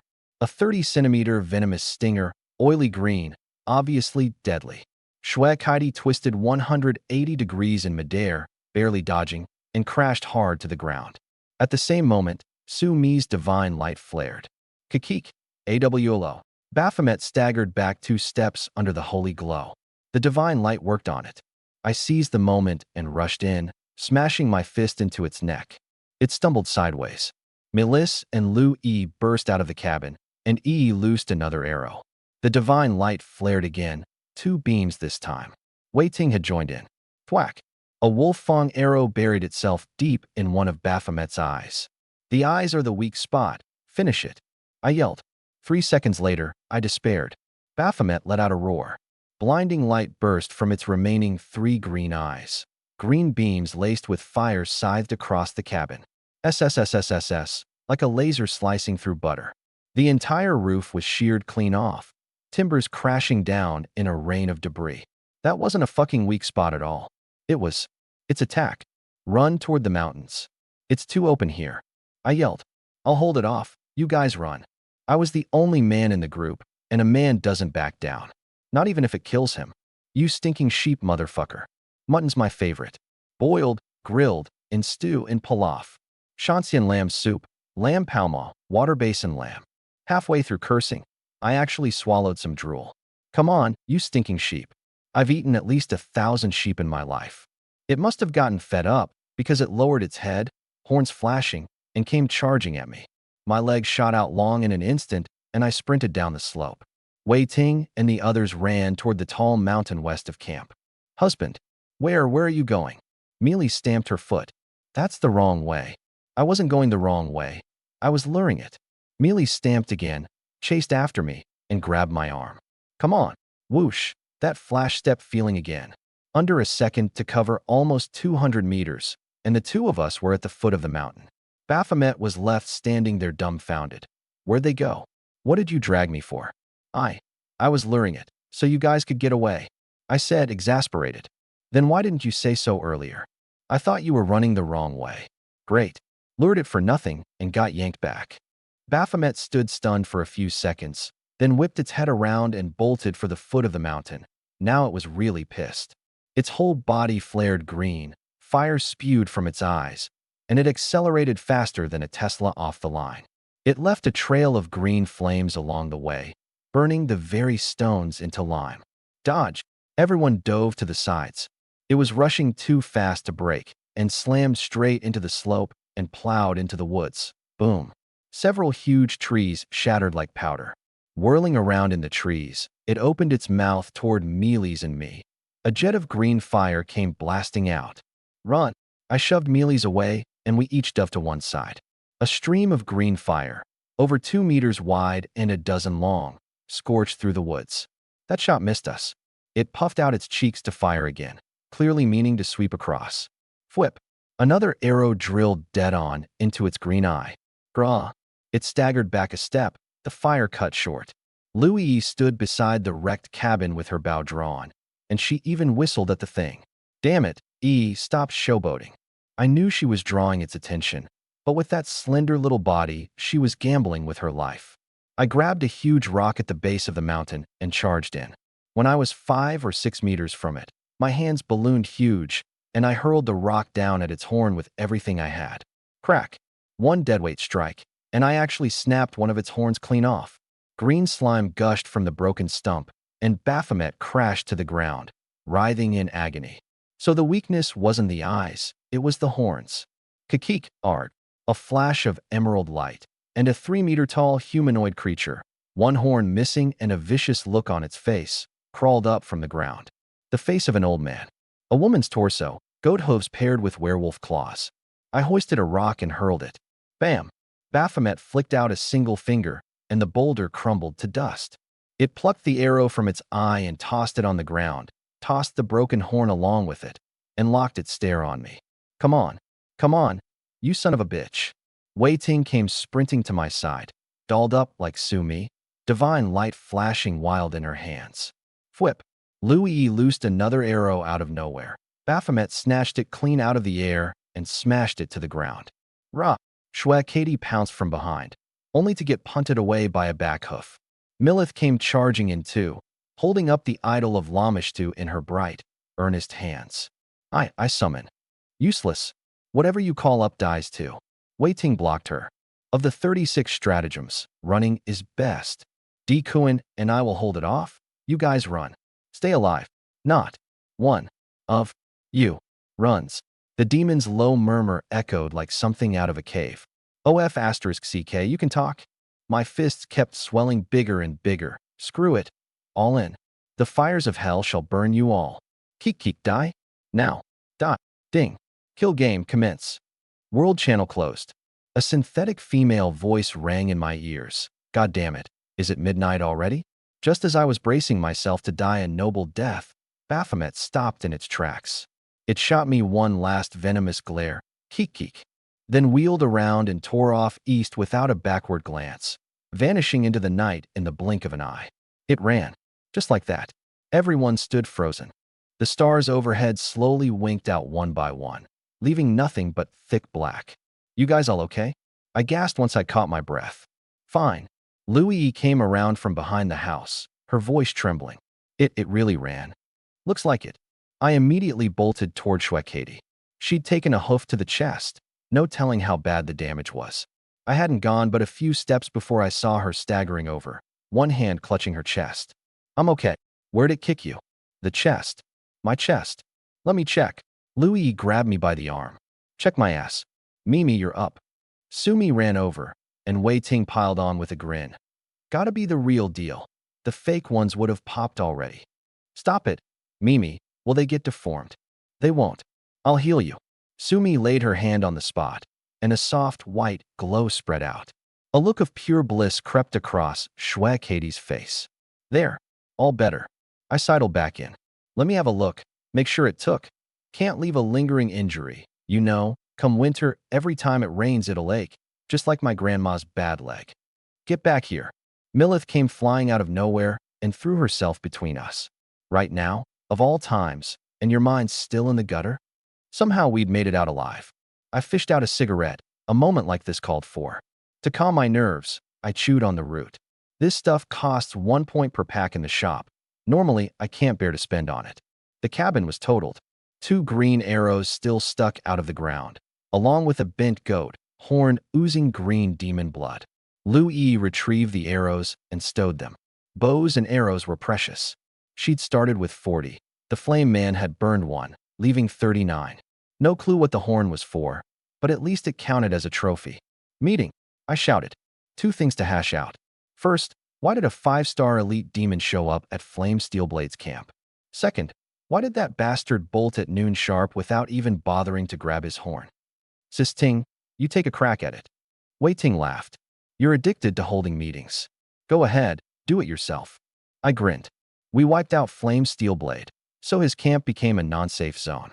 The moment the kill game starts, elite monsters in non-safe zones either vanish or stop attacking us. No one interferes with killing or being killed. Let me add something. Your genius plan to strike a day early was moronic. Louie rolled her eyes. I plopped down on the ground and sighed.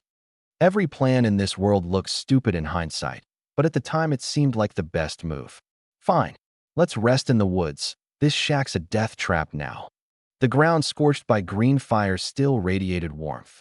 By rights, we should have set out to hunt enemies the moment the kill game began, but everyone was worn out after a full day, and we'd tangled with Baphomet in the middle of the night on top of that. We had to rest. At 6 in the morning, my wristband buzzed frantically and jolted me awake. Wei Ting and the others were stirring one by one. First, coordinate broadcast. I pulled up the map. 20-something red dots and 1 blue dot. The blue was us, the red were the enemies. We're in the southwest, at the foot of the mountain. Nothing to the west. 1 red dot far to the south, right on the edge. 1 to the east. Holy crap, 5 or 6 kilometers, tops.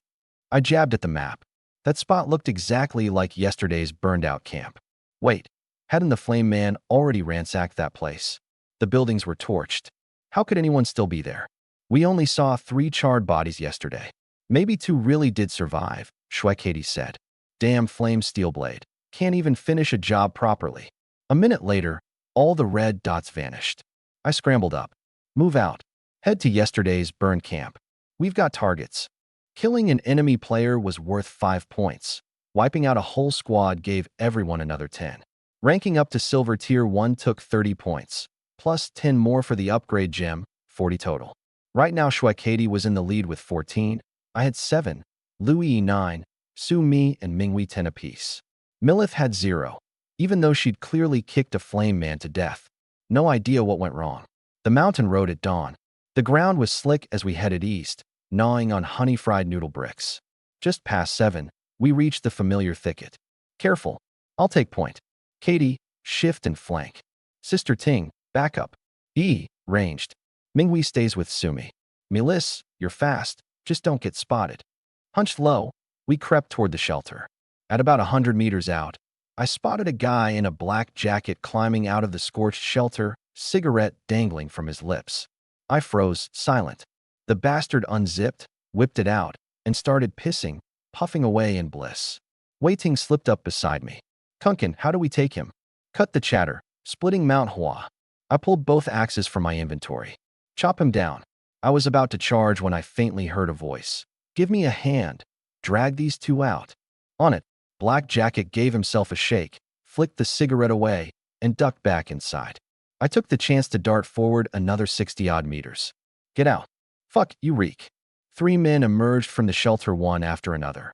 Black Jacket, a bald guy, and a lean, muscular man covered in tattoos. Black Jacket was dragging a little girl, maybe 10 years old, dressed in rags, her face streaked with grime. Tattoo Man hauled out a white-haired old woman and dumped her in front of the shelter.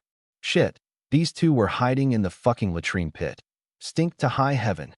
Grandma, Grandma, the little girl wailed, thrashing, but she couldn't break free. How do we split him? 1 old, 1 young. I'm 2 points off leveling up. Let's off one first. Tattoo Man tossed the old woman on the ground. Both her legs were gone from the knees down. Shaon, don't be scared, Grandma's here. Thud. Tattoo Man kicked her. This one's mine, called it. The little girl beat at Black Jacket. Let me go? Don't touch my grandma. Black Jacket clamped a hand around her throat. Shut up. Baldy panicked. Don't choke her to death. She's mine. I need the points to unlock an ability. Black Jacket sneered. Whoever grabs M keeps M. He squeezed, crack. The little girl's cry cut off instantly, her head lolling to the side. Shaon. The old woman howled and clawed forward, snot and tears smearing her face. She hadn't crawled far before Tattoo Man stomped down on her back, a hammer now in his hand. Old hag, I'll send you to join your granddaughter. Before the hammer could rise, Rararg, a monstrous roar. The demon god Lamishtu came charging out. Oh fuck me, where'd that thing come from? Black Jacket flung the girl to the ground and backpedaled. Back in the thicket, Minghui sat cross-legged, murmuring. To save one life outweighs building a 7-tiered pagoda. Smite the evil, uphold the way. Tattoo Man gritted his teeth. You two hold it off? I'm finishing this old bitch first. The hammer came down, whoosh. An arrow split the air. Af! A shriek. The man's forearm. His arm got shot clean off at the elbow. Enemies. The tattooed man shouted, then collapsed into a puddle of goo, turning into a slime. Black Jacket and Baldy were locked in a fierce fight with Lamishtu. Baldy had transformed into a hulking mass of muscle and was charging in. Black Jacket had morphed into a giant black bat, swooping low, slashing with talons and fangs. Meanwhile, that puddle of goo, the tattooed man, slowly split into 2 blobs. 2 seconds later, they became 2 tattooed men, arms fully healed. Holy shit, this fucker does cell division. The old woman crawled over to Xiao Han and cradled her, wailing. She'd survived losing both her legs just for this child. Now the child was dead. What was the point of living anymore? What are you waiting for? Get in there, kill them. I yelled over my shoulder. Thwip thwip thwip. 3 arrows all flew at the black bat. 2 massive wolves leapt from the bushes, flanking the muscle-bound Baldy from left and right. I strode out casually and called to the 2 tattooed men. Come on then, both of you at once. This time I had 2 axes. These animals. I was going to hack them to pieces. Fuck your mother. You think I'm scared of you? Both tattooed men charged from either side, swinging their blades. Come on, chop right here. I stuck out my head, clang. Their blades curled at the edge. Didn't even scratch me. You actually swung at me. I brought my axe down, splitting one straight from skull to spine, cleaving him in 2. Arg. 1 tattooed man collapsed. The eerie part? The 2 have slowly began to fuse back together. Damn, still trying to come back to life? Sumi. Sumi swung her staff. White light flashed. A burnt stench filled the air. The 2 halves twitched violently like they'd been electrocuted, but still tried to merge. I spat on the ground. Kid, go ahead, split again. Let's see it. The tattooed man staggered back 2 steps, panting. Brother, let's talk this out. Talk my ass. Today you die. I laid into him with the axes, hacking wildly. He couldn't get through my defense anyway. Over on the other side, thud, the black bat hit the ground. Louis's 3 arrows hadn't finished it off, and it dove to counterattack her. A werewolf snagged its talons and yanked it out of the air. It crashed down hard, dazed, wings just starting to flap, when a bearfang arrow came flying in. Headshot. Lu Yi, plus 5 points. The moment the black bat died, Baldy turned to run. But after only a few steps he stopped, then slowly began walking toward the tattooed man, muttering, "Kill him, kill him." Lamish's eyes glowed green. Baldy was under mind control. Too bad. Those 5 points from the tattooed man were mine. Baldy, are you fucking crazy? What are you, GLRK? I hurled an axe. It sliced clean through Baldy's neck. Dikuin, plus 5 points. Relax, I won't let him kill you. I'll kill you myself. You're worth 5 points. Big bro, let's talk this out. Whack! I swung my axe down, but the tattooed guy dodged it. He seemed even quicker after splitting. But he had nowhere to run. 2 wolves, Lamish 2, and Louis's arrows had him surrounded. He rolled on the ground and grabbed the old woman still cradling the little girl's corpse. Back off. Come any closer, and I'll kill her. You've really lost your damn mind. I sneered. My right arm shot out over 3 meters, snatched him by the collar. Get over here. The instant I yanked him toward me, he gritted his teeth. Blade flashed. The old woman's head hit the ground. Motherfucker. Still committing sins on your way out. I slammed a fist into his gut. The tattooed man laughed. Even if I die, I'm docking you 5 points. Ha ha ha. Ma lu ji bai. I smashed him into the dirt and brought the axe down across his midsection. 2 halves. Let's see you split now. 1 chop, 2 chops, 3 chops. Enough. You've minced him into filling, Louis frowned. Dikuin, plus 5 points. I'm worried he'll come back. Punk's built like an earthworm. Squad wiped. All members of the 1 King 4 Queens squad plus 10 points. Severed limbs littered the ground. No one was happy, especially over the little girl. So young, and this is what happened to her. Kuin, bury the grandmother and granddaughter, would you? Wei Ting said, unable to bear it. Ba. Ming Hui put Lamish 2 away, pressed her palms together, and knelt down. She straightened the girl's head. Let the lamp guide your way. May you swiftly reach paradise. I picked up the old woman's head. Ming Hui, guide her soul too, would you? Just as I was about to place the head back with the body, an aged voice rasped out. Thank you, young man. Holy shit. I flinched and instinctively flung my hand. The head flew off into the distance. Pure reflex from being spooked. Wei Ting walked over to check. The old woman's eyes were open, her expression normal. Even reduced to just a head, she showed no sign of dying. Old lady, you're not dead. Girl, I don't know either. Ming Hui carried the head back and set it beside the body. Piece by piece, the old woman explained. Their squad had been keeping a low profile, digging a cellar beneath a shelter to hide from the disasters. Last time, we hadn't spotted them because the 2 of them were hidden down in the cellar. Her ability was, as long as her brain didn't die, she couldn't die. The little girl's ability was turning wood and stone into food. 5 days ago, the Flame and Steel Blade duo found their camp and set it on fire. 3 of them were hacked and burned to death, leaving only the grandmother and granddaughter. Flame Man couldn't bring himself to finish them off, but Steel Blade Man was pissed and chopped off the old woman's legs. They took all the tools too, so the 2 of them couldn't even cut down a tree. Then the tattooed guy's squad found. They were coming. The Black Bat's ultrasound had picked them up all the way down in the cellar. I'm just a lonely old widow. When I met little Han, I treated her like my own granddaughter. Now that she's gone, I want to go too. Sister, please, help me. Her severed head actually smiled. I don't want to live like this, neither human nor ghost. Last I remember, I took sleeping pills at the nursing home and died. Who knew I'd end up in a hellhole like this? Hell, probably. At least there's a Buddhist sister here in hell too. With that, she closed her eyes and said nothing more. Ming Hui shook her head, her expression grief-stricken. Elder, this humble nun cannot possibly do it. Louis said, let me. I stopped her at once. It's the old woman's last wish. Why steal it from her? Wei Ting was watching Ming Hui. Not acting was hardly compassion, but acting violated Buddhist precepts. A dead end either way. Ming Hui closed her eyes and chanted, and Wei Ting placed the dagger by her hand. Sister, do you want me to keep living like this, in shame, neither human nor ghost? I beg you, let me die. Thunk. The dagger sank into the old woman's temple. No spray of blood, not even a single drop. Ming Hui, plus 5 points. for wiping out the entire squad, all members of the 1 King 4 Queen squad, plus 10 points. Umatba. Ming Hui's hand was trembling. She had finally broken the precept against killing. Around 9 o'clock, I dug a pit and buried the grandmother and granddaughter together, planting a wooden marker, grave of Granny and Little Han. Outside the camp, in the tall grass, everyone ate a little. Wei Ting said, "Let's see if we have enough points to level up." 2 squads wiped out in one morning, 20 points in rewards. Di Kuan, 37 Lu Yi, 34 Ming Hui, 35 Shui Kaidi, 34 Sumi, 30 Wei Ting, 22. Mealy's had 0 points and stamped her foot in frustration.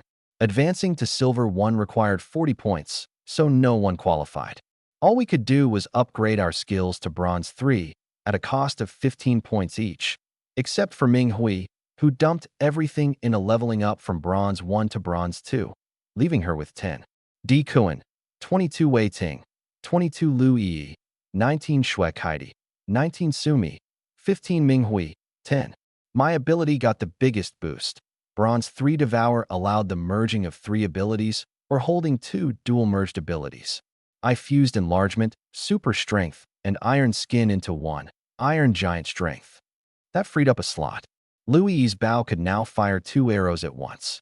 Sumi's Divine Light could heal illness, cutting down our need for herbs. Shui Kaidi's Werewolf transformation gained attack power, night stealth, and regeneration, like Wolverine. You all have powers. Why don't I have anything? Mealy's complained. You run faster than Bolt. From now on, you can carry me when we run for our lives. Wei Ting laughed. I don't want to run. I want to fight with you guys. I don't want to be dead weight. Did you forget? You stomped one guy to death with a high heel. Just do that again whenever you run into someone. Lu Yi gathered up the scattered arrows. All right. Wait for the second location broadcast at noon, then we'll find the next target. This was the killing game. 7 days of unending slaughter. Last one standing wins. This game is basically Battle Royale. Wei Ting lit a cigarette and squinted at the sun. The sun was climbing higher. Almost noon. I sat on a rock and said coldly, it was always a Battle Royale. Surviving in another world is a Battle Royale. The game masters just want us dead faster. Without the killing game, disasters like tidal waves and cold snaps would be nothing. But if players ever teamed up, the masters would be finished. That's why they force us to slaughter each other. Ding. Location broadcast. Noon. The wristband buzzed. I opened the map immediately. Of the 20-something red dots from before, 5 or 6 had vanished in a single morning. The area around our blue dot was empty. The nearest red dot was still 20 kilometers away. East. Kill anyone we meet. I took point with Wei Ting at my side. Katie and Sumi were 5 or 6 meters to the left. Lu Yi and Mealy's on the right. The nun Ming Hui brought up the rear. Spreading out was our defense against ambushes. Tingjia, if we were the team out east, what would you do? I'd come hunt you. I laughed. Same. Katie, shift, take point on scouting. We pushed east, crested a rocky slope, and a dense forest spread out before us. Finally, some trees. I pulled out both hatchets. Forests are perfect for ambushes. Katie and Tingjia flank left and right. I'll take center, arrow formation. Sumi and Yi in the middle, Mealy's and Ming Hui at the rear. Call in your positions constantly. Wei Ting nodded, shifted into wolf form in an instant, and bounded off to the left. Meanwhile, on the far side of the forest, another 5-man squad was hesitating. All 5 were crew-cut, round-faced, bearded fatzos in white socks, with a hungry look about them. Their nicknames ran from Bear 1 to Bear 5. What if there's another team in the woods? Kill M, obviously. I don't like the woods. I'm a happy little bear. Baby, I'll keep you company tonight. No good. I want Bear 2 with me tonight. Sorry, I'm with Bear 3 tonight. Fuck, you're all morons. Bear 1 lit a cigarette, then crushed it under his heel. Enough bickering. Back to camp. The bears cheered up instantly and set off westward hand in hand toward their camp. Our squad moved slowly through the dense forest, the 2 werewolves constantly sweeping the air for scents. The woods stretched a full 5 kilometers, and by the time we emerged the sun was low. False alarm. Let's rest a bit. 6 o'clock, another position check-in. Wei Ting chewed on her rations. Kuan, what if we split the team in 2? On the map, we'd show up as 2 dots. We report in. then regroup. It'd throw the enemy off. I mulled it over. Doable, but not at night. We'll try it tomorrow in daylight. Hey, E, where are you going? Louis trotted off toward the south side of the woods. Bathroom, bathroom, no peeking. She ran 40 or 50 meters out, dropped her pants, and just as she squatted down, there was a cigarette, but right in front of her. A cigarette, but meant people. She yanked her pants up and bolted back, the butt pinched between her fingers. Someone's out there. Everyone snapped to alert. Even Melis lifted her stiletto heels. Color hasn't faded, just stubbed out. Sole patterns a man's sneaker. Waiting leaned in for a sniff and smiled. It's them. Who? Squad 10. There's lip balm on the butt. What guy uses that? I scratch my head. I do. 2 points a stick. You'd shell out for that. Nope, not worth it. For 2 points, I'd rather buy a pair of black stockings. Gee, thanks. Louis shoved me. Squad 10 isn't weak. Anyone with the guts to unleash a Lamish 2 is no pushover. Leaving them alive is trouble waiting to happen. This fight's unavoidable, but I don't want a head-on brawl. 6 o'clock hit. A third of the red dots on the map were already gone. That many dead on the first day was normal. The nearest red dot was 6 or 7 kilometers east. Another sat to the southeast, less than 3 kilometers from Squad 10. I grabbed a stick and started sketching a map in the dirt. Meeting. Another meeting? You getting addicted? Louis grumbled as she crouched down. Minghui and I take them head-on. Sister Ting and Katie handle assassinations. Yi does long-range sniping. What about me? Melis whined. You're fast. Whoever gets hurt, you grab them and hand them off to Sumi for healing. Such a noble job. Only you can handle it. Melissa's eyes brimmed with tears. Combat medic. So freaking glorious. No rest. We move now. Dinner at their camp. Night in the other world. During the calamity period, even the moon and stars vanished, leaving pitch black. Inside Squad 10's shelter, 5 bears were roasting fish for dinner. They'd even blown points on a proper pot. Out of rice. We'll go loot tomorrow, Bear 3 said. Loot who? There's only 2 squads nearby. Might be they'll come at us tonight. Let them come. Bear 2 wiped his mouth. I'll go wash the pot at the pool. I'll come with you too. Bear 1 slung an arm around Bear 2 and they headed out. Bear 4 was a sensory-type Esper, a 500-meter radar. Bear 5 was about to step out to light the fire pit when Bear 4's eyes snapped open. Incoming. 4 of them. 2 straight ahead, 2 flanking left and right, moving fast. Notify the boss. Bear 1 and Bear 2 had just finished washing the pots by the pool and were heading back when they heard the shouts from inside the shelter. Bear 1's eyes went wide, and a tingle shot up from the soles of his feet. A massive vine had coiled around his leg. The fuck? In an instant, a huge black bear appeared. This guy really could turn into a bear. Power maxed out. One lift of his leg tore the vine up by the roots. Let's go, the giant bear roared. That roar startled me. Had Katie made her move? No, that didn't make sense. She wouldn't act rashly without my order. Katie was baffled too. She had crept up close to Bear 1 and was about to observe when the giant bear came charging past her, roaring, straight toward the slope. There was another squad on the slope.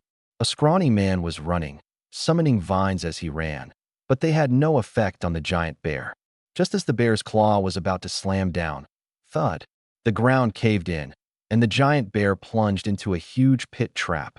The scrawny man was light enough to cross safely, but the 2 or 3-ton bear crushed right through. Vine Man immediately pressed his palm to the ground, and vines exploded up inside the pit, binding the giant bear. The fuck, boss? Bear 2 rushed forward, waved his hand, and 4 pitch-black ghosts flew at Vine Man. At that very moment, another black giant bear appeared behind Vine Man, raising its claw high and swinging straight down at his head. Katie instantly understood who this bear was. The entrance to the shelter was chaos. Lamish to grinned savagely as she swung her twin serpents, but 2 flying hands were circling her, hacking wildly. This was Bear 5's power, 4 hands that could fly around freely. 2 harassed Lamish 2, and 2 harassed me. These 2 hands couldn't hurt me, but they were disgusting as flies. When I tried to walk, they grabbed my feet. When I hacked at them, they blinded my eyes. And I couldn't touch Bear 5's actual body, so I couldn't even devour his ability. Lamishta tried to seduce Bear 5 with her mind control, but Bear 4's radar seemed to grant immunity to mental attacks. which was exactly why Bear 5 was standing guard at the entrance. Shoot him. Louis had already drawn her bow and was about to loose. She glanced down. Fuck. A swarm of huge rats had climbed up her calves, their two big front teeth gnawing at her yoga pants. Ah! Louis screamed and bolted. Sumi was scared into running toward me too, waving her staff to flash restorative holy light and drive the rats off. The light could repel them but couldn't kill them, and it was incredibly draining. The situation was deadlocked. Ming-Hui had her eyes shut, chanting sutras. The time remaining on Lamishta's summon was ticking down. Once it passed half an hour, she'd be finished. Mealy's, at the far back, was glancing around. Who's hurt? How is nobody hurt? Up on the slope, a giant claw slammed down on Vine Man, and his head flew clean off, 20 meters through the air. Waiting. Points +5. Boss, are you okay? Bear 2 approached the pit with his ghosts. The boss had clearly fallen in. How could he be? Came out just like that? But that's Bear 1's exact appearance. Number 2, get back to camp. They've got accomplices, the others can't hold out. I'll handle things here. Wei Ting rushed up to Bear 2 before he could react.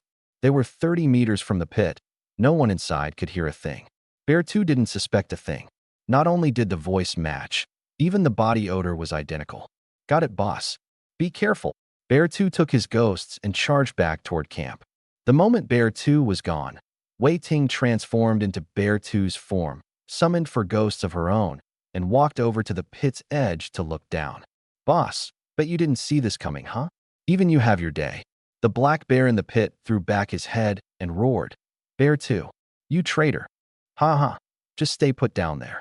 Wei Ting strolled off whistling, waving to the sky. Katie had been shadowing her the whole time. Down in the pit, the giant bear was thrashing wildly. The vines were already starting to fray. Katie, there's at least 2 squads out here. The vine guy belongs to a different one. They've got fewer than 5 people, and they're going for 1 and 0 too. Let's go, back to camp. Wei Ting shifted into Katie's form, then instantly turned into a wolf, dissolving into the night. Back at camp, Louis had been startled by the rats, and Sumi was driving them off with flashes of light. Louis finally had a free moment, and she loosed an arrow straight at Bear 5. The arrow flew fast, but the 2 flying hands were faster. Practically at light speed, they snatched it from the air, less than 10 centimeters from Bear 5's face. But that gave me my opening. I whirled my twin axes and charged in. An axe swung down at Bear 5's face. Right before it landed, a flying hand clamped down hard on the handle. I couldn't split him open with one blow. Fuck you, wanna arm wrestle me? My strength ability was no joke. I braced both hands and drove that axe down with everything I had. Bear 5 couldn't hold. In raw strength, he was no match for me. Whoosh. The axe came down with a howl of wind, and crack, hit nothing but dirt. The flying hand was slick. It just dragged its owner clean out of range. I watched my own 2 hands fly around behind me, grab a fistful of my shirt, and physically haul me back a good 2 meters. The rats are back. Louis shrieked from the side. I looked at the nun, Ming-Hui, and shouted, have Lamish to toss the pythons out. Perfect counter for rats. At the word, 2 pythons launched into the air. The moment the rats saw snakes, their bloodline instincts kicked in, and they scattered in every direction. Those rats were definitely summoned by someone. Bear 5 had the 4 flying hands. Bear 4 had sensing. Could Bear 3 be the rat summoner? Or was there another squad member? With the pythons in position, Louis's hands were free again. She drew her bow and shot straight at Bear 5's head. Let's see you catch 2 at once. This time she loosed 2 arrows in one shot, one high, one low. Bear 5's flying hands were quick. They caught the high one. But the low one. Arg! Bear 5 clutched his crotch. A howl. Blood ran down his thigh. Motherfucker. Even if I wasn't gonna use it, you didn't have to chop it off. I'm gonna strangle you, you bitch. For flying hands lunged straight at Louis. I snatched up 2 axes. Your time's up, tentacle freak. Turtle axe style. Wind it up and let it rip. Number 4. Mind control him. Bear 3 shouted. The axe froze mid-swing. 1 second. 2 seconds. Dekuin. SAN plus 100. Dekuin. SAN plus 100. Dekuin. SAN plus 100. The rush went straight to the bone. My SAN shot up like an endorphin overdose. Bang. Close enough. 1 axe came crashing down. Bear Five's head split open like a busted watermelon, white pulp spraying everywhere. Dikuin, plus 5 points. Bear 4 went pale. You weren't controlled? My whole body felt light, my head crystal clear. Anyone who tries to control me ends up dead. Same goes for you. I raised the axe, then a chill hit my back. I looked down. My calves were frozen to the floorboards. Bear 4 let out a long breath. Fuck your grandma. Bear 3, you're finally here. I smiled. I'd missed out on the firepower last time. This time I wasn't letting the ice slip away either. Swallow it, and I'd be a dual-wielding ice DK. Feet frozen, hands still free. Both of my arms stretched out, growing longer and thicker, and I swung at Bear 4. Help! SHHK? The long arms froze in midair too. Under freezing conditions, the strength power was useless. The human body is 60% water. Doesn't matter how strong you are. Bear 4 sneered. You're done. Outside the camp, Louis had nearly been choked unconscious by a flying hand. Thank God it vanished at the last second. My bad. I'd been too busy basking in the SAN rush. Sumi helped her up. The cabin. It looks like it's iced over inside. Save him. Louis knocked an arrow and loosed it at Bear 3. Bear 3 stood behind me, a long ice spike forming in his hand, sharp as a sword. The arrow struck the ice armor on his body and bounced off. Louis slapped her thigh. Bear Fong arrows aren't cutting it. I need wolf Fong arrows. At the same moment, Sumi's holy light washed over me. Crack. The ice sheared off, and I could move again. Bear 3's ice spikes came stabbing in. Thud, thud, thud, slamming into my back. Against my steel skin, they might as well have been nothing. Bear 3 froze, thinking Sumi's holy light had made me immune. Anyone who's run WoW arenas knows. Kill the healer first. Bitch, I'll kill you. The ice spike in his hand condensed into a javelin, and he hurled it at Sumi. Too bad his aim was off. In a tenth of a second, Louis's arrow tore through the air. Ice shards scattered, and the spike was pinned mid-flight. Just as Bear 3 drew his hand back. In an instant, he felt someone hugging him from behind. A man. Heavy, ragged breathing. Bear 3 whipped his head around to look at me. You trying to do? I'm trying to kill you. How about we finish the fight first? Heh. 3, 2, 1. Ding. Ability Devour successful. Acquired Winter's Chill, S rank. User can manipulate frost and ice. Consumes moisture. Finally devoured in S rank. Hey, where'd my ability go? Bear 3 stared blankly. Give me back my whip. An ice spike drove straight through his forehead and burst out the back of his skull. Blood mixed with meltwater dripped and pooled on the floor. Dikuin, plus 5 points. Thanks for the ability. Why am I so thirsty after using it just once? Kuin, are you okay? Louis came charging through the door with Sumi in tow, just as a female ghost shot out of the shadows beside the doorway. A ghastly pale face, blood streaming from all 7 orifices, only an upper body, mouth split open to the ears. It lunged straight at Sumi. Ah! Sumi shrieked in terror, her crystal staff jabbing forward on pure instinct. Squelch. The staff punched clean through the ghost's face, and holy light erupted. Boom. The ghost was blasted into ash. Off in the shadows, Bear 2 clutched his chest as a mouthful of old blood spewed out. His 4 ghost specters shared a linked fate. Every time one died, he coughed up blood. Sumi's scream, ironically, ruined Bear 4's plan. He'd been about to burst out and seize control of the 2 women in the doorway to turn the tables, but he'd only made it a step and a half, just half a step short, when, startled by Sumi's scream, Louis's hand loosed an arrow on reflex. Whoosh. Dead on target, it punched right through Bear 4's throat. GK. A mist of blood sprayed out, and Bear 4 dropped dead on the spot. Louis, plus 5 points. Huh? Why'd I get 5 points? Bears 3, 4, and 5, all wiped out. That left only Bear 1 caught in the trap, and Bear 2, hiding nearby with his ghost specters, keeping Lamish tangled up. Squad 1 and Squad 0, all but annihilated. So what about Wei Ting and Shuekai? After stringing Bear 2 along, they hadn't killed Bear 1. The trap made it awkward. The 2 werewolves slipped into stealth to head back and reinforce the camp. 200 meters in, they suddenly stopped. An unfamiliar scent. Definitely not from Squad 1 or Squad 0. The 2 exchanged a single glance and understood. Wei Ting revealed herself as bait, while Shuek Heidi slipped into hiding, ready to deliver the killing blow. Since you're here, show yourself. Russell, Russell, a short, scrawny man dropped down from the tree. Buck teeth, ghost white face, around 40 years old, dressed in a security uniform with Security 002 stitched across his chest. You're a security guard? Wei Ting asked with a smile. Yeah, your eyes read something else. Missy, middle of the night, and you can still make out my number. That accent, you're from E province? Fellow provincials. Wei Ting started warming up to him. I'm from Zhengzhou, the capital. Don't ya? Scumbag, who the hell's your homeboy? Haha, you're just a security guard. So what if I'm a security guard? Security guards earn their keep with honest labor. I'm a guard and I'm proud of it. Shuai Katie, hiding in the shadows, was getting antsy. Sis, is this really the time for chit-chat? The guard jabbed a finger at Wei Ting. You, woman, what a scheming little mind you've got. Turn into Bear Big to trick Bear 2. Then turn into Bear 2 to trick Bear Big. Did you kill my brother Xiaotung? Wei Ting's teeth itched. Shut it. I'm not even married yet. Quit calling me woman.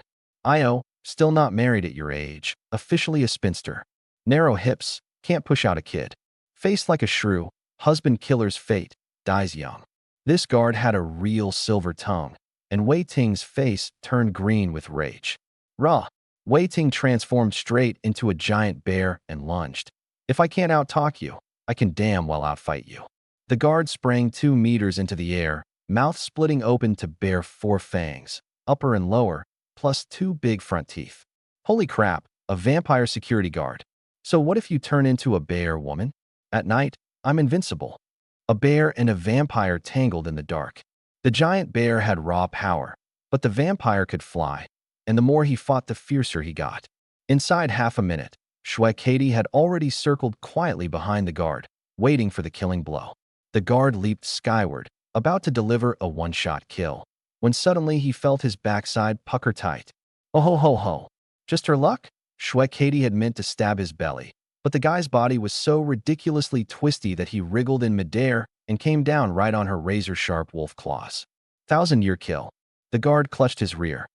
You have no martial virtue. Sneak attack. A wise dog doesn't take a beating it doesn't have to. He clutched his butt and bolted. Wei Ting instantly shifted into a vampire and shot skyward in pursuit. Shuai Katie didn't even mind that her wolf claw was filthy. She bounded after them. The 3 of them hadn't been running a full minute when, back at the pit trap, a giant bear clawed its way out of the rotting vines. Bear Big had broken loose. In the dark, the black bear glanced around. Bear 2, you traitor. He made straight for camp. Meanwhile, back at camp, Bear 2 was clutching his chest and running toward the pit trap. All 3 brothers were dead. He had to find Big Bro fast. Run while he could. Save your skin now, and you can rebuild later. The 2 bears rushed toward each other. Lu Yi, Su Mi, and I were hot on Bear 2's tail, with me out in front, my long legs stretched out until they were like 2 tree trunks. Bear 2 panicked and unleashed a ghost specter to block me. I brought my axe down, hit, but no real damage. Axe no good. Let's try freeze. The ghost specter came flying at my face. I sneered. Pfft. I hocked a glob of spit right at it. The wad of spit shot out and froze into an ice pellet midair, nailing the ghost specter. The thing was instantly frozen solid, and I swung my axe, cleaving it clean in half. Bear 2, clutching his chest. A mouthful of old blood sprayed from my chest. Lu Yi, behind me, whipped out a wolf-fang arrow and let it fly at Bear 2 with a thwip, only for another ghost wraith to jump in and take the hit for him. Of the 4 ghost wraiths at Bear 2's side, 3 were already dead. He could barely stand. Just then, Bear 1 came charging in, transformed into a giant bear. Bear 2 nearly burst into tears. Big bro, save me. Save your goddamn ass. Bear 1 slapped Bear 2's last ghost wraith, flying with one paw. Betrayal always cuts deeper than any enemy. But a summoned creature is loyal to its master to the bone. That ghost wraith would rather die than fail to protect him. Bear 1's blow didn't quite kill it, but it shattered Bear 2's heart. After all, those 2 were that kind of close. Bear 2 slumped to the ground. Big bro, I didn't do anything. A shaft of brilliant light came slashing down. It was Sumi. She raised her crystal staff, and its divine radiance reduced the last ghost wraith to ash. I hate things that try to scare me. Sue me. Plus 5 points. Bear 2 dropped dead on the spot. All that was left of the 1-0 squad was Bear 1, a lone black giant bear. The black bear didn't retreat. His eyes locked on Asumi. That woman had killed Bear 2. He roared and charged her, but hadn't run 2 steps before his feet were frozen solid. Bear 3? Where's Bear 3? Bear 1 panicked. Bear 3's dead. His ability's mine now. I stepped forward, lifting a fist of ice the size of a gas cylinder. I brought the fist smashing down. Bear 1 met it head-on with his claws. Crack! His forepaws splintered. The giant bear howled and collapsed, reverting instantly to human form. We lost. Do it. Bear 1 looked up with a simple, honest expression. Before I die, can you tell me which squad you're with? 1 king, for queens. Brother, you did nothing wrong. Those are the rules. Bear 1 laughed. So it really is the strongest squad. Go ahead. I bent down. You're a real man. Rest easy. Crack! His neck snapped. He died with a smile on his face. Maybe leaving this place was its own kind of release. Dikuin, plus 5 points. Wiped out entire squad, plus 10 points. I closed his eyes. Who can say any of us will make it to the end? Mealy's and Ming Hui came running over. Hubby, you okay? I'm fine. Where are Sister Ting and Katie? They headed east. Mealy's pointed decisively. Move. I took the lead, running east. A kilometer to the east, the vampire security guard could barely stay airborne. Wei Ting, chasing him, looked exactly like him. An eerie, uncanny sight. The guard gritted his teeth and stopped. No more running. Just you and me, one-on-one. Fine by me. Wei Ting agreed at once. The guard jabbed a finger at Shui Katie. She stays out of it. If I win, you let me go. Bring it. The 2 vampires tangled together, swinging wild haymakers at each other. In less than 5 seconds, Wei Ting locked him down with a death grip. Now, Kitty Shui leaped up, her claws ripping open the guard's throat. Blood sprayed across Wei Ting's face. You lied to me. Liar. The guard spat through the blood. Wei Ting smirked. Pretty women all lie. Don't fall for it in your next life. Kitty Shui swiped again, and the head hit the ground. Destroy the brain stem. Wei Ting shouted. Kitty Shui drove her claws straight into the guard's skull. Kitty Shui, plus 5 points. Full squad wipe, plus 10 points. 2 squads wiped in one night. Sister Ting. Louis's voice came from a distance. We ran over to Wei Ting and stared at the headless guard on the ground. Where's the head? Kitty chopped it off. Kitty Shui was frantically wiping her hands. She just shoved her wolf claws up the guard's asshole. Wei Ting said, barely holding back a laugh. Kunkin, stop it. I need to go wash my hands. Kitty Shui wailed. Take a breather here. We'll move once the 12 o'clock position report comes in. Wei Ting sat down. 2 squads down in one night. 9 men. I kicked 1 to death. How come I didn't get a single point? Millith complained. I got 35 points. I'm at 57 now. I had the highest. Wei Ting was at 47, Kitty and Yi at 44, Sumi at 40, Minghui at 35. Bronze 3 to Silver 1 required 30 points plus an upgrade gemstone, 40 points total. Everyone but Minghui could rank up. The instant I hit Silver 1, my body felt completely different. My hand-to-hand combat power jumped, and so did my stamina. On top of that, squads could now hold up to 10 people, the cap. Anything past that made it a full team. Before midnight, all of us except Minghui had reached Silver 1, and Minghui made it to Bronze 3. Sorry, I'm holding everyone back, Minghui said, face full of guilt. I had 17 points left. I bought an upgrade gemstone from the shop and handed it to her. Grab another 25 points and you'll catch up. We're not leaving any teammate behind. Minghui's summoning ability was too strong. Once she got hold of a few elite-tier summons down the line, she alone could carry half a squad. At midnight, the red light came on. The number of red dots on the map hadn't dropped by much. Only our squad was actively killing. The dots around us were sparse, and the closest ones were still pretty far off. We headed back to the base camp of squads 1 and 0, 2 kilometers away, and tossed the 3 bodies outside. These men actually kept the place pretty clean. After a full day of exhaustion, we collapsed and passed out. At 4 in the morning, I woke up thirsty. Using my ice ability burned through too much water. Millith was sprawled out cold, blonde hair spilling across the floor. There was no water inside, so I felt my way north in the dark for a few hundred meters, where there was a pond. Just as I was getting close, I noticed there was someone in the pond. I crouched down and crept forward. At 20 meters out, the figure suddenly transformed into a werewolf. Kitty, don't panic, it's me. Kitty Schwack climbed out of the pond. Cancel transformation. Kunkin, what are you doing here? I was thirsty. What about you? I came to wash up. Just felt dirty all over. She was sitting on a rock in nothing but simple underwear. How am I supposed to drink your bathwater? Well, I didn't know you were coming. I crouched down and scooped up a handful to drink. The water was actually pretty clear. It's fine, bathwater or not. Does it taste good, Kunkin? She asked, squatting down. A little sweet. Go to hell. She laughed and gave me a shove. I lost my balance and plunged straight into the pool. Help. I can't swim. I flailed around. I'll save you. Schweck Heidi dove in with textbook form, closed the distance in 2 strokes, grabbed my hair, and started dragging me towards shore. Halfway there, I grabbed her shoulder and planted my mouth right on hers. Schweck Heidi's eyes went wide. She saw the wicked grin on my face. You bastard. You tricked me. She shoved me off. I laughed and dove, cutting cleanly to the opposite bank. You swim that well, and you said you couldn't. Liar. She climbed out, tossing her long hair, her figure gleaming milky white against the night. Heidi, don't you get a lot of drag when you swim? I swallowed hard. Why don't you say buoyancy instead? Buoyancy means silicone.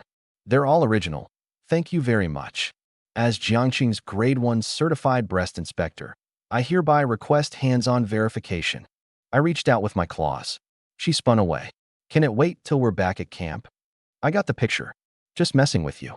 Heidi, how'd you get so good in the water? My home's right on the Yangtze, I said, sitting down beside her. Mine's by the sea. I'm from Zhanjiang. Never seen snow in my life. She lowered her head. I did 5 years of clinical training. There was this senior who chased me for 2 years, and last year I found out he was hooking up with a junior girl in the lab.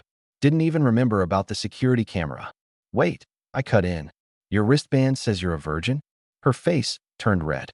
D. Kuan, what's that supposed to mean? You dated all those years, and you never. Not even a kiss. And you liar, just stole my first one. I was completely stunned. This big shot doctor looked like she couldn't care less about her body, and yet she'd saved her first kiss. I'm not stupid, and I have needs too, she said bluntly. I just wanted to save it for my husband.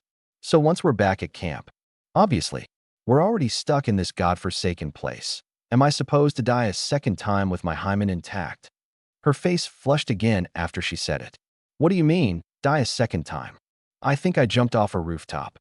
She shook her head. Hey, you two have no shame? Sneaking off for a rendezvous. Lu Yi had appeared out of nowhere, her face still carrying bloodstains. Katie, look what you're wearing. I just came to take a bath.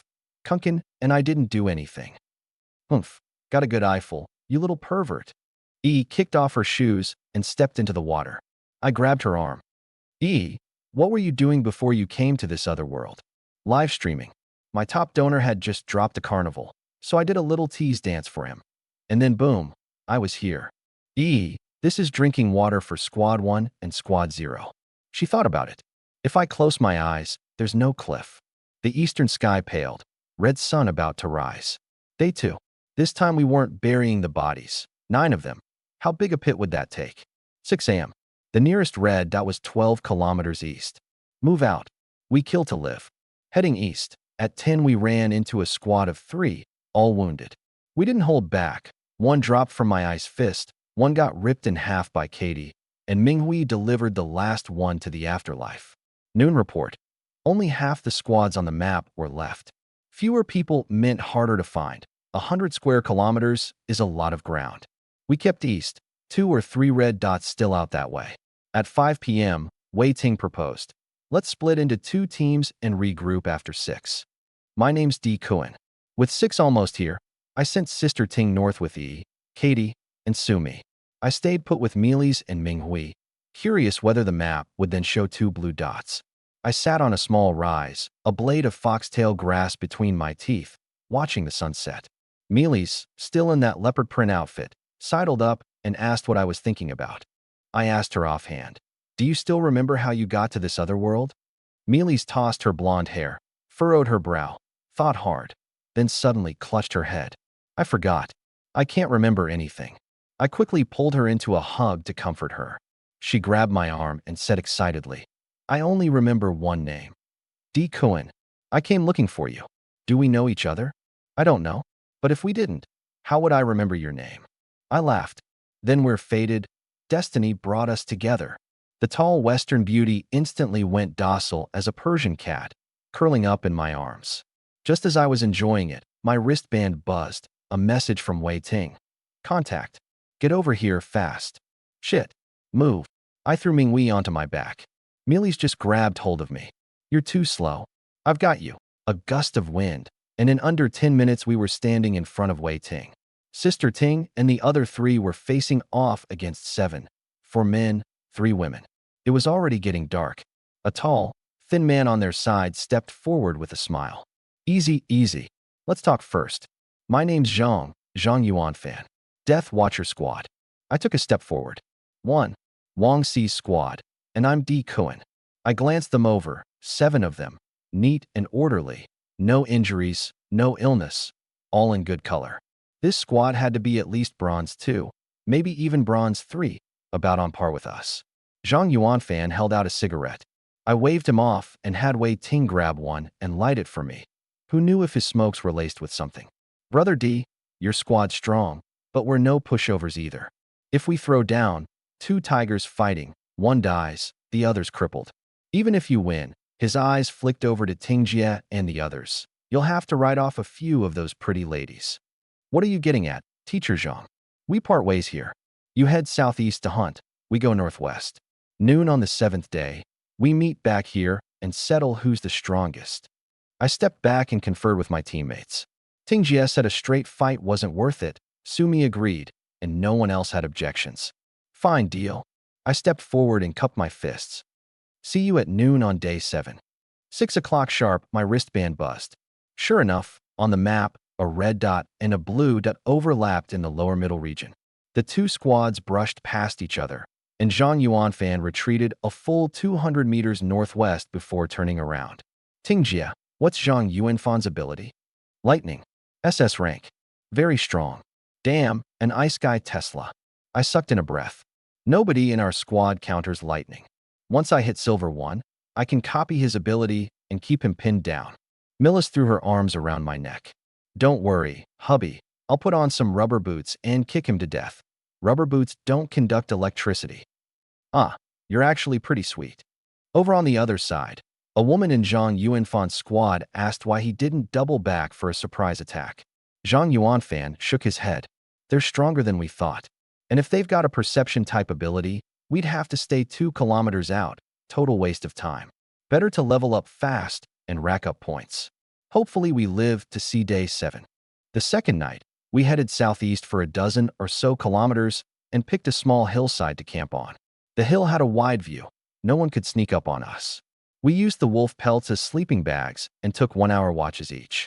I told everyone, if anything moves, wake all of us up. Don't act alone. As the campfire went up, I said I wasn't worried about being spotted. The sooner we handled trouble, the better. Past 10, everyone turned in. Minghui took first watch.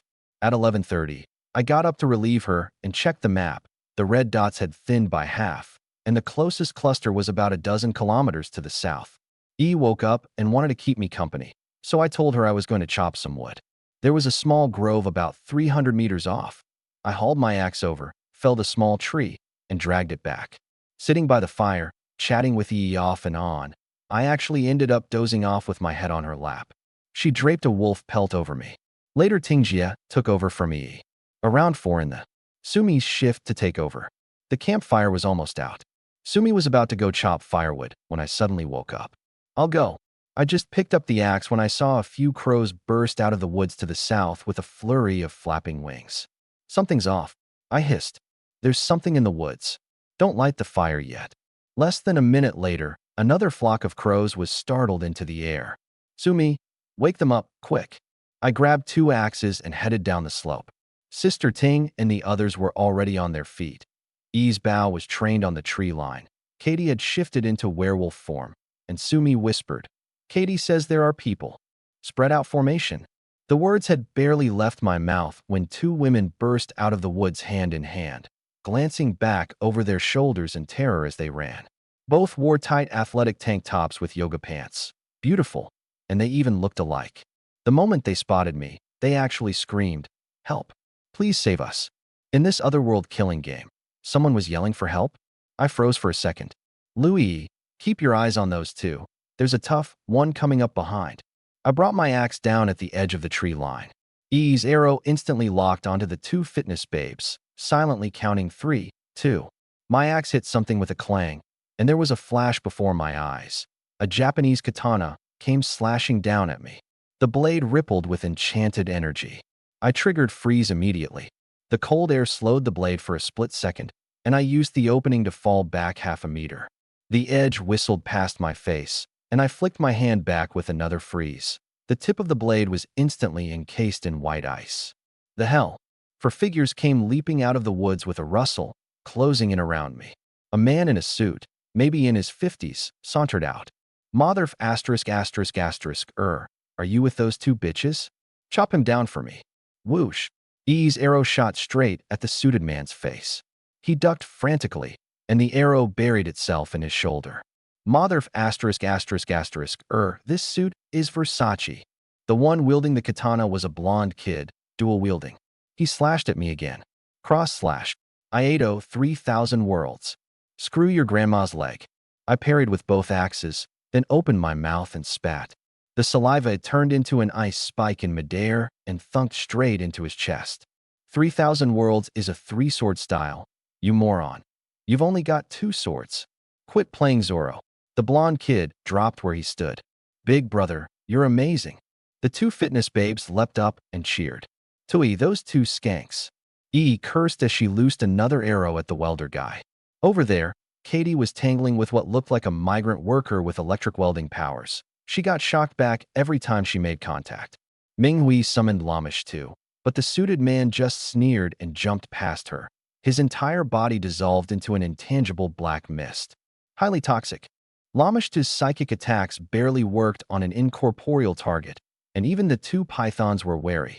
That black mist. Hey, the black mist is toxic. One touch, and you're dead.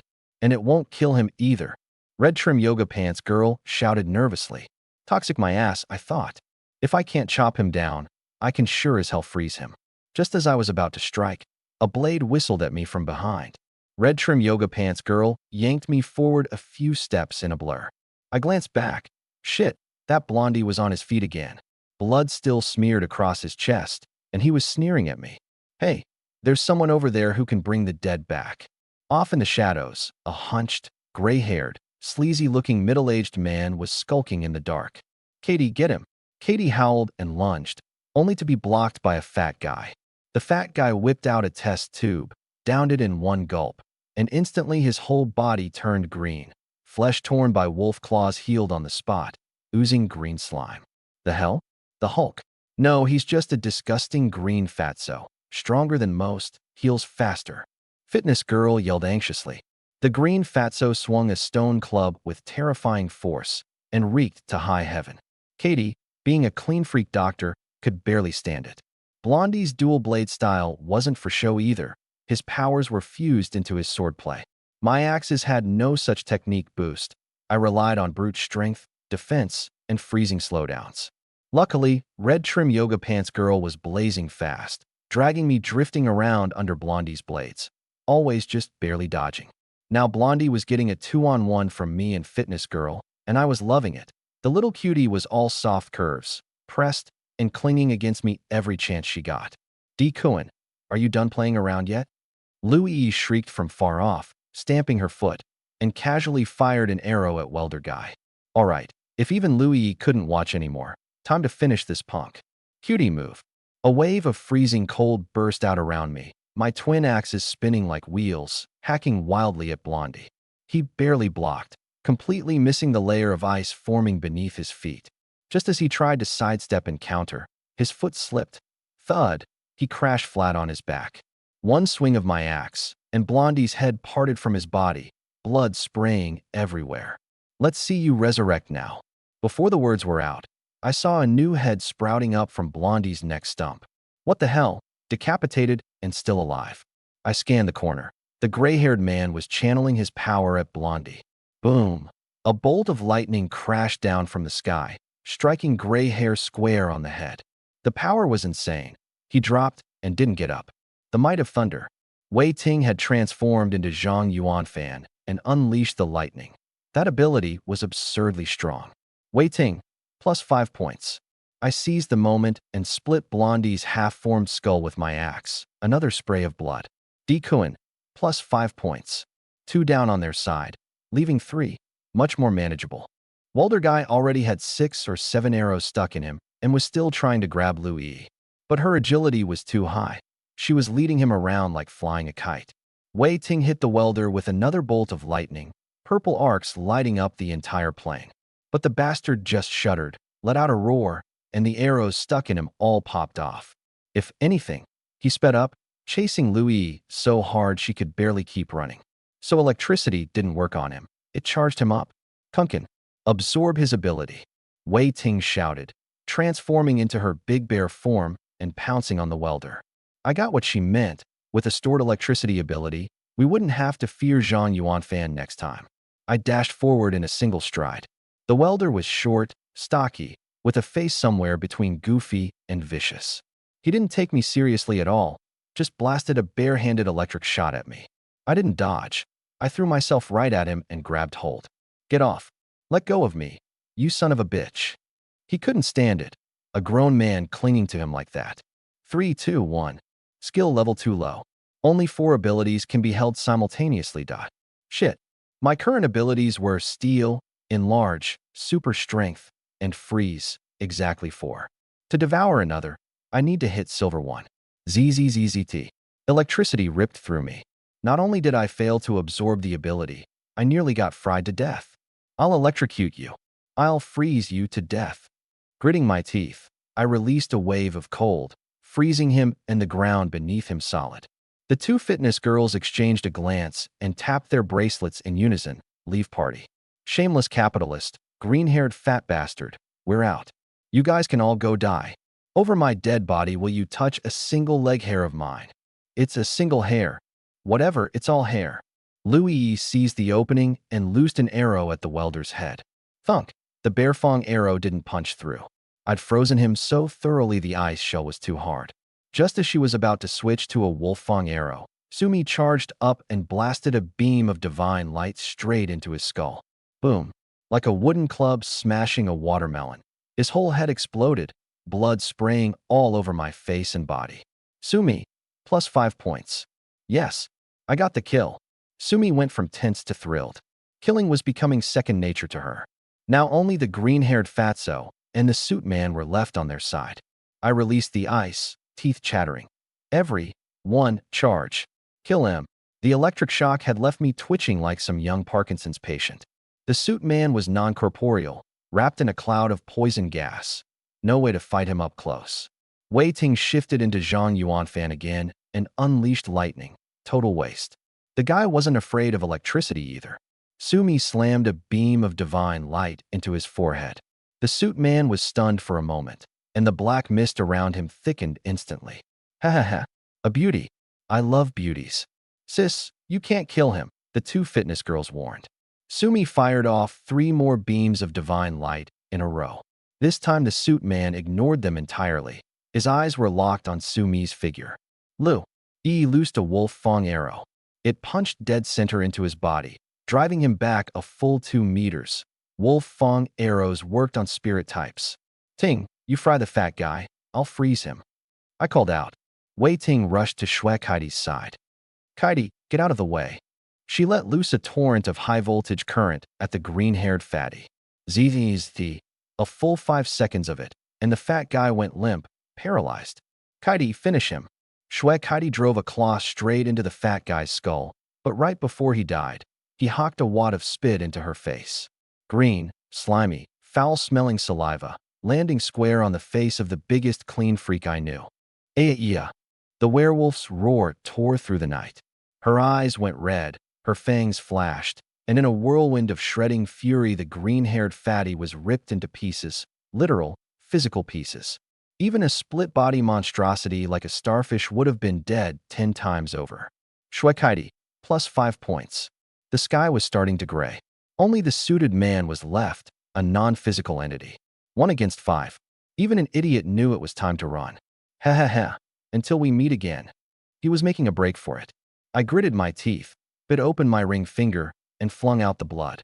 Blood ice wall. A crimson wall of ice erupted from the ground. But he was non-corporeal. He just phased right through it. Mister, you can't kill him. The 2 fitness girls ran over and grabbed my hand. You're bleeding. Louis saw this and nearly popped a blood vessel. Her own man hadn't even gotten her sympathy yet. She whipped out a sickly green arrow and let it fly. Thunk. The arrow passed clean through the suited man's body and burst into dark green ghost fire, engulfing him in emerald flames. This was the arrow that had once been shot into Baphomet's eye. It carried the blood of an evil god. Arg!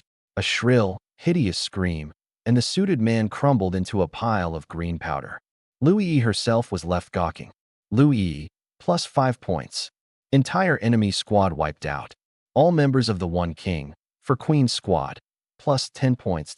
Damn, finally wiped out another squad. I shook out my hand. That shot was badass.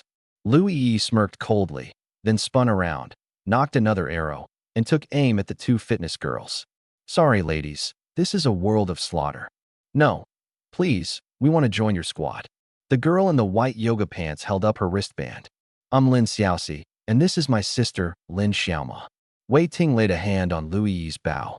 Let's hear them out first. She went over and checked their wristbands. Both were indeed marked as unaffiliated. Our squad's already full. Louis still wasn't having it. Not necessarily, I said, glancing at Minghui. You've got enough points to hit Silver 1, right? Minghui nodded. Combined with the upgrade gem I'd given her, it was just enough. She tapped to level up, and all our wristbands vibrated in unison. Ding. Squad upgraded to Silver 1. Squad member cap raised to 10. Yes. I throw a punch. Yep, Melissa, the bug, doesn't screw with leveling. Whether I take them in still depends on where these 2 girls come from. I have them pop their info. Lin Xiaoxi, 25, 90 E divided by 58 divided by 90, bronze rank 3, ability, can forge contracts with demons. The higher the level, the stronger and more numerous the contracts. SS rank. Assessment, fanatic devotee of Goetia, virginity intact. Bench press 60 kilograms. Lin Xiaoma, 24, 89D divided by 57 divided by 90, bronze rank 3, ability, hyperspeed. A rank. Assessment, long-distance running enthusiast who's never dated. Whoa, Big Sis is actually an SS rank contract ability. With power like yours, how the hell do you 2 not even have a team? The sisters told me what happened. Their squad had started out 5 strong. The tidal wave took out Granny. The anomalies took out Uncle. That left just the 2 of them and 1 older woman. The moment the slaughter game kicked off, they got jumped by the Suit Guy's squad. Suit Guy forced them out of their team, killed the older woman, then forced them to join his. He had his eyes on the girls' bodies. The arrangement was, Suit Guy and Fat Green Hair got Lin Xiaoma. Yellow Hair and Resurrection Guy got Lin Xiaoxi. Only Welder kept himself clean and quietly looked out for them. Last night they couldn't stand it any longer and slipped away under cover of dark. They were chased for 4 hours before stumbling, by dumb luck, right up near our camp. Please let us join. We won't hold you back. Lin Xiaoma stared at me with pleading eyes. Ding. Lin Xiaoxi, Lin Xiaoma, you must locate a squad within 12 hours, or you will be immediately eliminated. The cold, mechanical female voice rang out. Please, big sister, I'm begging you. Wei Ting looked at me. Your call. They're in. 1 more body means 1 more edge against Zhang Yuanfan. I took the 2 girls by the hand and worked my wristband. 1 king, 4 queens squad. Members added successfully, 9 out of 10. Both girls happily high-fived everyone. Louis wasn't thrilled about it, but if we wanted to survive, more hands were better. Everyone checked their points. Shwek Heidi 34, Wei Ting 32, Louis 29, Sumi 25, me 22, Minghui 0, and the Lin sisters at 10 each. 1 slot left, I said. We save it for someone strong. Heh, saving it for another pair of big boobs. More like, Louis muttered. Don't say things that hurt team morale. Wei Ting swatted her butt. Just work on a second puberty, Kunkin. I sighed, deadpan. Enough. Let's move. Rest, eat, and level up your abilities. It's only day 3 and squads are already dropping like flies. We headed southeast. The nearest red dot was still 10 kilometers off. No rush. A 9-person 1-king, 4-queen squad, stronger than we'd ever been. Through the woods, that familiar little river came into view. We followed it upstream. Back at our camp, everyone sat on the rocks by the river, eating and drinking. Upstream, Wei Ting and the others scooped up water to drink. Downstream, Shui Katie was scrubbing her face like a mad woman. That mouthful of spit had been slimy and rank, and she couldn't stand it. Honestly, if it hadn't been for that gob of spit, the green-haired fatty probably wouldn't have died so horribly. I was chewing on a block of roasted flour and honey, enjoying the view of Katie washing up, when Lin Xiaoxi came over. Di Kuan, could you turn the other way? The two of us want to wash up. It's been ages. I blinked. Go ahead and wash. What's the big deal? Look at Katie and Melis. They're having a blast. I glanced over. Katie and Melis were already down to just about nothing. Your squad's this uninhibited.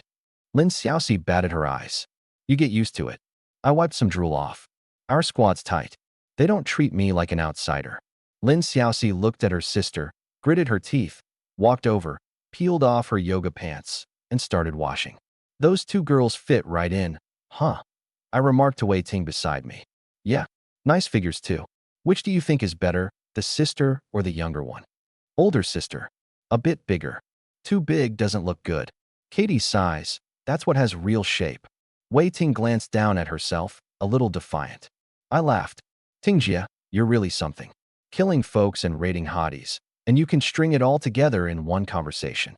Wei Ting slapped my shoulder. Things have come to this point. If you don't adapt, what else can you do? The most precious thing about people, it's their adaptability. We followed the river southeast. 3 more squads were waiting for me up ahead. On day 3 we didn't run into anyone. 100 square kilometer map with a dozen or so people scattered around. Finding them was a joke. We checked the position updates every 6 hours. The 3 squads to the southeast had dropped to 2, but those 2 red dots kept circling with us, always 7 or 8 kilometers off. We were getting close to the edge of the map. Step outside the frame, and you'd be wiped. On day 4, I made the call. Back to camp. The red dot at our camp had never disappeared, and only 1 red dot was left to the southeast. There were still 3 to the north. No idea if Zhang Yuanfan's squad was still alive. We spent half a day heading west along the river when we ran into another squad. They struck a negotiating pose and said their team was short 2 people, clearly trying to split us up. Splitting people up? That only works if you're strong. Ethiopia trying to split America? Ridiculous. Swap in a certain Eastern superpower, and it might not be so ridiculous. We wiped them out. I took 2 heads. Shui Katie and Lu Yi took 1 each, and the last one was left critically wounded by Katie. That badly wounded guy said he was a Buddhist and asked to die by Minghui's hand. Another problem thrown at Minghui. In the end, whether it was blood loss or whether Minghui actually did it, either way the Buddhist died at the hands of a nun. Late on day 4, we finally made it back to camp, somewhere near the home base. We'd only been gone 4 or 5 days, but it felt like 4 or 5 years. That house up ahead, that's your old place? Lin Xiaoxi tugged at me and asked. Yep. Roomy, huh? There's even a big bed inside. I raised an eyebrow at her. Save the flirting. Wei Ting cut in, circling around. Katie and I will scout ahead and see what's going on down there. No need. We've got numbers this time. Just surround the place. I glanced at the 9 people beside me. In my whole life, I'd never fought a battle with this kind of manpower to spare. You sure? Sure. Everyone goes in on the offensive. Let's move head down. The way home was familiar. Traces of our fight with the giant silver wolf were still there in the woods. Everyone made straight for the camp. The river was as clear as ever. And damned if there wasn't laundry hanging on the stone wall of the camp. Women's clothes, no less. Real clean freaks, huh? I pinched a half-dry piece between 2 fingers. Check this out, a micro mini. Louie curled her lip. XL, belongs to a fat chick. Rolls of belly fat, 3 layers deep. How can you tell? You blind? Look at how stretched out the belly is. I led to the door of the cabin and kicked it open. Everybody up. This is our house. Sleeping on the wooden bed Sumi had built with her own hands were 4 people, 2 men, 2 women, all around 40. One of the women was heavy-set, maybe 300 pounds. The 4 of them were jolted awake, dazed for a few seconds, then, incredibly, showed no will to resist at all. "Come on, do it. Don't hesitate," said a man with a buzz cut, expressionless. I stared at him. "Bro, who cut your hair like that?" That got a laugh out of him. He did. He pointed at a skinny guy next to him. The skinny guy stepped in front of the heavy woman. "I can cut yours too." "Kunkin, what's the situation?" Wei Ting came in with the others. "Nothing. Just ran into a Tony the stylist. Free haircuts." Wei Ting walked into the inner room. "They didn't fight back?" "Nope." I looked at the 4 on the bed.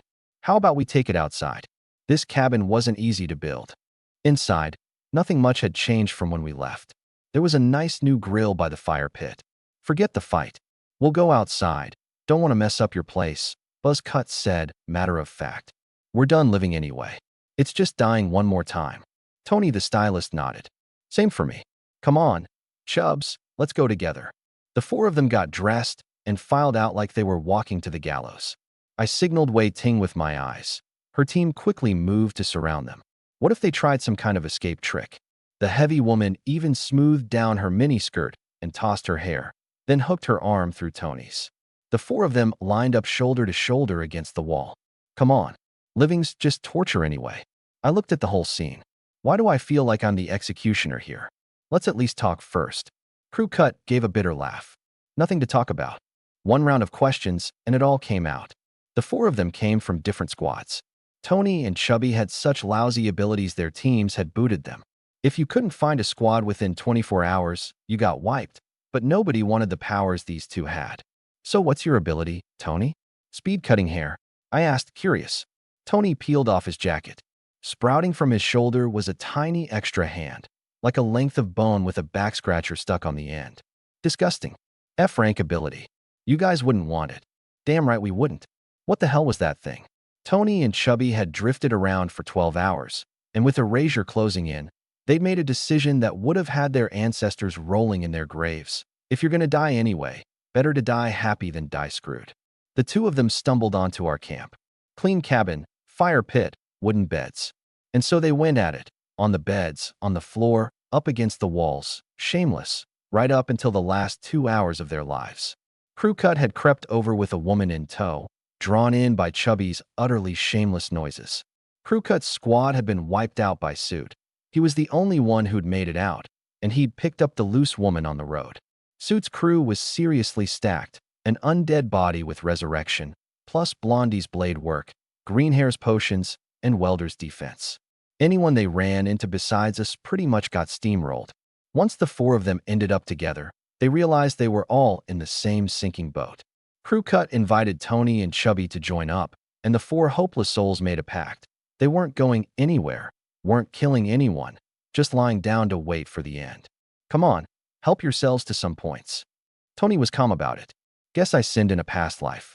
My wife took off with all my savings, ran up 400 grand in online loans in my name, and my shop got repossessed. Dying's fine. Thanks, Chubby. These 3 days beat 10 years of marriage." Chubby snuggled against him. "Same here." The way they looked at each other, I swear I saw actual sparks of love. "So what's the play?" I pulled Wei Ting aside. "Have them off themselves, or do we do it?"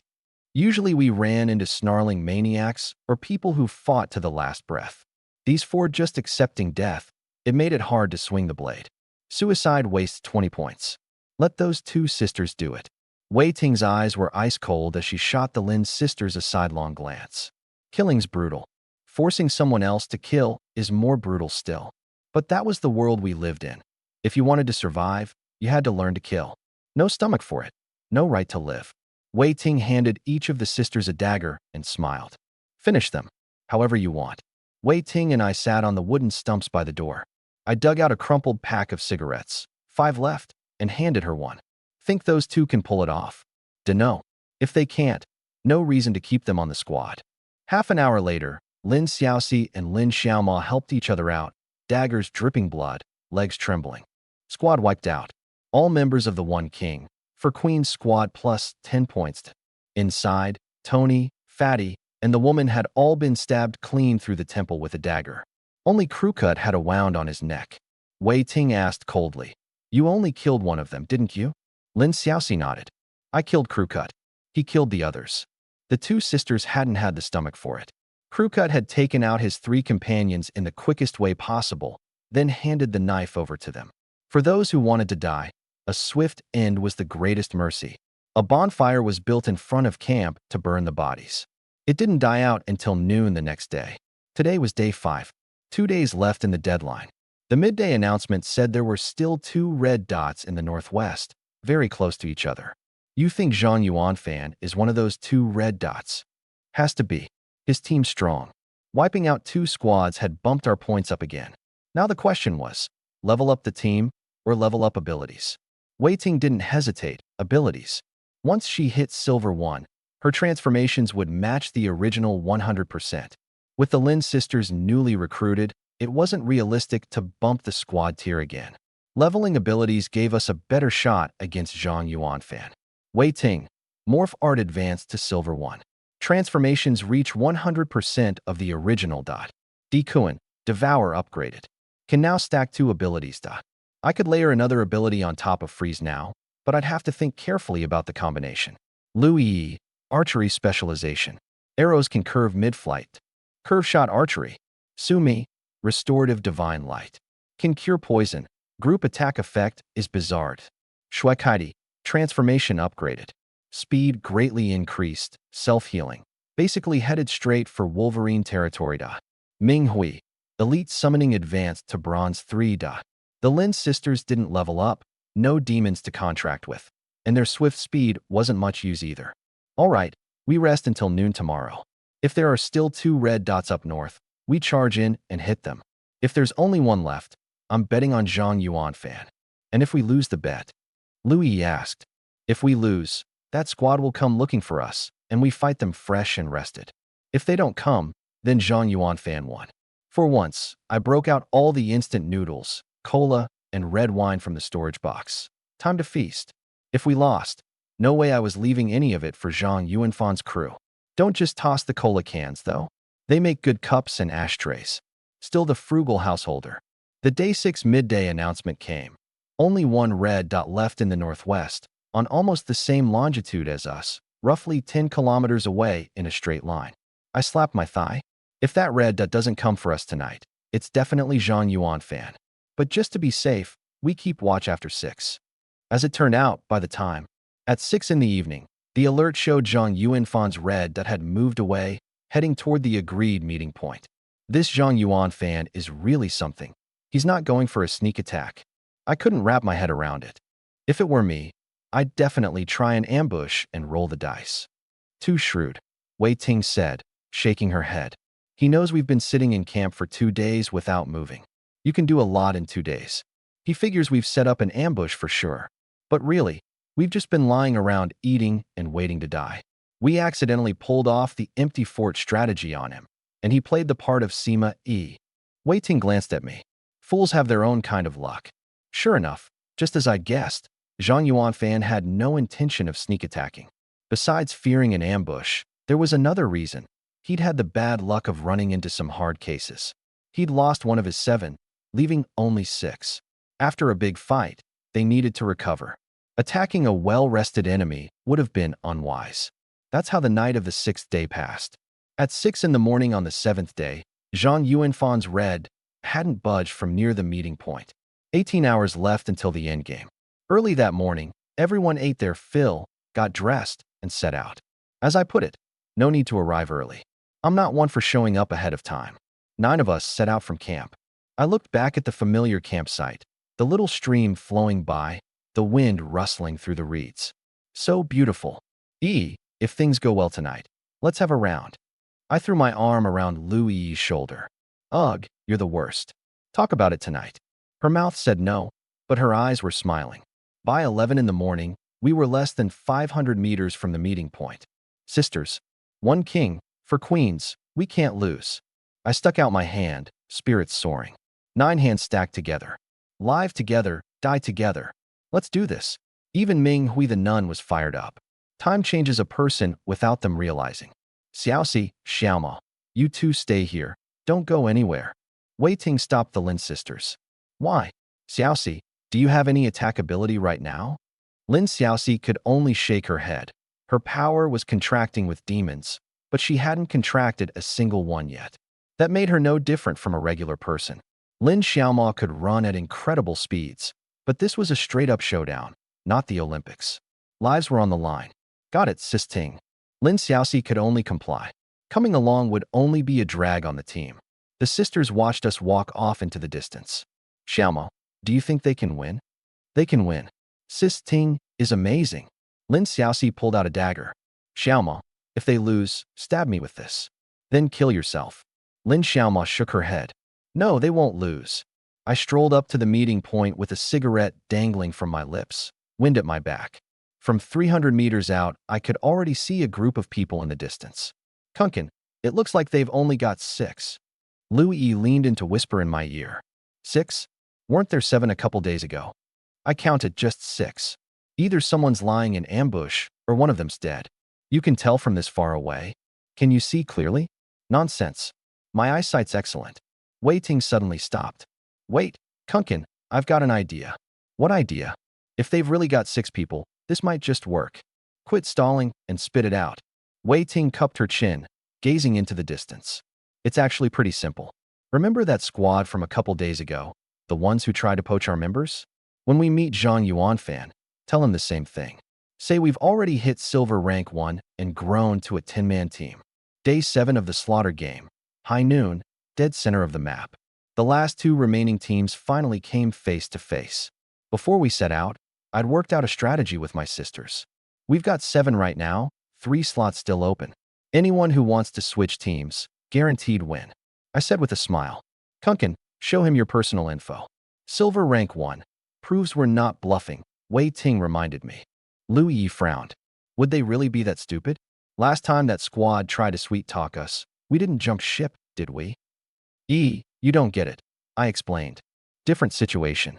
Back then we were weak and they were strong. No chance of poaching us. Now we're the strong ones and Zhang Yuanfan's weak.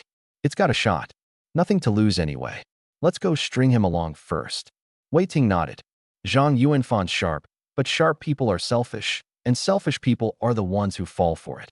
Cigarette in my mouth, I sauntered forward alone, my sisters staying behind.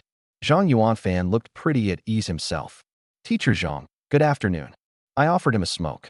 He took it, held it between his fingers, and stood with hands on his hips, looking us over. You're in good shape. Just a little short on people. I smiled. Teacher Zhang, do you have a lot of people? He raised an eyebrow. We're silver rank 1, full 10-man roster. You know how it is, always good to keep something in reserve. I had a pretty good read on this. I'd left 2 of my own behind, too. That's a shame then. We just hit silver rank 1 ourselves, still have 3 empty slots. Was going to ask if any of you wanted to come join us. Zhang Yuanfan's mouth twitched. He held out his hand. Got a light. I passed him the lighter. He lit up, took a deep drag. You really made silver rank 1. I flipped open my wristband, flashed it at him, then shut it right off. We've still got 3 open slots. You're full up. Honestly, I'm jealous. All right, Teacher Zhang, get ready to throw down. 7 of us maybe can't take you, but you sure as hell won't be seeing tomorrow's sunrise. I flicked the cigarette butt away. Give you 5 minutes to get ready? Zhang Yuanfan's expression darkened. D. Kuan, you're sure there are still 3 open slots? Positive. Bring 2 guys over. Teacher Zhang, we'd welcome you with open arms. 100 square kilometers, plenty of room for 2 squads. Once we hit gold rank, we can form an alliance. You take 1 team, I take 1 team, and we stay out of each other's way. I could tell he was tempted. He'd fought through to day 7 with his own crew, and he was the only real muscle they had. Their loadout was worse than ours, too. And the key thing was, I'd made it crystal clear I was gunning for him personally. Even if his team won, he wouldn't walk out alive. D. Kuan, come on now. Some things are negotiable. Zhang Yuanfan spoke slowly. Nice. The second you say negotiable, you've admitted you're undermanned and never planned on going down with your teammates. Mr. Zhang, how do you want to negotiate? There's a river a kilometer south that cuts across the map. He pointed south. We split it. North side is ours, south side is yours. Some of my teammates are in bad shape. I can't stand to see them suffer anymore. I'll send them over to join your team. You handle south of the river, and we'll fend for ourselves up north. It's not that I'm afraid of you. I just don't want any more deaths. I didn't answer right away. After a moment, I sneered. The north side is huge, and the south is tiny. Where do you get off claiming more than half? I'll draw you a patch in the northwest corner. That's plenty. There are 10 of us, and only 7 of you. What do you have to bargain with? A third tops. Anything more is off the table. Zhang Yuanfan went quiet. A blowhard, this guy. All bark and no bite. Just trying to squeeze more out of the negotiation. Truth be told, my whole negotiation was a con.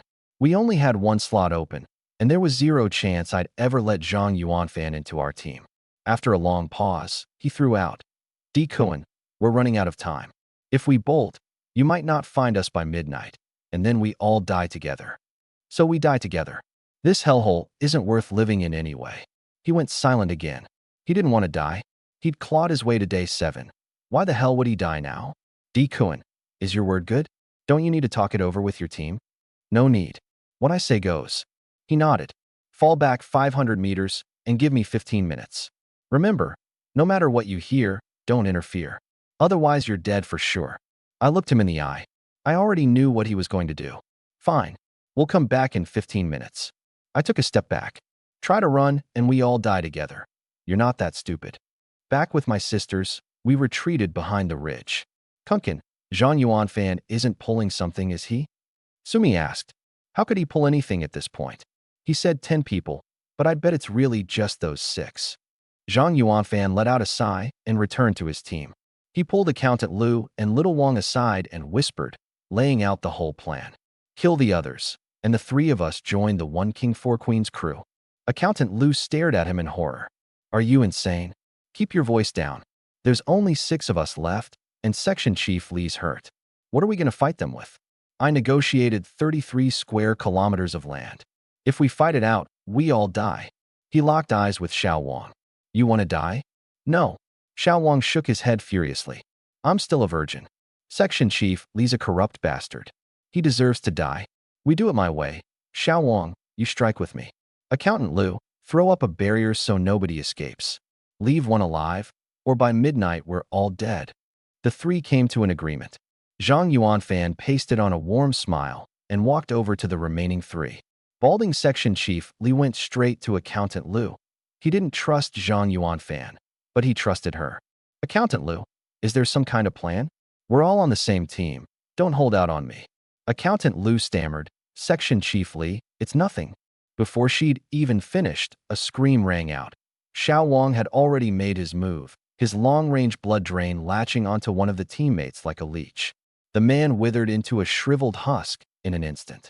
Before Section Chief Li could even react, Zhang Yuanfan raised a hand, and a surge of powerful electricity erupted forth. The other teammate was blasted flat, dead on the spot, no chance left. Section Chief Li was a cunning old fox. He reacted in a flash, hooking his left arm around Accountant Liu's neck and yanking out a knife with his right, pressing it against her throat. Stop, or I'll kill her. I knew you were up to something. Section Chief Li, do it. Go ahead and do it. Zhang Yuanfan didn't care one bit whether Accountant Liu lived or died. Zhang Yuanfan, you despicable, shameless, Accountant Liu cursed. If it weren't for me, would any of you still be alive? Either way, I'm joining the 1 King for Queens. It makes no difference which of you dies. Section Chief Li grit his teeth. To think they trusted you enough to make you captain. The blade came down, slashing across Accountant Liu's neck and dragging sideways. Her head lolled onto her shoulder, hanging by a flap of skin. Don't kill me. They still have 3 open spots. Let's join together. Section Chief Li, face slick with blood, gave Zhang Yuanfan a fawning look. Not gonna lie, I've been wanting to join them with you for a while now. These people were all just dead weight. Zhang Yuanfan looked at that revolting face, his raised hand slowly lowering. Wipe your face off. 3 minutes later, we appeared in Zhang Yuanfan's line of sight again. Just as I thought, the guy really did turn on his own team. I laughed. 7 against 3. This is in the bag. He'd been more ruthless than I expected. He'd wiped out his whole team. Kunkin, let me do the talking this time. You stay out of it, Wei Ting said, holding me back. Why? A real man keeps his word, but a woman can lie. When a man breaks his word, he's a coward, but when a woman breaks hers, nobody cares. She patted my chest. I'll go. Wei Ting held her head high. Walking to within 50 meters of Zhang Yuanfan, she called out, Teacher Zhang, how's your squad doing? Zhang Yuanfan's stomach dropped when he saw it was me approaching. Send Di Kuan over. Teacher Zhang, you're in no position to pick and choose anymore. Wei Ting sneered. Panic set in. He hurried forward. Beautiful. If the three of us join your team, the game ends. He tapped his wristband. We'll leave our squad and join yours. Leave what squad? We have 10 slots, 9 filled, only 1 left. Which one of you is joining? Wei Ting stared him down. We're only accepting 1. Even someone as dense as Zhang Yuanfan finally got it. This was a setup. Fuck your mother, Di Kuan. You con me. Electric sparks crackled around his hands as he glared viciously at Wei Ting. The next second, he was stunned. Wei Ting had instantly transformed into him.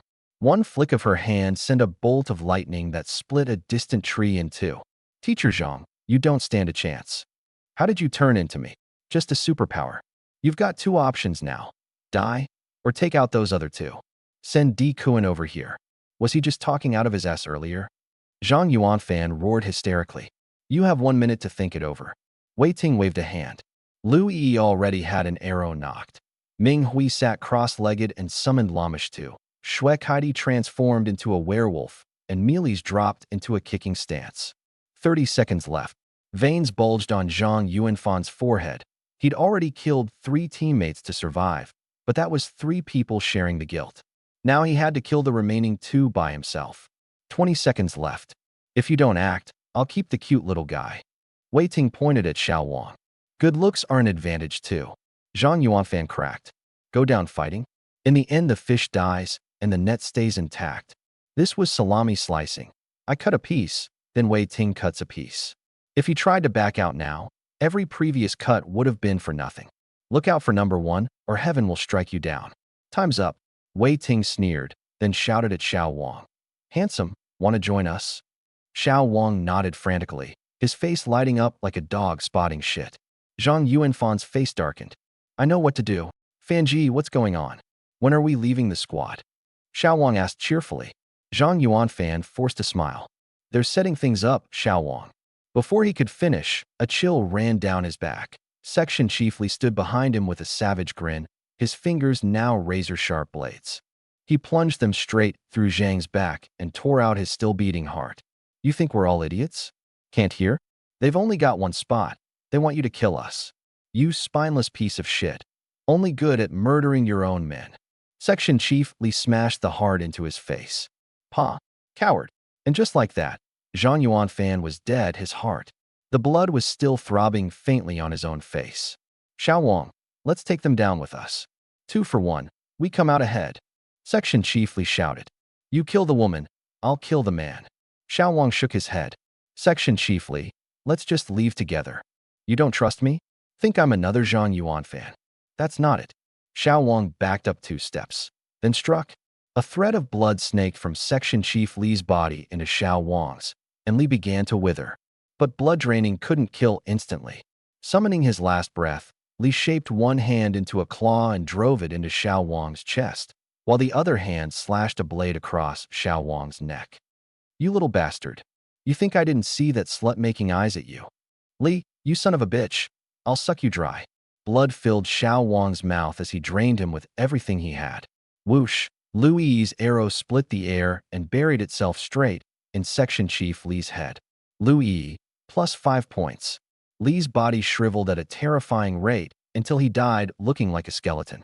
Xiao Wang collapsed to his knees and pulled the blade from his neck. I'm in. Sister, you promised me. Wei Ting walked over. From now on, don't trust women. Especially pretty ones like me. A flick of her dagger drove it into his temple. Wei Ting, plus 5 points. Entire squad wiped out.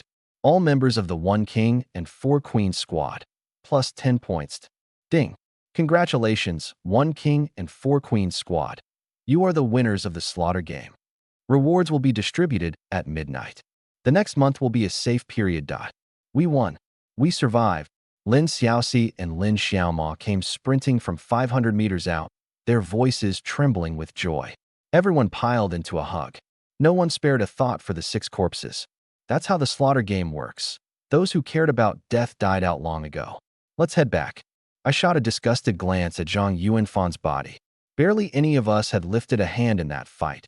We just stood by and watched them tear each other apart. Human nature, in that moment, was as base as it was real. The trip back felt astonishingly short. The same little stream, the same stretch of woods, the rustling reeds, the familiar camp. "Kunkin, are you tired?"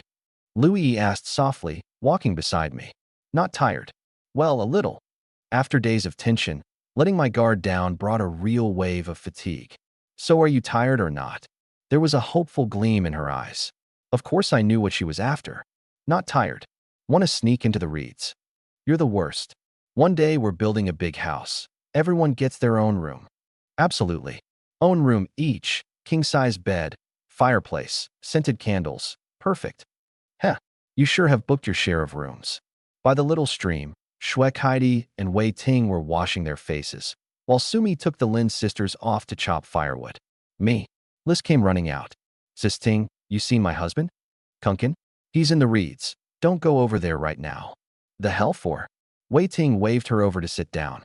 "Listen carefully." Deep in the reeds, Louise's eyes were dreamy slits, both arms looped around my neck, her whole body pressed up against me.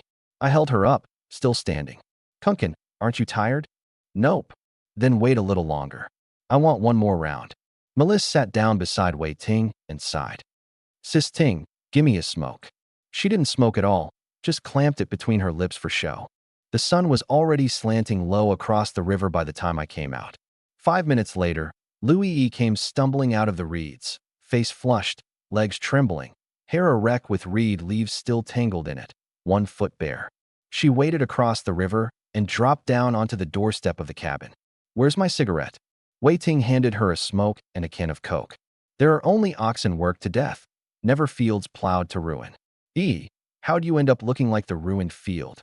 "Sis Ting, that power of his goes cold, then warm." Louis took a huge gulp and hiccuped. "Damn, that was good."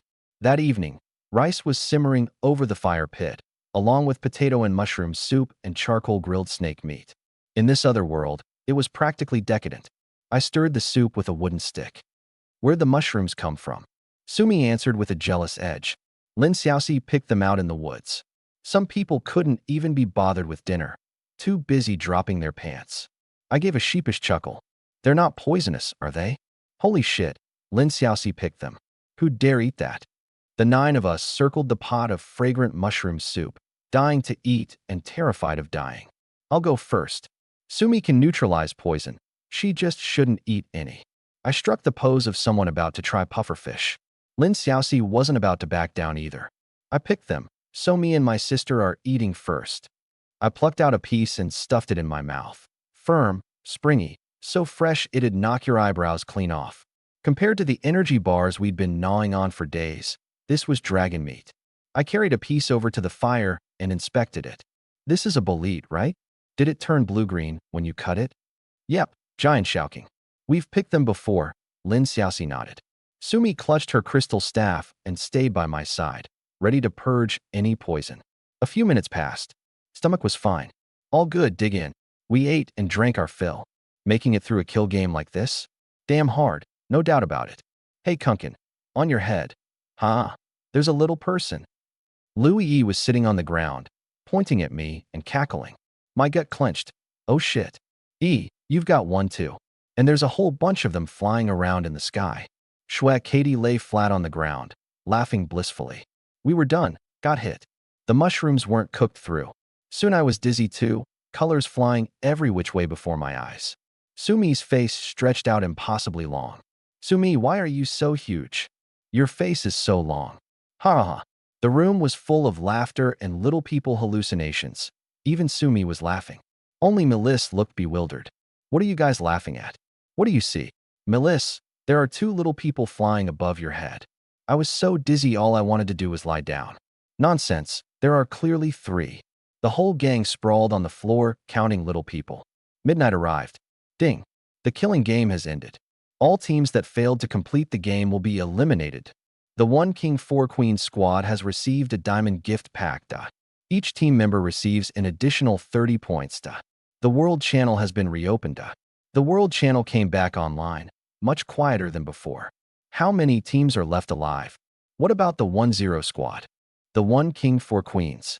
For a long while, nobody answered. Maybe they're all gone. In fact, 1-0 really was gone. And as for us, the 1 king 4 queens squad, we were busy counting little people. The sun rose. After the killing game came a 1-month safe period. A little past 9 in the morning, I crawled up off the floorboards, my feet still a bit unsteady. The mushrooms are poisonous, but we only got poisoned because they weren't cooked through. I sat down in the doorway and lit a cigarette. The savory taste still lingered on my lips and teeth. For a mouthful like that, seeing little people was worth it. The girls were all still sprawled inside. Only Melissa was completely unfazed. All right, let's check out the gift pack. Diamond gift pack opened. Resurrection card ×2 can resurrect deceased otherworld personnel.